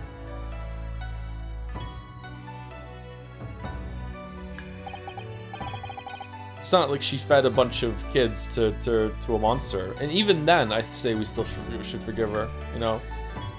It made sense to her at the time. And so, at long last, the mystery surrounding the tragic accident on the SS Buria was finally laid to rest.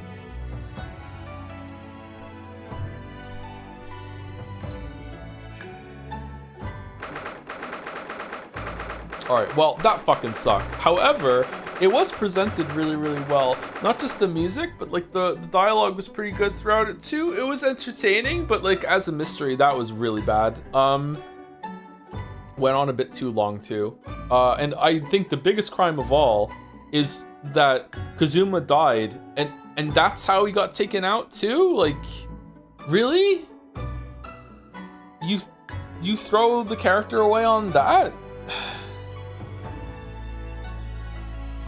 Like, he was gonna die anyway, probably. It would have been fun to see them, like, or interesting to see if that relationship continue, but, like, man.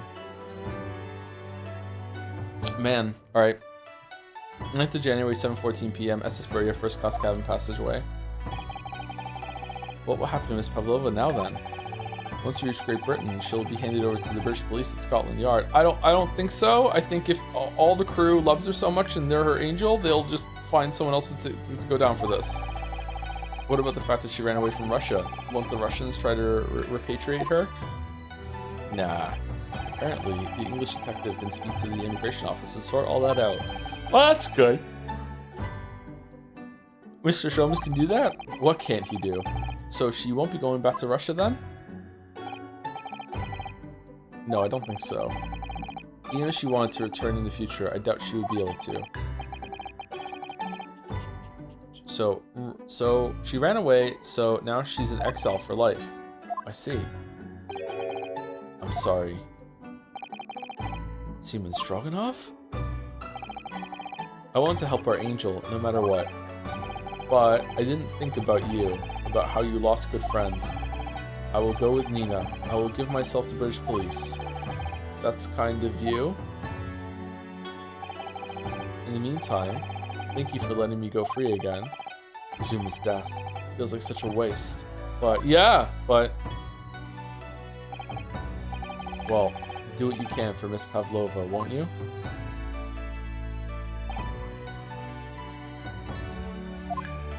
Ah. Well, I'm afraid you need to pack now. We're due to arrive in Hong Kong tomorrow. As much as it pains me, I'm going to have to hand you over to the council to arrange your passage back to Japan. Yes, I did stow away after all. I couldn't really expect any different. Or we could just throw Kazuma overboard. I could become Kazuma. No death happened. Nina and Stroganov don't have to go down. And we can do weekend at UK. Weekend at Kazuma's. We could do that. Or, so you should get back to your cabin now.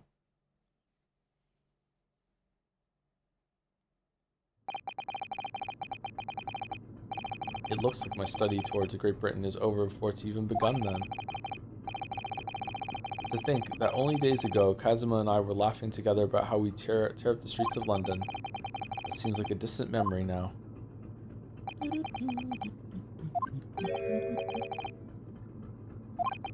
Oh, what's that? Is it someone weeping? Oh, shit.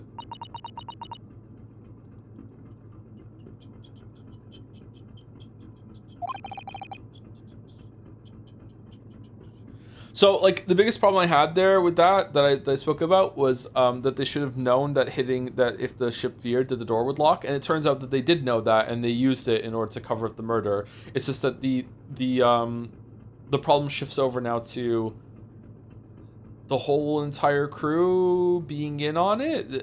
A lot of things there were really forced. Like, having...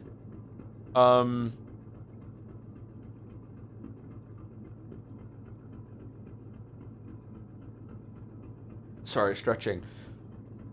I know, yawning. Like having Kazuma talk and say the exact line of dialogue, and then the reaction of going over to the wardrobe, because that's also where Ryo was sleeping. Just so happens to be right next to the court. Like, so much of that shit just to portray this moment of like, oh my god, panic! I better push him, and then he just so happens to grab the earring as he's falling, and there's just so much about that was all over the place. Also, like, if the captain's in on it, why did they even have to do the emergency button? Why couldn't he have just gone up to the helm and just been like, hey, I need to lock a door, can we just stop all of a sudden without hitting the alarm? Because the alarm might wake someone up maybe someone who didn't eat, like, did everyone eat the chicken? Like, you know, like, inducing sleep on all the passengers like that requires so much stuff and planning, and like, you might overdose someone by accident and they might die, and now we have another murder to deal with. Oh my shit, someone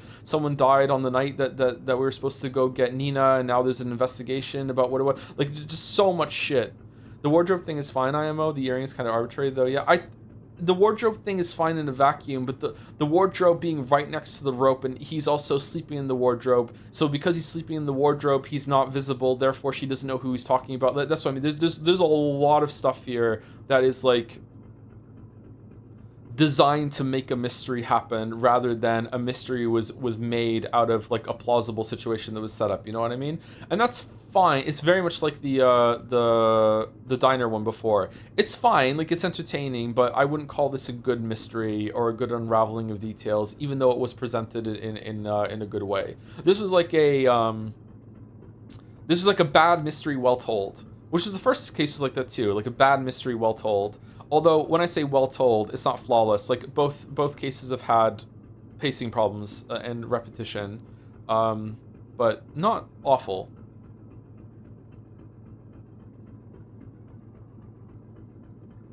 Aren't all the Ace Attorney games like this though? Excuse me, I don't remember the other ones being quite this bad.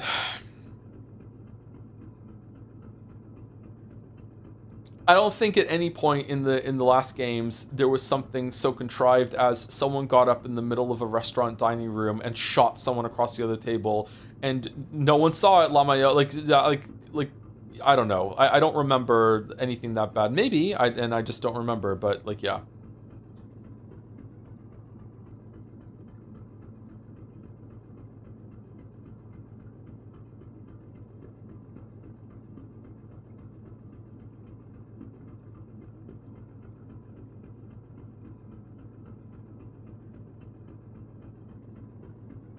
What about in case 5 in Trud's Tribulation when they swang a body across a whole bridge? That's just funny and implausible, but like at least someone is still working with the situation, the materials that they had.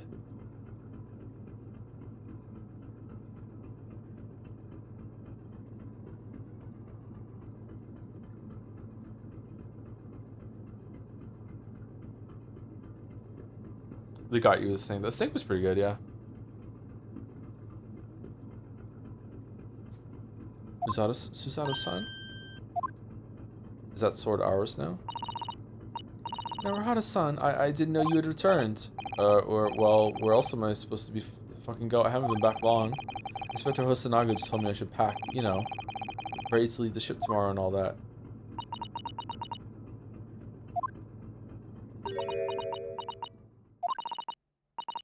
I still can't believe this has happened. I can't believe someone's life can be over. Just like that. Susato-san. Susato-san. Suzy-san. This is considered to be the worst case in duology, so you're not alone in feeling that. So it's all better from here on. Okay, cool. Alright. He had such grand ideas for this visit to Great Britain, so many dreams, and now they've been cruelly taken away, just as he has. I thought I could never forgive the person responsible. But now we know the truth. That it was just an accident. No, it wasn't. Just a silly series of mishaps. No, she killed them! It's too much, Naruhata-san. It's just too much. Yes, I know. I wish there was something I could say. Okay. Inspector? My duty was to see Asogi-san safely to Great Britain, but I failed. And caused his two closest friends great pain and suffering as a result. I've let everyone down. And I will do anything to make up for my terrible blunder. Nobody blames you, Inspector. And I'm free again now. Huh? Wait, we're doing the magic shackle bit during the we're so sad Kazuma's dead scene?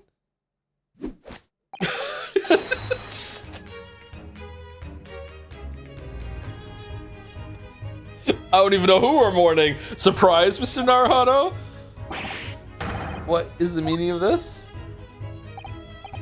Oh, a trifling matter. Simply that in my head, I think I shall always picture you wearing those shackles. Without them, the balance seems all wrong. It's distracting. Sorry? So I decided to restore them. For old time's sake, shall we say? You are a stowaway after all. He thinks this is funny?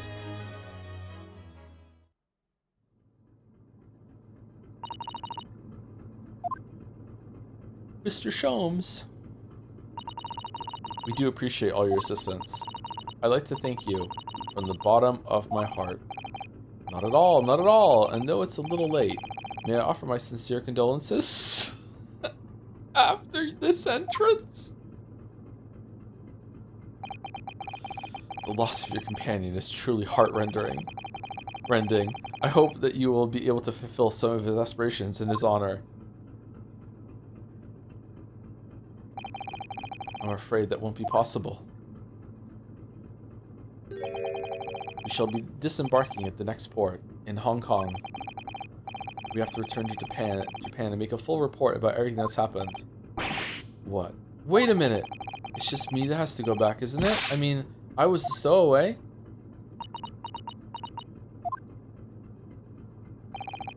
The terms of the study tour were negotiated by the Department of Justice in both Great Britain and Japan. It was to be one lawyer and one assistant. Was to be. In the light of Mr. Sogi's unfortunate death, I'm afraid the study tour can no longer go ahead. Oh no. I don't care for me, but... Poor Susie-san. My dear fellows, the majority of problems have an extremely simple solution, you know.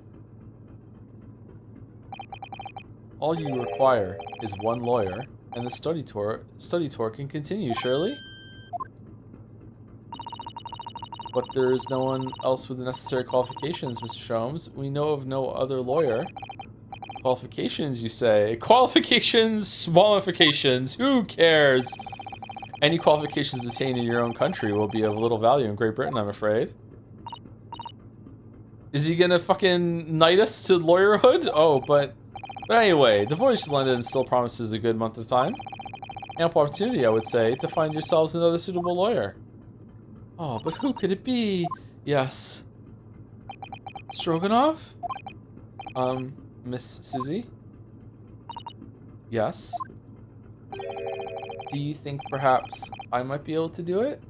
Oh, you want me to be a lawyer and you can be my assistant? Oh, yeah, we could probably do that. Ah! But you're not a lawyer, Mr. Naruhodo. Oh, unless... Are you studying law? No, I'm not, but... I'm sorry. In that case, I don't think there's even a chance it could work. But as I said, there is still more than a month before we reach England shores. Isn't that right, Mr. Naruhodo? Yes, I have a month in which to study, to learn what I must be to become a lawyer in Great Britain. Mr. Naruhodo. That's ridiculous. Are you seriously suggesting anybody could learn all that in just 40 days? There's only one way to find out. I would work my fingers to the bone, Inspector, every single day. Will you let me try? And if, by the time we reach Great Britain, I haven't learned enough to be recognized as a lawyer, I'll take whatever punishment is deemed appropriate. Okay, so, I just want to point out that as ridiculous as this is, it's still better than the entire Persona Pal Scooby Gang learning how to do a song in a weekend with zero musical instrument experience whatsoever, except for Rise.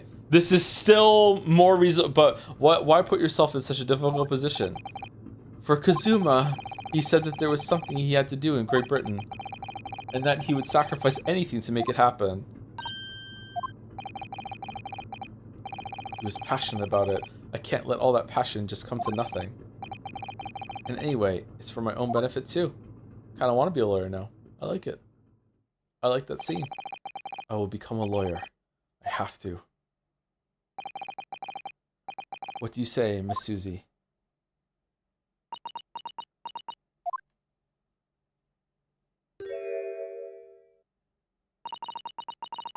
I think it's a wonderful idea. Do you really? Because I think you fucking hate us. Thank you. So, what does our bespectacled inspector friend say? Yeah, sure, whatever. Are you serious? One lawyer and one assistant. The numbers are indisputable. No, no, no, it's madness. Madness. Yet fascinating, wouldn't you agree? Thank you, Skittales, for the 5 months. Why is the dialogue in this game also homoerotic? Everyone is just so gay for Naruhodo. Like, if it was Kazuma, I'd understand. Yeah, I know. Yeah. Fiction is really a mirror that you hold yourself up to. Is it fascinating? Duty and rules are the dull routine of existence that we all abhor. Give us interest. Give us fascination. Speak for yourself. Besides, qualifications are no measure of a man. What matters is his character, no? Like, yeah. Who would you rather do your surgery? A doctor who's kind of a dick but went to med school, or a doctor who didn't do any studying whatsoever but just, you know, really nice guy? Like, you want the nice guy. Like, you want the proud, upstanding gentleman, of course. And you've witnessed ample evidence of this man's exemplary character today with your own eyes. From the early hours of this morning until this very moment now.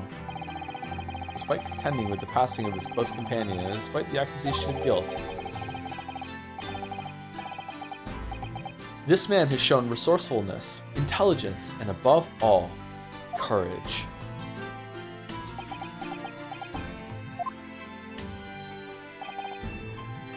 Very well. I'll think of a clever way to word my reports to the Department of Justice. Inspector, after all, I did just make a promise, didn't I? I said that I'd do anything at all to make up for my shortcomings here. And with this bloody cough I have, I'm not going to live much longer anyway, so who cares? Oh, thank you, Inspector. If you'll excuse me, I must pay a visit to the captain's quarters, I think. I need to discuss what to do next, and how best to make my report.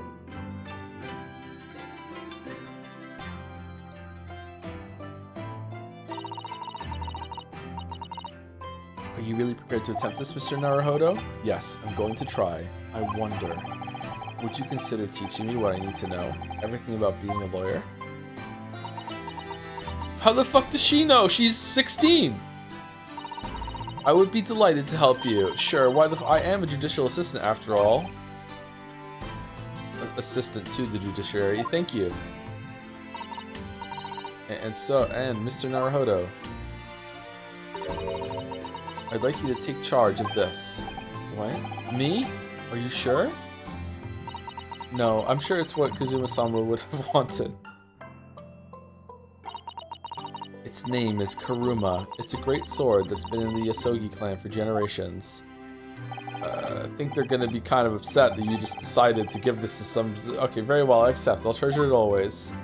I think that family's gonna want this back. So then, Miss Susie. It seems we'll be working together for some time to come yet. Okay, so Kazuma was definitely, like, secretly half lawyer, half assassin, right? We were being sent to Great Britain to kill someone. Are we gonna have to do that too? It'll be an honor, Mr. Naruhodo. And for the next 40 days, I shan't grant you a single moment of freedom. Ooh. We shall fill every spare moment with study. Yes, that's exactly what I need. But, before we begin, I have an earnest favor to ask you to. Goodness, what is it? Please throw me to the ground. 3 times. What? I should never have doubted you. You were Kazuma-sama's closest friend. Of course you would never have done anything to hurt him. That should have been obvious to me from the start. But I allowed suspicion to get the better of me. And no matter how upset I was feeling, it was completely unforgivable behavior. No, you were in shock. You just found out about me stowing away, and the cabin door was locked from the inside. No! I won't let you make excuses for me. Whatever the circumstances, I should never have thrown you.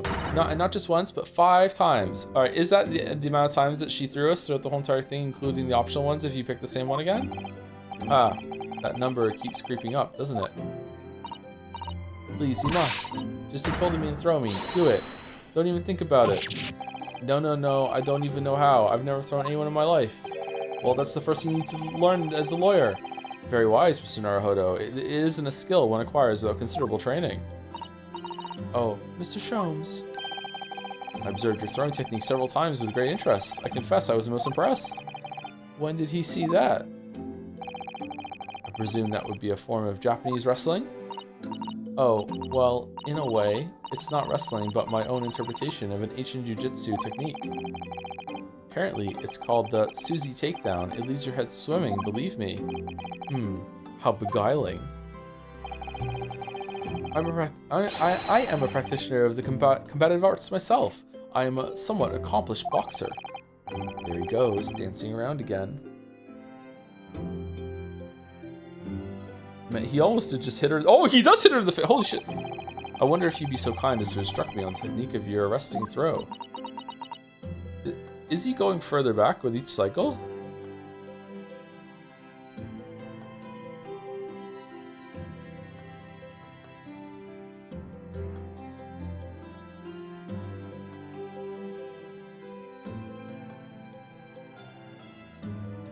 No. Yes, I'd be honored. Then let us not dally. Demonstrate, my dear madam. Oh. Oh, of course. Are you ready, Mr. Naruhodo? Sorry. Hiya!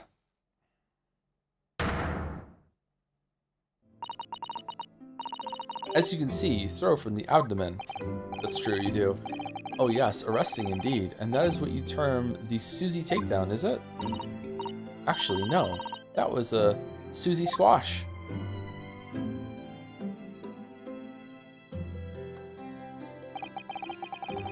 In my groggy state of consciousness, a scene from an evening recently spent with Kazuma flickered into my mind.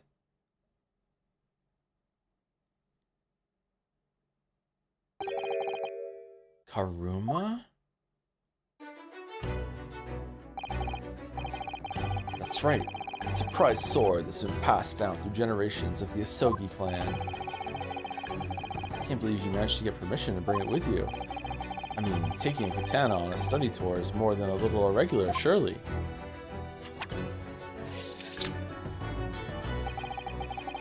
Japanese man's sword is his soul, Ryu. I can't be parted from my katana. Karuma guides me. I truly believe that. Well, it didn't do a very good job, did it?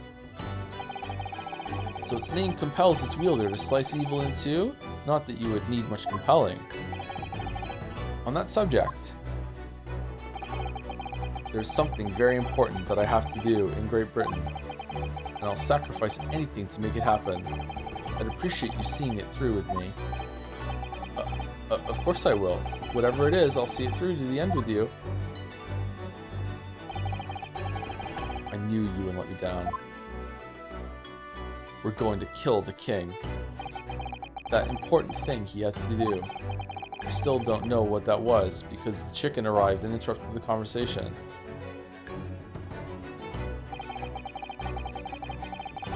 And I'm going to see the place for myself and work it out. Yeah, sure, why not? In Great Britain's capital, London.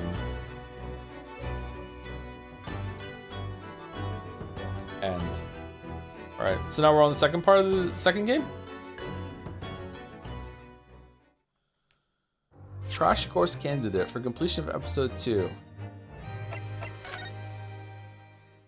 Doot doot doot doot doot doot doot.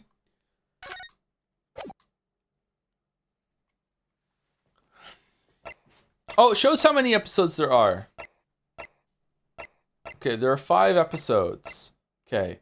The Runaway Room, The Adventure of Runaway Room, The Adventure of Clouded Kokoro, some big Golden Idol vibes there, and The Hound of the Baskervilles. A hound it was, but not such a hound as any mortal has ever seen. Its eyes glowed with a smoldering glare. The whole of its ox-sized body was outlined in white-hot flames. Okay, so Sherlock is going to come back for that one, and probably the English girl, Brett, is going to come back for that one too. Okay, so we're doing Adventure of the Runaway Room. All right, so is it like courtroom case? No courtroom case, just investigating? Courtroom case, no courtroom case investigating, and then courtroom case? Because that would be a good way of breaking things up structurally, I think. But, like, yeah, if they added a court case at the end of episode 2, man, oh man, that would have been, that would have slowed shit down. They're all the adventure ofs. Okay. All right. So we have about half an hour left. It's a good stopping point right now, but can we get into this and see like just what this is or no? Would you recommend like seeing the intro of this? Yeah? Okay.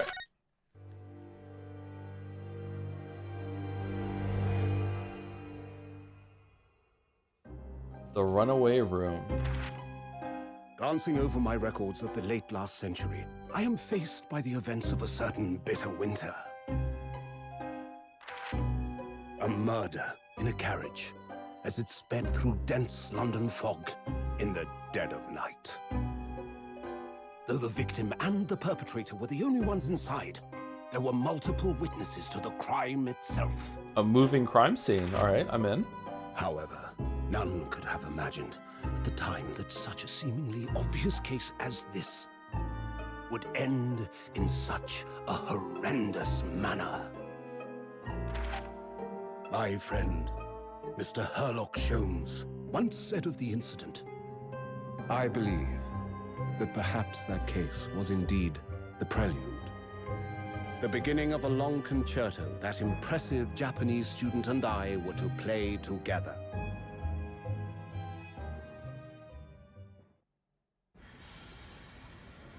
Whoa. Big Leighton vibes. Amazing. Is this really just a railway station? Railway station or not, I've never seen such an enormous building before. Oh, she picked up the accent fast. And look at all the steam locomotives. This country is incredible.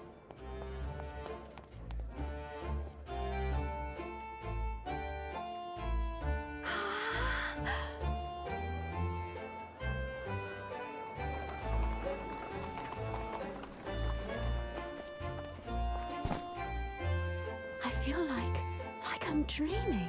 So this is the capital of Great Britain. I feel like I'm in Oxenfurt. Where to? Oh, hello. Climb aboard.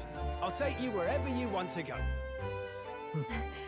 In that case, the Supreme Court in Whitehall, if you wouldn't mind. My pleasure. Where's the inspector? I suppose you're visiting students from abroad, eh? Yes. Thought so. Well then, I hope you enjoy your stay. And welcome to the centre of the world, Great Britain's mighty capital, London. Joe, the only English they would have learned at this time was British English. Of course, they would have an accent. I don't think that's how that works, but okay.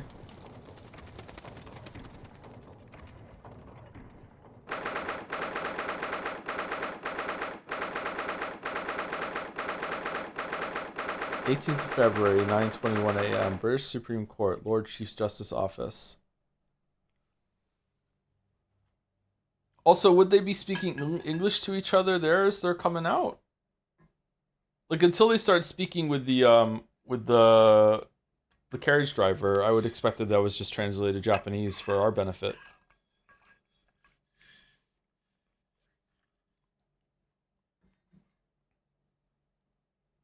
Man, I can't say anything without pushback, huh? Holy shit.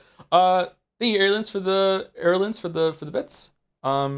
Susanna bequeathing Kazma's sword, which he famously referred to as housing his own soul, along with the rest of the souls of his family clan inside of it, unto Ryo, his best friend in the whole world, who will go on to carry his legacy. What did Shu Takemi mean by this? Define pushback? Yeah, there we go.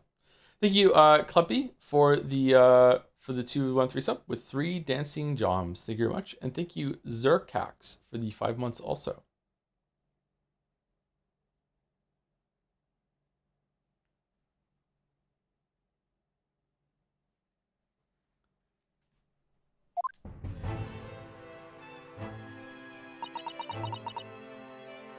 Are we in Big Ben right now?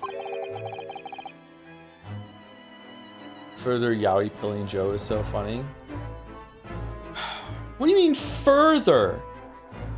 What did Oko mean by this? Thank you, VJ Heights, for gifting us up as well. Thank you very much. What an incredible place. It's so imposing. It's almost suffocating. This place is breathtaking. It looks like a fortress. There's some stone buildings like this in Japan now, but of course.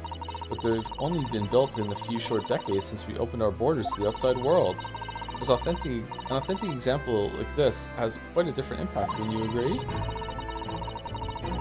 Far cry from the wood and paper most of our buildings are constructed from. It's certainly unfamiliar.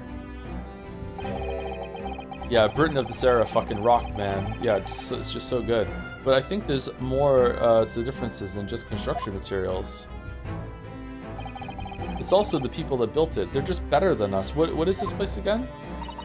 This is the Lord Chief Justice's office, Naruhodo-san, in the Supreme Court of Great Britain. This guy's gonna be evil for sure. The Lord Chief Justice. We had instructions to report here this time. If circumstances were different, we were supposed to let the Lord Chief Justice know that we had arrived from Japan. But Kazuma can't. No. So instead, we are here in a different capacity, as envoys to report the news of Kazuma-sama's death. Yes. And having delivered his or her message, an envoy's duty is done. So, we'd have to return to Japan.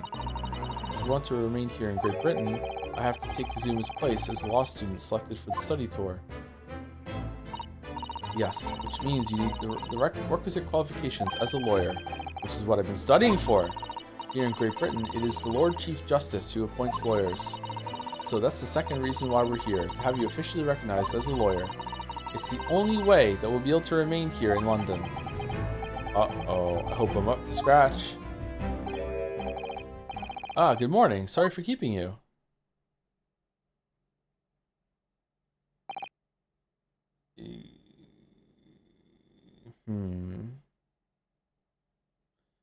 Yeah, definitely gonna be like villain of Last Case maybe, or maybe not in this game, maybe the next one.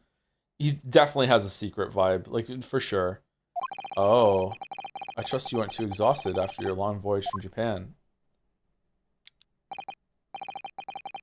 Big Gant vibes. It is Gant vibes, yeah, very Ganty. It seems I'm 1 hour, 12 minutes, and 47 seconds late. My apologies. Oh, no, don't mention it. We're never happier than when we're standing around with nothing much to do. How fortunate. So, introductions. I am Male Strongheart. Game is so fucking gay. Lord Chief Justice of the British Empire. Fucking hell.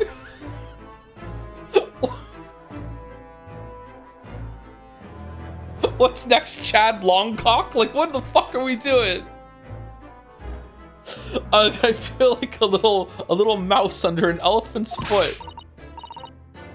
Come on, Mr. Naruhodo, don't be a mouse.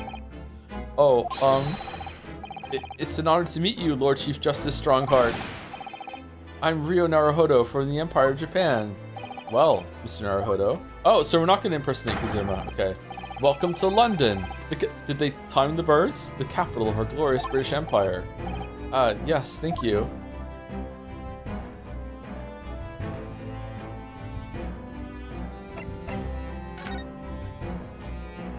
Armband. An armband I inherited from Kazuma. It identifies the wearer as a defense lawyer throughout the Empire of Japan. I'm a lawyer! With Strongheart, may I show you this? To accept this item, issue a receipt, examine it thoroughly, and make a formal statement of my findings. It would require something in the region of 24 seconds of my time. Sorry? Does the item warrant 24 seconds of my time, Mr. Naruhodo? Let's leave it for now. It took more than 24 seconds for you to explain that, bud. Okay, so he's cringe. Alright, that's good to know. Alright. Cool.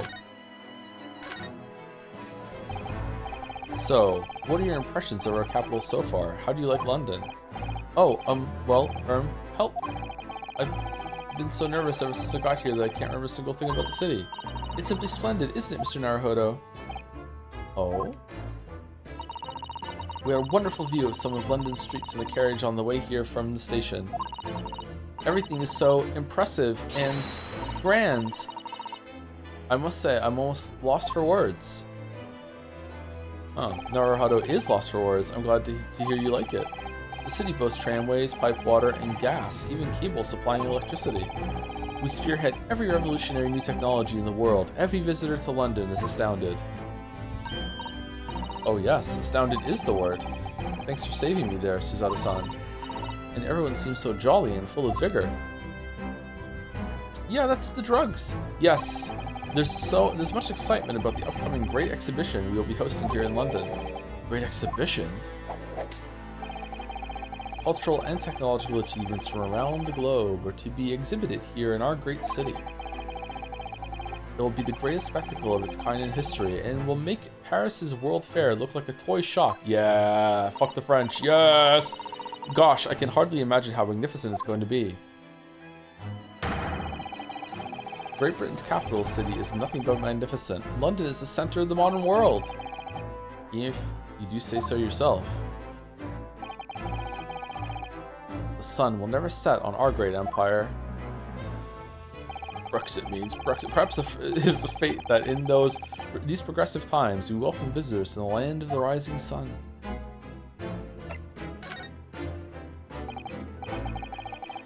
Lord Chief Justice, I think you were expecting a student of law for the study tour, weren't you? Absolutely. Mr. Kazuma Asogi, if my memory serves. That's right. The British government has already been telegraphed a full report on the situation. I understand the young man lost his life aboard the steamship bound for our shores. That's amazing. The news reached him before we even arrived. My country naturally extends its deepest condolences to yours. Oh, thank you. And you honored this appointment specifically to inform me of the news? Yes.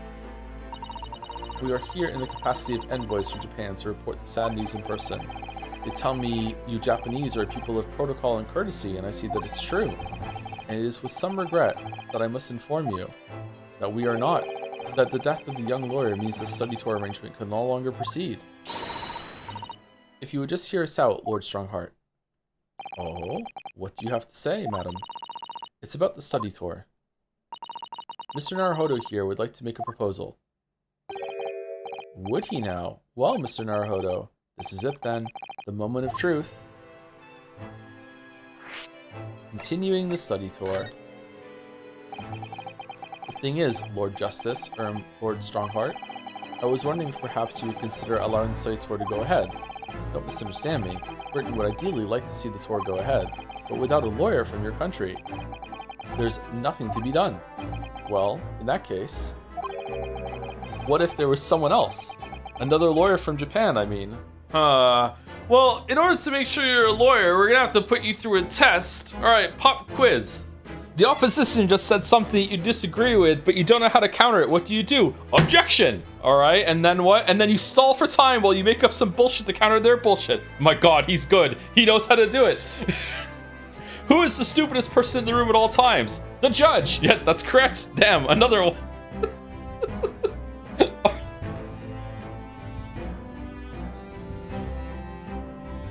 Alright, final question. Is there any limit to who or what we will put on the stand for questioning? No, sir. My god, he's a genius. Alright, you're a lawyer. That's all you need to know.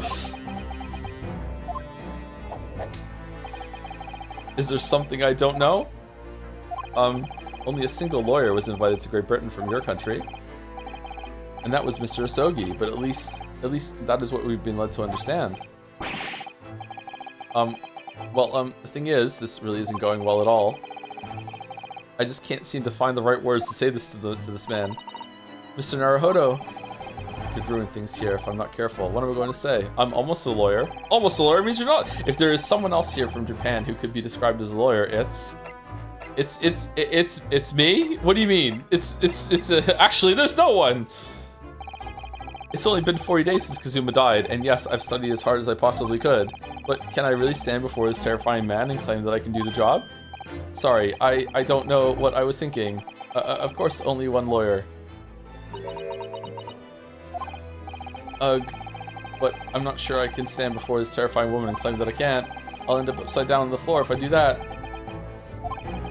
Not that I'm scared of a Susie takedown, obviously, but still, perhaps I should change my answer. It's me. I can do it. Oh. Is that so? I mean, I don't actually have any qualifications as such, but no qualifications, you say, and yet you can still claim to be a lawyer. I have acted as a lawyer in court before. Only once, as it happens. And I had Kazuma to help me, and I was the accused, but glossing over the details.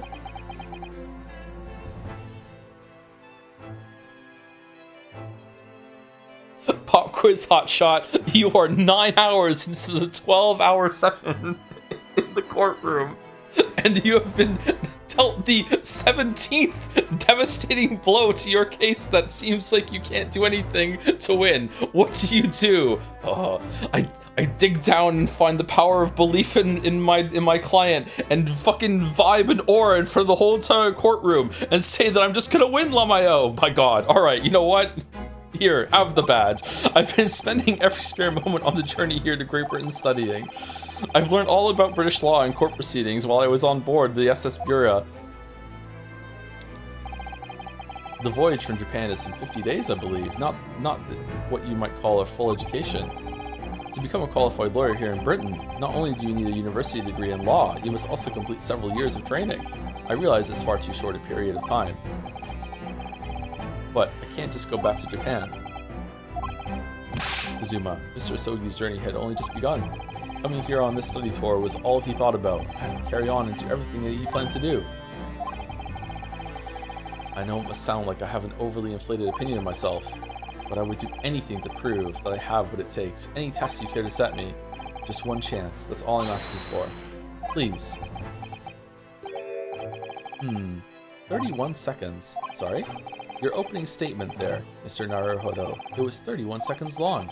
Not too brief, not too protracted, a perfectly judged appeal, I would say. How dare these writers think that they could write a character that judges the pacing of something, which is a skill that would stand you in good stead as a lawyer.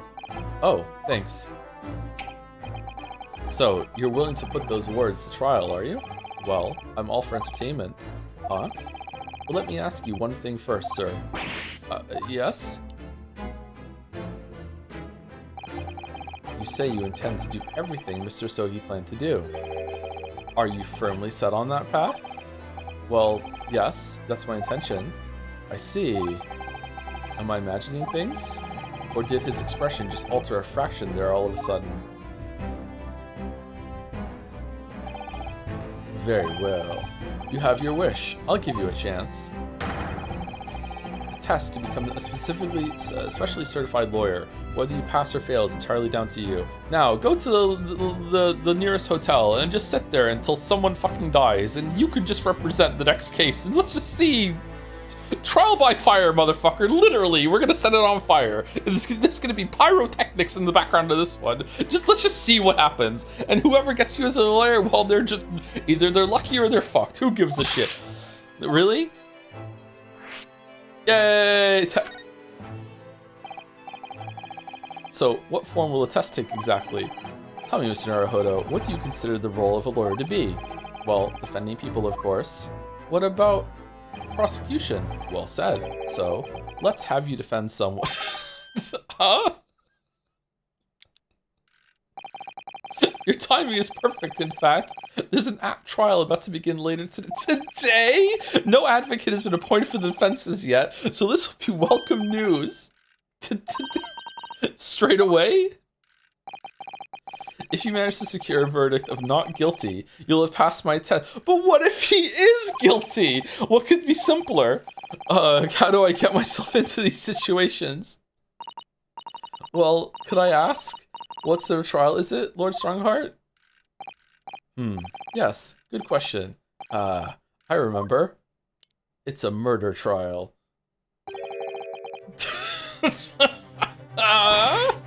A murder? An extremely simple case, I understand. You really can't lose. What do you mean?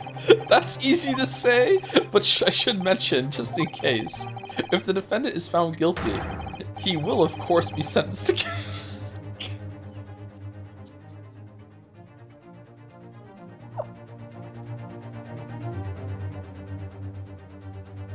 Sure, why not? It's a capital punishment. Capital punishment? He'll be put to death? Here in Great Britain, murderers are sent to the gallows without exception. Presumably you read that much in your short C-based introduction to British law? We can't possibly agree to such a test. We would be toying with a man's life. I am the Lord Chief Justice, and I've decided it's acceptable. But you can't do that, can you? There's no need to overcomplicate this. All you have to do is ensure that you don't lose, Lamayo. So the defendant may live or die depending on how well I perform in court. If I lose, he'll be hanged. Oh no, not hanged. It'll be a lot slower than that. Mr. Naruhodo, you've come to me claiming to be a lawyer. Yeah, it's true. If you want me to take you seriously, you need to prove you're willing to do a lawyer's job. And you say you intend to see through the will of your compatriot, Mr. Asogi. I would like to understand just how far you're willing to go in order to make that happen. He's testing my resolve. What's the matter? You've fallen silent. I'm sorry, but time is pressing. The trial begins shortly. I need an answer from you now. What's it to be? What do I say? Do I agree to this absurd test? Hell yeah! Alright then, if I have to give you a decision now, my answer is... I can't do it, I can't get the words out. 15 seconds. Your decision making needs work if you want to be a lawyer. That was too slow.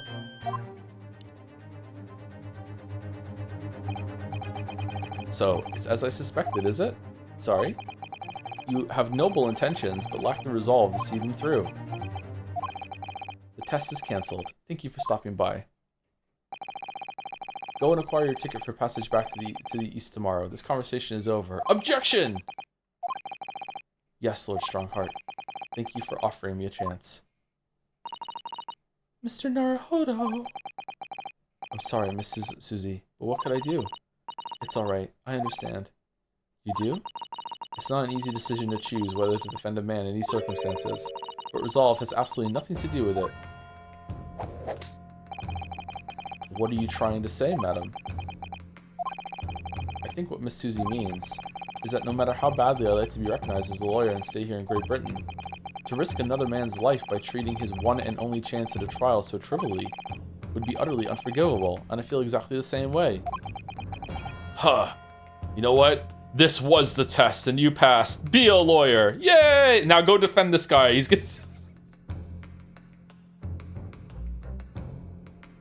gonna be found guilty and he's gonna die.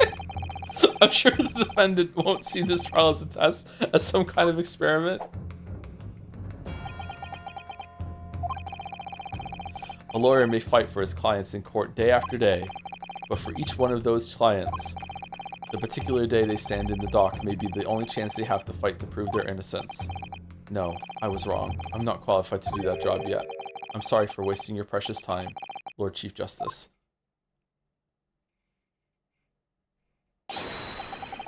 Wait, Mr. Naruhodo.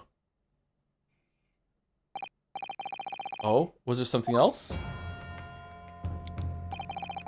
It's approximately 20 minutes by carriage to the Old Bailey from here.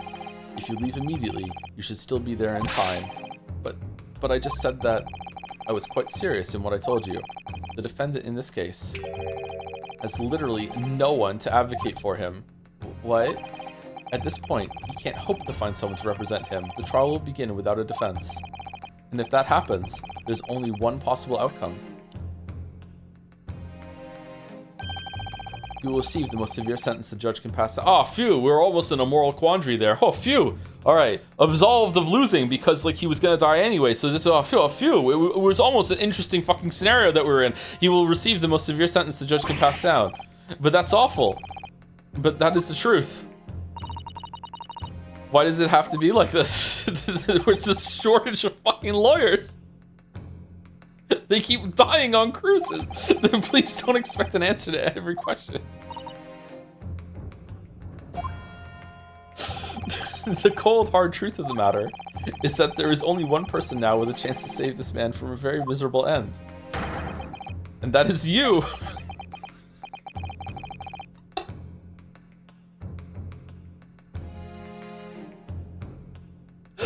I'm really his only hope? So, what do you say now, madam? Me? What do you mean, Lord Starheart? You're clearly the brains of this operation, so sure. You said it wasn't an easy decision to choose whether to defend a man in these circumstances, and I agree. But in my estimation, it is purely and simply a matter of resolve. Oh. Our time is up here. I have a meeting to attend. I must leave in 2 minutes and 16 seconds. So, venture into our great city and enjoy yourselves. Is he gonna like call ahead and tell the judge that he's gone? The Old Bailey.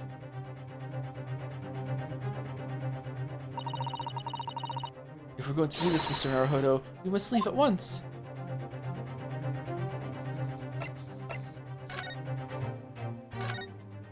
I'm a lawyer, Miss Susie. Can I just ask you something? Careful. From this position, I can perform a Susie takedown in an instant. I know. Mr. Naruhodo, you heard Lord Strongheart. The trial starts imminently. If I need to throw you, I will. You know, you could just say, I think we should hurry to the courtroom. If you need to ask me anything, it had better wait until we're at the Old Bailey. Alright. Mr. Zato, can I just ask you something? Careful for this. Oh, it's the same thing. Okay.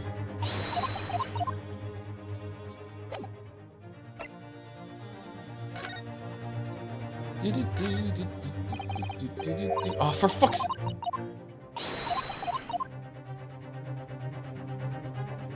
Okay, so at what point are the bookshelves going to lower down and a jury is going to emerge that's just on standby to do the special fucking trial that's going to happen in this room?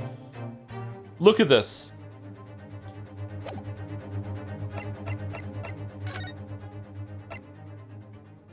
London's highest criminal court with an illustrious past, the Old Bailey. This is where I'm to take my test and prove my worthiness as a lawyer. Okay, we have 7 minutes left. Let's see what the defendant looks like at least.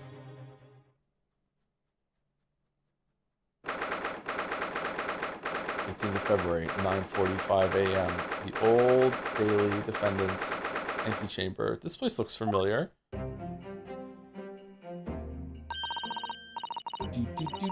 Oh, thank goodness, we're in time. There's still 15 minutes until the trial begins. Oh, we got here fucking fast. I never knew a horse-drawn carriage could go so fast. I thought my teeth were going to rattle loose.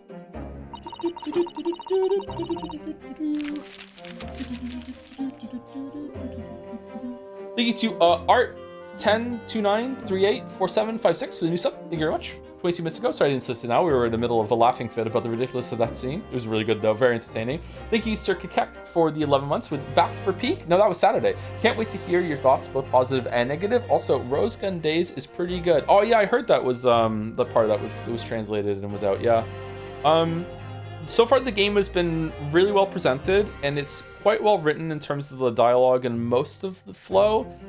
However, and the characters have been interesting. However, there have been some pacing problems, but I'm probably more sensitive to pacing problems than most. Although there are quite a few people in the community that are even more sensitive about pacing than I am. But the mysteries have been not very good. They haven't been really interesting. They've been presented well, and there's been like a fun kind of back and forth between it all, but there hasn't been anything that's been really, really good when it comes to the mystery so far, IMO. Thank you, Caps, for gifting a sub to Oko. Can I still say the name properly? Ife Oko. Efe Oko? Ife Oko? Efe Oko. I think I've forgotten how to say it. Thank you, Oko. And thank you to Meteoropic. Meteoropic? For the new sub. Welcome. Did you hear what I said to the driver when we climbed aboard? Get us to our destination in 5 minutes, driver, and there's a guinea in it for you. It's one of my favorite lines from the Herlock Sholmes stories, and it worked quite perfectly. Did we have the guinea? Who's funding us? I'm not sure why you're so pleased. I thought we were going to die, and we had to pay gold for the privilege. Well, at least you arrived here before the trial started. Yes, I suppose there's that. Anyway, I don't understand it. The court clerk said the defendant should be here, but there's no sign of him at all.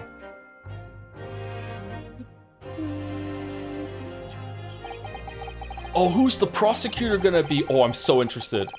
So this is the Old Bailey. Even this room for defendants to wait in is grand.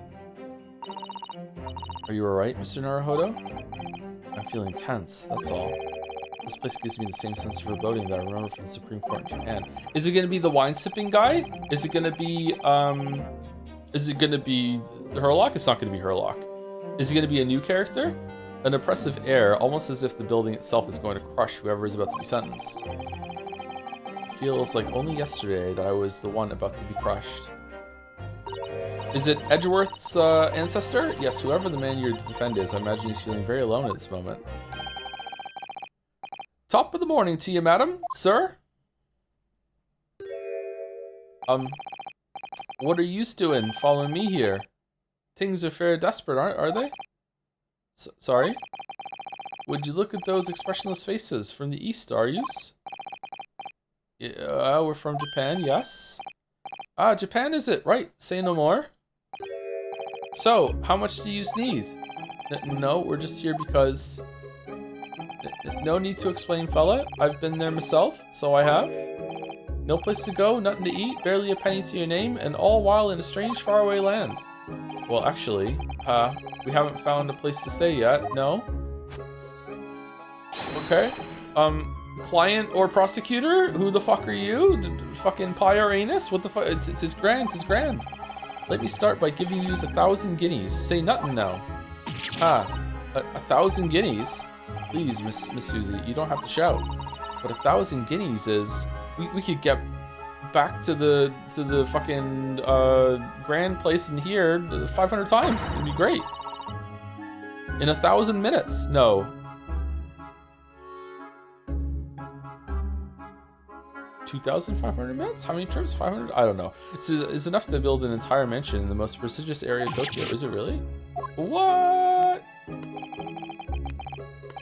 Does nothing to me at all. I like to ensure I have sufficient funds to weather a rainy day, you see. I have enough wealth to buy the city of London 2 or 3 times over. Could that much rain even fall in one day? Well, even so, we couldn't possibly accept such a large sum of money. Oh, that hit me in the eye. Okay, you can't be the client then, because otherwise you would have been able to get a lawyer unless you're lying. Don't get me wrong, fella. I'm not giving it to you no strings attached. I'll be wanting you to do something for me. Oh? To be honest, it is a little embarrassing. The trial that's about to begin, you see, is for my good self here. I'll be in the... Oh, it is! You are the client. Okay. So now, what I want you to do is get me found guilty. Is come along with me and stand there beside me. Officially, you be my lawyer, but that's just a little detail. Oh, okay. Oh, well, the thing is... Don't worry about a thing. All you have to do is stand up there next to me. Nothing more. Otherwise, you see, the trial is going to start without me having any kind of representation at all. So it was true. Lord Chief Justice wasn't just making it all up. I'm sorry to have to ask, but does that mean you're the defendant in this trial? Bluster and blazes! Do yous not know who I am? Me? One of London's biggest names? No, sorry. We've only just arrived in the city, you see. I see. I suppose it ain't altogether impossible. Well, just next to Hyde Park, there in the center of London, is another beautiful park. Sorry? A park? What? It is called McGilded Park, full of blossoming flowers in the spring and singing birds and whatnot. I donated it to the city, so I did. An entire park? In central London? A city of smiles, that's my vision for London. There's nothing Magnus McGilded wouldn't do for the city and its queer old people. That's amazing. Queer old. I mean, really extraordinary. But now they have the gall to say I'm a good-for-nothing criminal. Me, Magnus McGilded. What is the matter with the London police, I ask ya? Alright, don't pass out. Mr. Naruhodo. Perhaps now would be a good time to introduce ourselves while the gentleman catches his breath. Good idea. Ha, ha, ha. Mr. McGilded, the thing is, we're actually here in London to study British law. We're law students on a study tour from Japan, you see. So, if you don't have a lawyer for the trial yet, and you'd be happy to put yourself in our hands, we'll do our best. What was I after saying, you daft Egypt? What? Okay, I'm from this country. What the fuck are you talking? What was I after saying, you daft Egypt? What the fuck is the first part of this? I know daft Egypt. What the fuck is that? What was I after saying? I've given you 1,000 guineas to stand up there next to me, haven't I? Well, yes, but I wasn't really offering to just stand up there next to you. Oh, I think I see what's going on here. Sorry? I know what you're thinking. This Chancellor of a fella claims to have more money than the Queen. But if that's true, why the blazes can't he hire the finest lawyer in all of England? Because he did. That's the only explanation. Well, we're the best one? Well, exactly.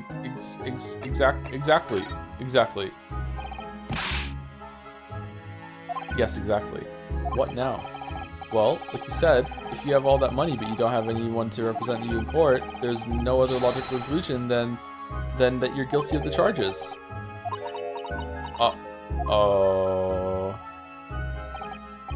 Well, you call a spade in the East, so you do. Oh, I'm sorry. I didn't mean any offense. I still can't express myself very well in English, you see. And I'm never sure what's acceptable to say and what it isn't so. Is that so? Because you sounded fluent enough when you were telling me what a blackguard must be. What a blackguard I must be, sorry. I'm terribly sorry. Wahahahahahahaha. I can't say that I blame you for thinking it, fella.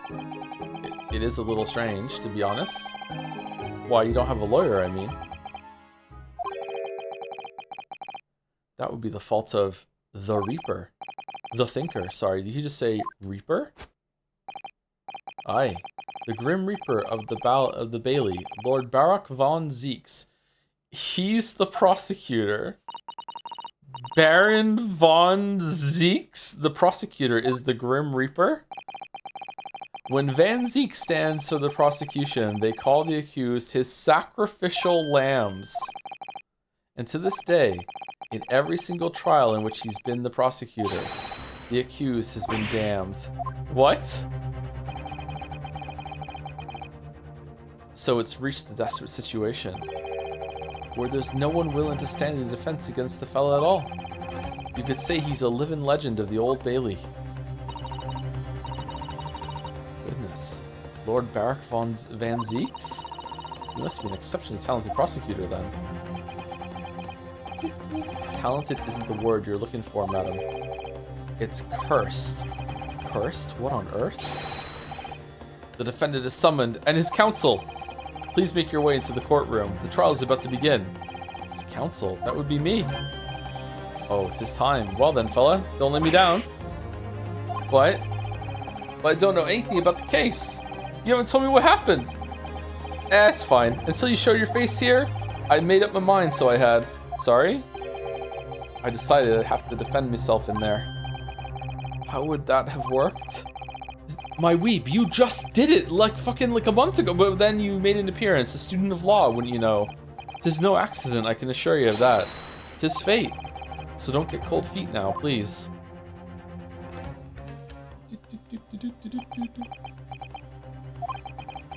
I literally know nothing about the case, or about this man who stands accused. In fact, the only thing I do know is that I can't just turn my back on him.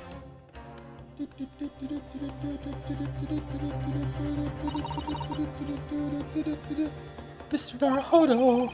The man has no one. He'll have to stand alone in that courtroom, armed with nothing to defend himself. Yes, something that Kazuma would never have allowed to happen. Counsel for the defense, what are you doing?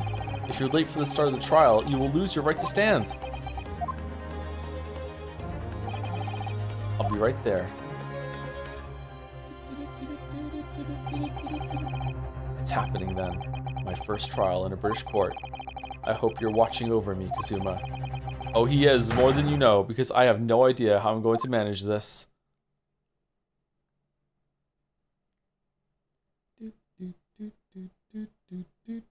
18th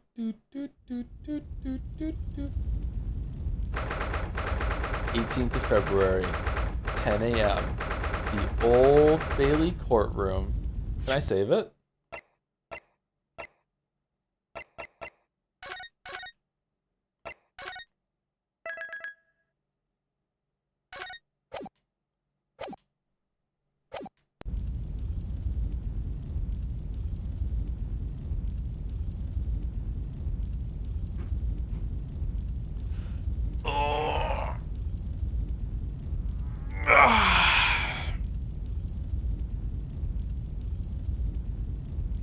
All right, let's see what he looks like.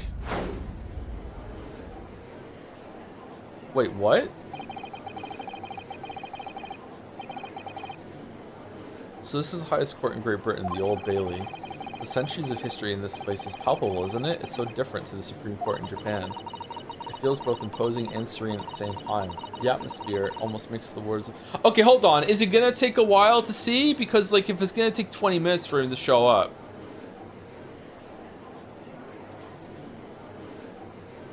No, no, you guys don't get to do this. No, no, no, no, no, no, no, no. 10 minutes.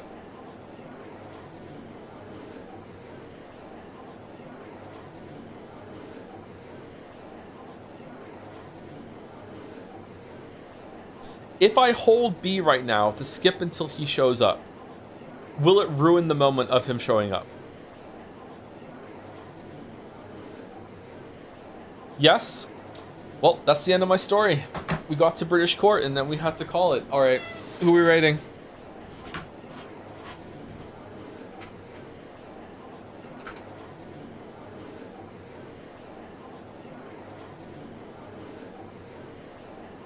Walrus?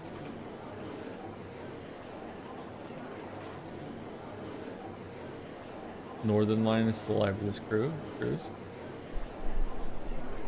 Come on, man. No, if you wanted to be able to push me to go a little further to see things, then we shouldn't have lied at the end of Trials and Tribufaculations when I had to stream for an extra 4 hours and almost died, okay? Like, no. Thank you, Razzle Bazzle, for the bits. Give us our wife. What do you mean, wife? Wait, is it a waifu? Maybe we're gonna cancel this raid. What, waifu? I thought it was husbando.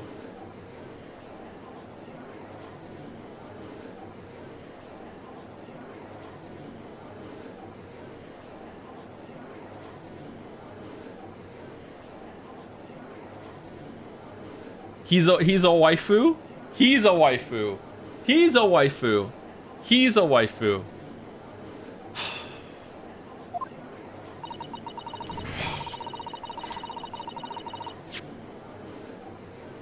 So this is the highest court in Great Britain, the Old Bailey. The centuries of history in this place is palpable, isn't it? It's so different to the Supreme Court in Japan.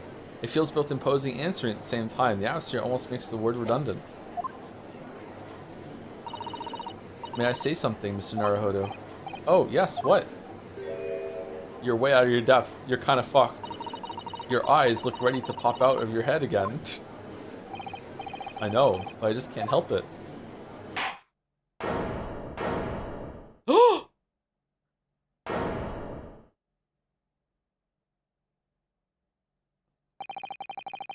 In the name of Her Majesty the Queen, I hereby declare this court to be in session. I'm a visiting judge from Canada. We are here today to determine the guilt or innocence of Mr. Magnus McGilded. I now call upon the counsels for the prosecution and defense to declare their willingness to proceed.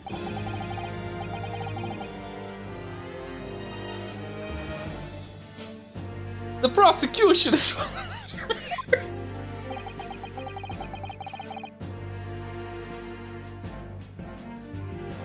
That must be the Reaper of the Bailey. He really does look fully prepared to dispatch his next poor victim to the underworld. Counsel of Defense, you appear to be Eastern. Do you speak English? Huh? Oh, yes, of course. Sorry. But he asked if the defense was ready, and I couldn't be further from ready if I tried. Yo, oh my god.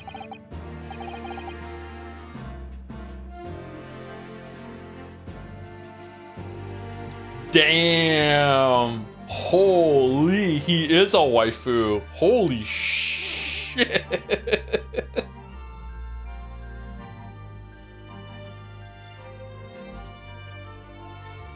Those eyes please me. Nipponese.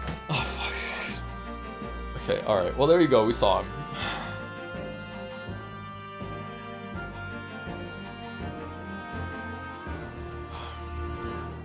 Can't say that. Just did, bud.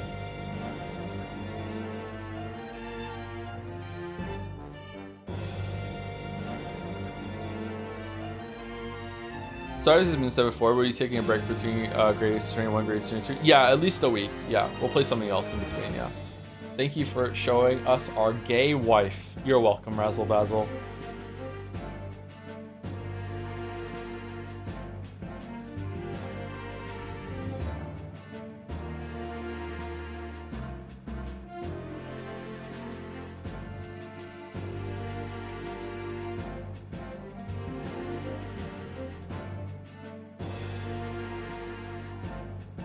He seems nice.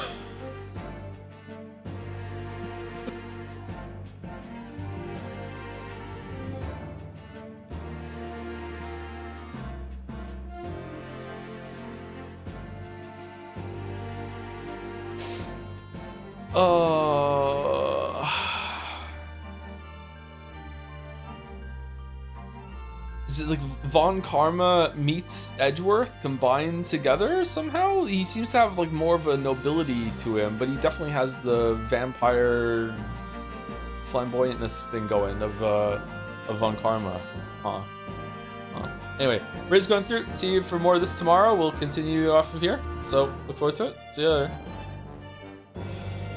His hair is gray for sure.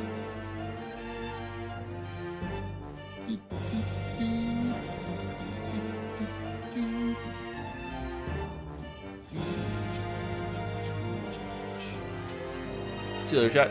Oh, thank you to Margarita Con Patatine? One of those. Thank you, Margarita, for the new sub as we ended right now. Thank you very much. Hopefully you're still here. Or I'll say thank you again tomorrow. Yeah, just in case.